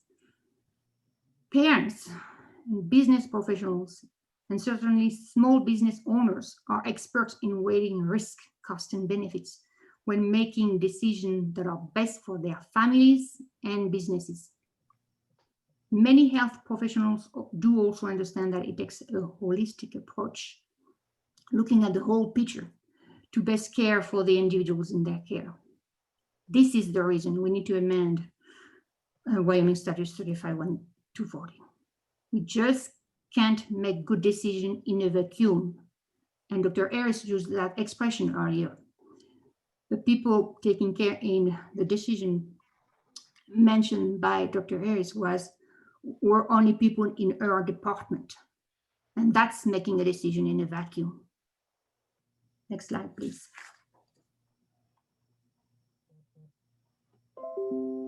That's what happened this time. We have made decision in a vacuum, and it's still ongoing. We need to stop this. We can't let this happen, and we cannot let this happen next time. Businesses and non-profit establishments closed. Some still are and are reopened or are reopened only on limited capacity. K through 12 closed. They reopened, some in person, others only online. The school thing is a mess, even in Wyoming. Gatherings at lunches or at all sporting events are still restricted. Depression and suicide numbers have increased. We mentioned that already. People got hurt more by the restriction than COVID-19 itself. You know that. We all know that. The cure has been and still is worse than the disease. Next slide, please. So this is, I had taken that slide off too, because I'm quoting Dr. Jolene Falkenberg, and I'm mispronouncing your name, from Health County Officer from Broward County. She said it best. Doctor, educators, food service employees, business leaders, children that bring us joy, and elders that bring us knowledge, all are critical and should be all allowed at the discussion table to balance the risk of COVID as a disease and as a burden to our society. It's clear that to make decisions that best serve society as a whole, as in serving every, not just one group, but the different group as best as possible, we need to balance the risk of COVID as a disease against the burden of health orders. One of you last time on June 10 mentioned that, because I listened to the whole conversation, and at the end of the conversation, one of you, only one, at the end, just as a side comment, you mentioned that when it's paramount.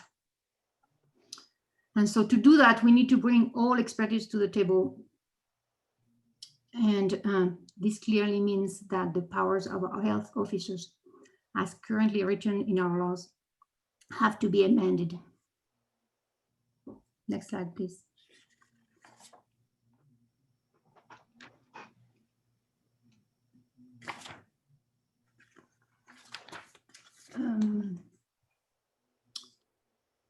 Even the CDC finally gets around to acknowledge that the harm attributed to closed school on the social and emotional and behavioral health, economic well-being, and the academic achievement of children in both the short term and long term are well known and significant. We talked a lot about the elderly, and I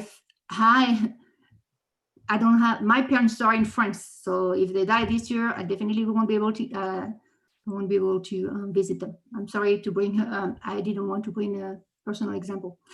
I'm sorry. But we haven't talked about the kids. The kids are the most important. It's incredible that we don't let the kids get their full education that they deserve and that they should expect. So the CDC also pointed out on this page that the lack of in-person educational option are going to be disproportionately harms the low income and the minority children. Next slide, please. So why is it important to bring in all expertise into the decision-making process? Because we cannot maximize welfare to society as a whole without doing so. Because we cannot possibly know what the different groups and individual needs are or attempt to without bringing in different expertise or different stakeholders in the table. So the scientific knowledge, theoretical or technical expertise of one person or one profession, no matter how smart or great scientist that person is, or the persons within that profession, like in the health department in Wyoming, it's not enough. They are not almighty. They cannot possibly know the ever-changing circumstances, constraints, needs, and preferences of all the individuals in our society or in Wyoming. So every individual ultimately has some unique knowledge that all others do not have. And when trying to make decisions for the good of society as a whole, when we're faced with this pandemic, for example, it's going to be hard to include all this unique knowledge. And we won't get there, but we certainly get closer to a decision that will be more welfare enhancing for all if we bring in all expertise into the decision-making process via our elected official. And wouldn't that be called the democratic process at work? And I remember from last conversation, at the end, Chairman Lindholm, you did reply to Ms. Bush by saying, I think legislators do have a role to play. And I agree with that. Next slide, please.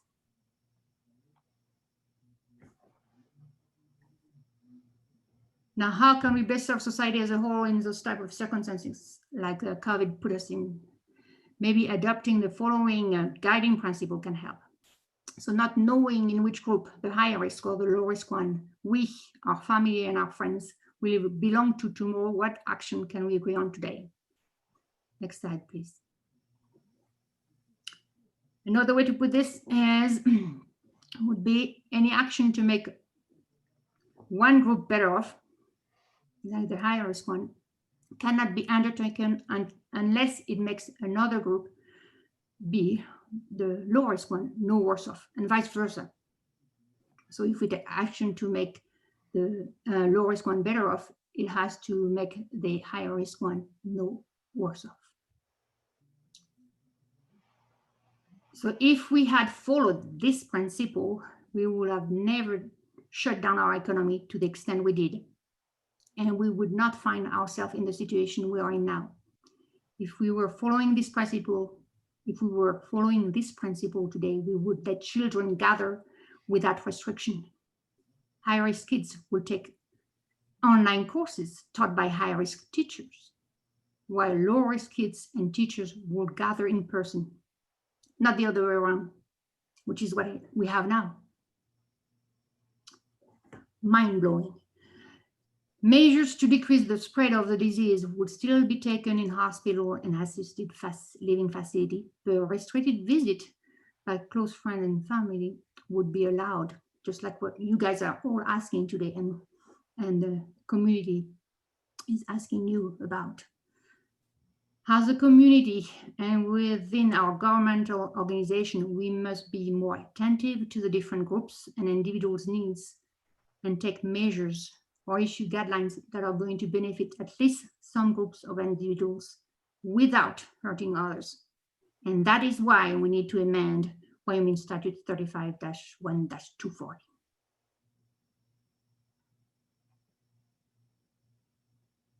Here's a proposed amendment. I guess just this is an illustration of what it would look like. Just adding, and there's a reference. The first link here is where you can find the statute that we need to amend. The second link is where you can find actually the draft legislation, which was introduced by the Corporation Committee on June 10th, and which would curtail the powers of our health officers by restricting the length of time health officers can exercise emergency powers without supermajority of the legislature. So the amendment look pretty much like shown here, but it's not quite. So please go to the link to see exactly what the draft legislation is. Our current law gives the powers of our health officer to shut down our schools and forbid gathering ad infinitum, forever. And you guys ask this question. You haven't gotten an answer. When is this going to stop? So we need to restrict the length of time our health officers can exercise their emergency power without supermajority of the legislature, so that all parties concerned can be heard. So such emergency decisions are not made in a vacuum like they were this time. So the cure doesn't get worse than the disease. our health officer will still have emergency powers, of course. We don't want to take all the emergency powers. We want to balance it because some situation in the future might call for it. But even if we amend this legislation, if there is an emergency that call a real emergency, then it would be fast and easy to get the approval of the legislature. And don't tell me that you can't do that, get to the legislature, because I talked to some people and they say, well, but the legislature in Wyoming only meet once a year. Well, you guys have the technology, you know it, you just did it, to meet and to make such a decision. So we, citizens, via our legislature, are not going to tell health officers and doctors how to do their job. We just want to make sure the risk of a disease is weighed against the burden of health orders to our communities. Next slide, please. So again, I guess to reiterate, what are citizens, senator, and representative and doctors' role? So we heard it from Ms. Shara Bush last time on June 10th, who said doctor she represented did not support this proposed amendment or legislation because doctors didn't need commoners like me, nor legislators like yourselves to tell them how to do their job. That's why she was against this legislation. But this is not what this amendment is about. Not at all. In wanting to working bill public health order to be approved for introduction and voted, our goal, we as concerned Wyoming citizens, is not to question medical doctors and epidemiology expertise and skills in finding and implementing treatments to COVID-19 or other disease we may encounter in the future. It is not our goal to question our state and county health officer expertise and skills in issuing guidelines and monitoring the situation. Our goal is to communicate to our elected senators and representatives that by concentrating only on COVID-19 or only on one specific disease, we not only don't necessarily decrease the level of all illnesses and the level of all death, but we create miserable living conditions for many, hurting their financial, physical, and emotional health. Because we need to balance the risk of a disease, COVID-19 or another, against the burden of health orders to our communities, we need to amend Wyoming Statute 35-1-240 and approve Working Bill Public Health Order 2 to be introduced and voted on. Thank you for listening to the public comment. And I'm not the one who worked on the draft legislation. I'm thankful for those who did. And we as concerned citizens, Wyoming citizens, support it. We can be contacted at wyocitizen@mail.com, and you can also find us on YouTube via our Wyoming Citizen channel. And I'm open for questions now. Committee, any questions for Ms. Brion?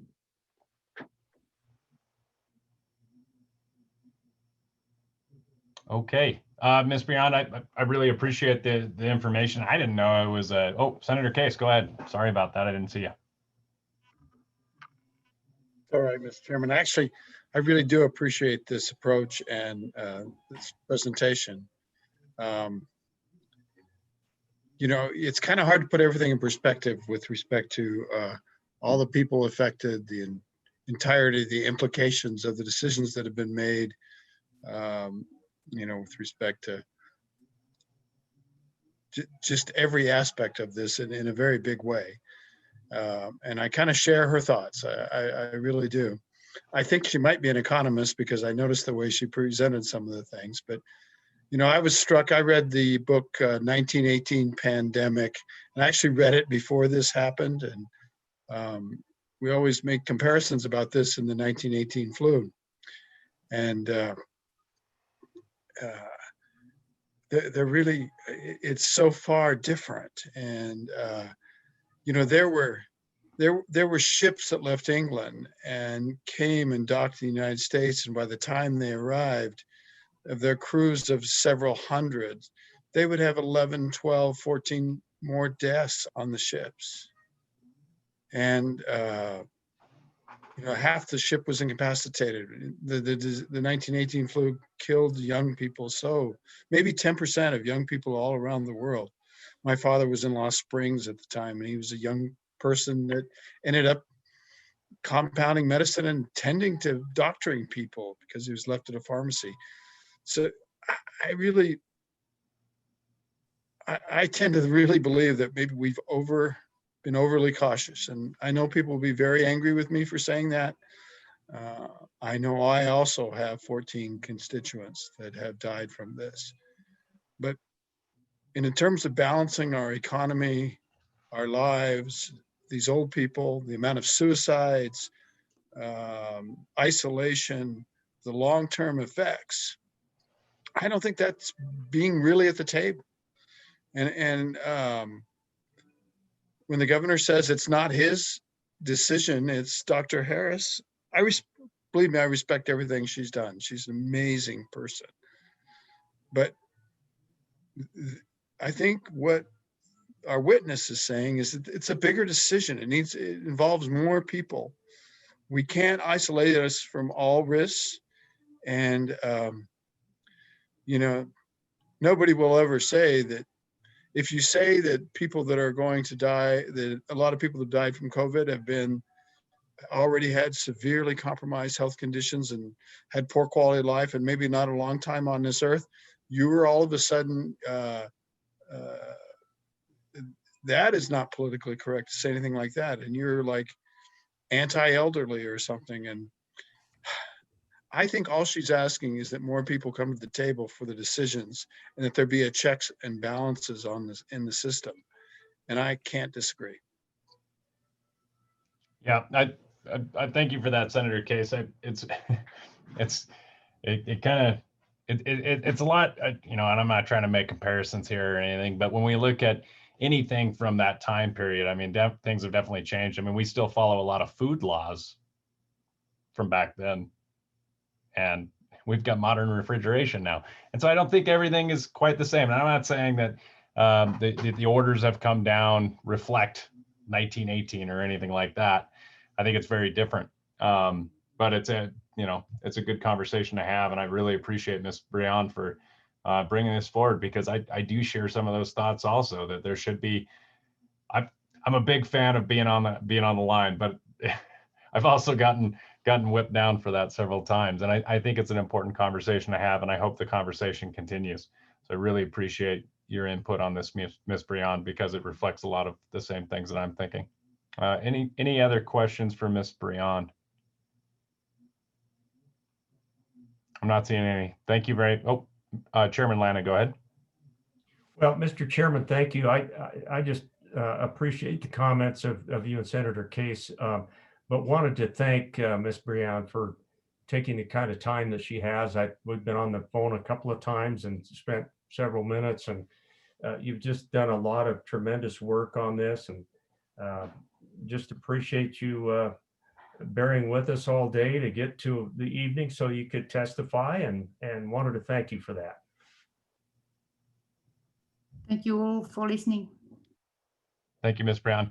Not seeing any further questions for Ms. Briand. We're going to go ahead and close public testimony.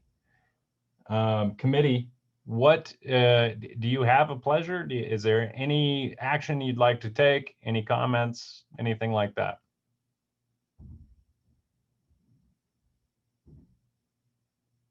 Not seeing any raised hands. Okay. Committee. Oh, Senator Case, go ahead. Well, Mr. Chairman, when we first discussed this at our last meeting, it was obviously too raw, and we're quarterbacking from the stands, and maybe we thought it'd be over by now, but it's way not over. And in fact, we could be looking at a couple years of this, I believe. So I think we're not quite ready to venture down this road, but I think we need to have a reflection about all the events that happened, the decision-making, who has the authority, how the governor plays in, how the legislature plays in, and that's more to come. I don't think the legislature is the proper way. Yes, we can have Zoom meetings, but we're just a committee. And we had one special session, Ms. Breon, and that was the ability of the legislature to come into special session is very limited. We can call ourselves in, but I don't think that is the responsive check and balance that you're looking for. I just urge us not to go down that road. There's going to be some other way to sort that out. But it's still too raw. It is too raw. Our communities are in the middle of this. We've all got to get through it. So I would like to just kind of keep mulling and come up with a better solution as we get through this. And I think we need to, right or wrong, we need to support our leadership just to have a path forward a bit. And so I'm supporting the governor and I'm supporting Ms. Harris. I will push back if I could. I would like a lot more flexibility and I'd like a different perspective, but I'm not ready to undermine it right now by trying to mess with the law. I do think the law needs to be changed. I leave it at that. Representative Clem. Thank you, Mr. Chairman. I agree. I don't think this committee is ready to dive into this subject, let alone the legislature. Some of us are, many of us aren't. However, I do think that more work needs to be done. And I'm just throwing this out there, seeing if something sticks.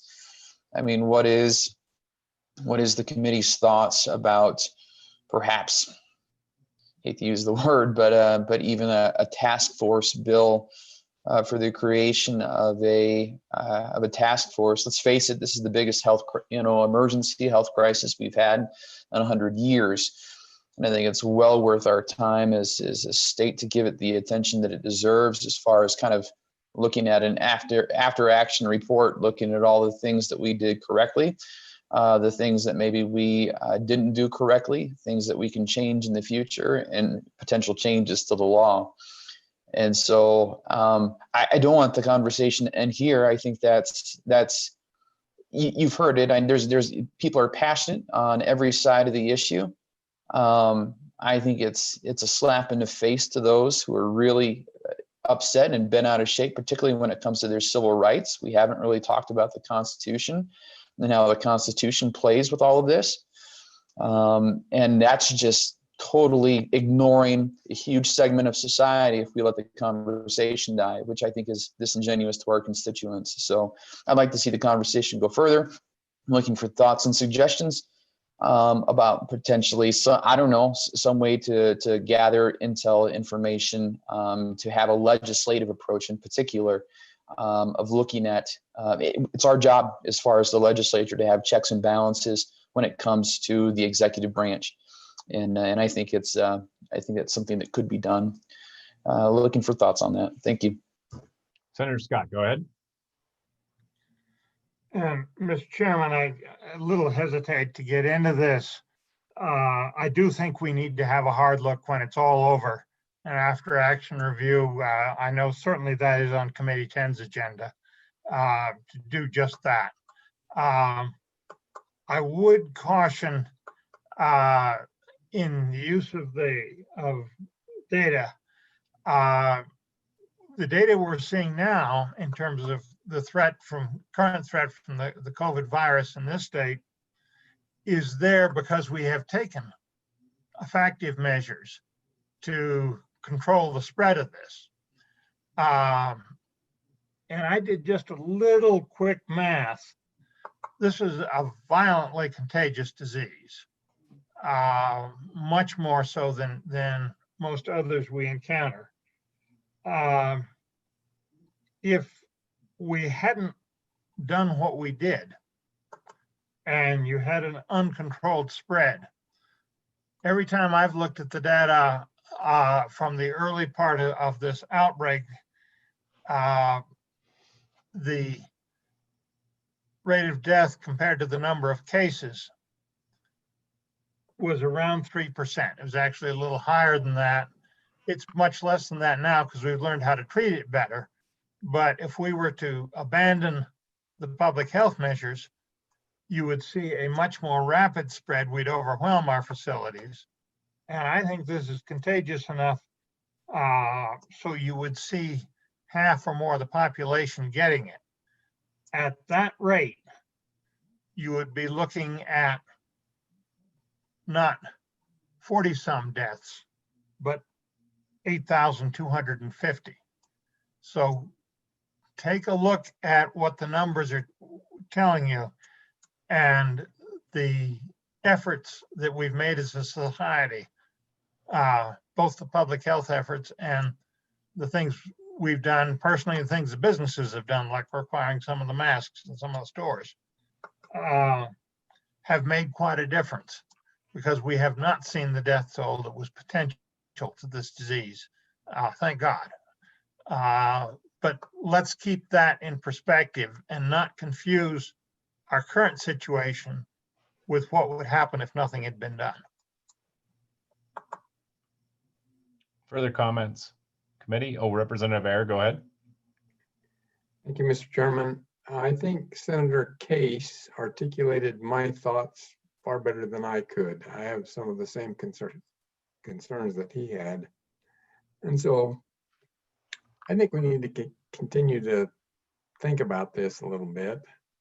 And I'm not ready to propose legislation currently either, but I think we need to not let it completely die either. I think we need to still, maybe a task force like Representative Clem suggested would be appropriate. I've had a lot of feedback, a lot of pushback from constituents thinking that we have overreacted to the disease. And I don't discount what Senator Scott said, but we've caused a little damage, collateral damage, by the public health orders that we put in place. And that needs to be considered as well. Thank you. Chairman Lannon, go ahead. Mr. Chairman, thanks. As we come to the end of the evening, I think there's been some good suggestions. I'm where fellow senators are, Senator Scott, Senator Case, Representative Ayer, and Representative Clem, all good comments. I like the idea of us going forward with a collective effort to look back on this thing, and the idea of a task force that would involve the executive branch, not just this committee, but as you heard Senator Scott say, Committee 10 has been putting together plans to take a look at this. It might be a collective effort that we may want to look at, and we can, Mr. Chairman, I think we could discuss that in the November meeting as an agenda item. If we chose to draft something up at that point, we could all agree or disagree. Anyone could get on the bill that wanted on it. We might not be able to sponsor it as a corporations committee, but all of us could certainly push for it. I think that's a great idea. I just feel like right now, being in the throes of this thing, we don't even know how our schools are going to react to this. I know there's concern that we can even make it through the month of October with our colleges and our university. We'll have to see, but I think we'll know more in November, and that might be the good approach, Mr. Chairman, is to give further thought to this and put it on the agenda for November. Representative Edwards, go ahead. I'd agree with Co-Chairman Landon that I'd like to see it on in November. I think that what Ms. Brion was saying is right, and I've had a lot of constituents that said that they would like us to have a special session like they did in Idaho and end this. And I had another constituent that talked to a higher up in the government and down at the State Fair, and he said this would end after the elections, which if that's what he's saying, that means it's all political. I would be in favor of taking this on in November and taking another look at it. I agree that we should take it on, but I'm just going to go ahead and say, I bet you, I don't think we want to say that it's political that people have died.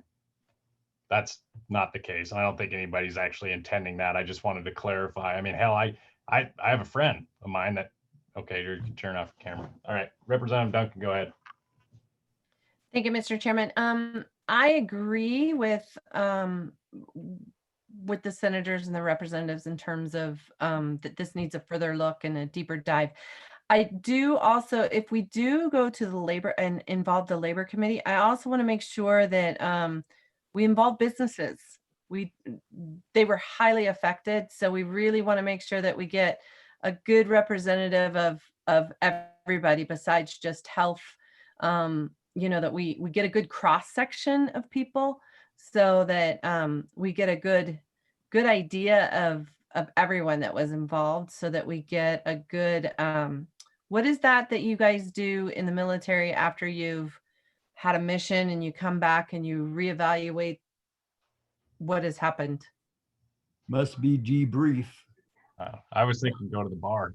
It was a different debrief. It wasn't debrief. It was something else that you guys use. But anyway, when you debrief a situation, I just think you need to make sure that you have a good variety of the people involved, just to make sure that we have a good perspective across. So you have educators, you've got health, you've got, you know, everybody.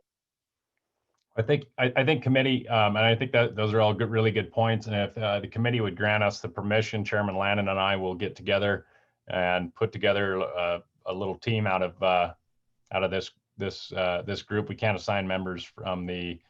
I see a Senator Nethercutt. I'll call on you next. We can't assign people from the health committee, but we'll make sure there's a good cross section from this committee, if that is the intent of what we want to do before the November meeting. Senator Nethercutt, go ahead. Thank you, Mr. Chairman. Just a question about what the committee's doing, so there's clear understanding. Are we thinking in November we're going to come back and look at this issue so that we can maybe do a bill draft, creating a task force, so that all of these statewide stakeholders can be involved to do future legislation? Because what I've heard today is some general consensus that it may not be wise, despite the need, to change the law mid-pandemic. And so, again, everyone acknowledges that there needs to be a different process involved and that legislative change needs to occur. But the timing of that is also important. Of course, the reality of the timing of our time now is also important. And so is the bill draft intending to be, or the discussion intending to be, the creation of a task force, or actually substantive bills, modifying state health officers' abilities to effectuate orders? My understanding of the intent of the conversation that I've heard is a group of people put together from here to study the issue and report back to the committee in the November meeting in regards to any recommendations, if at all. And that would be it. Representative Clem, is that your understanding also? Thank you, Mr. Chairman. No, not quite. I'm not opposed to that. I think if people want to have those conversations and have something a little more put together for our November meeting, that's fine. And full disclosure, I just emailed Ted just a moment ago asking him to put together a bill as far as a task force bill. Really, my intent was this is not enough people are ready to go ahead and pull the trigger on any kind of change with our statutes. And I think this is going to take a lot of stakeholder interest and involvement. So I would like to see an actual task force bill that includes members from the legislature, members from the public, from the business community, from perhaps the executive branch as well, but to really get our public involved and to look at the things that we did right, to look at where we could improve, the things that we didn't do good, maybe potentially where we have underreacted or overreacted, really just look at the gamut. And to come back with some recommendations that could involve either potential legislation or maybe some reforms even at the executive branch level. But I think that's kind of a long-term look. I think creation of a task force to put together or to look at such things would be the next step. But certainly I think that not only not only this committee and our legislature need more information, but I think the state of Wyoming does, and they need to be involved. Is that a motion to draft a bill? So moved. Is there a second? Second by Chairman Landon. Any questions about the committee bill? I'm assuming your motion, Representative Clem, is in regards. I get this weird feedback.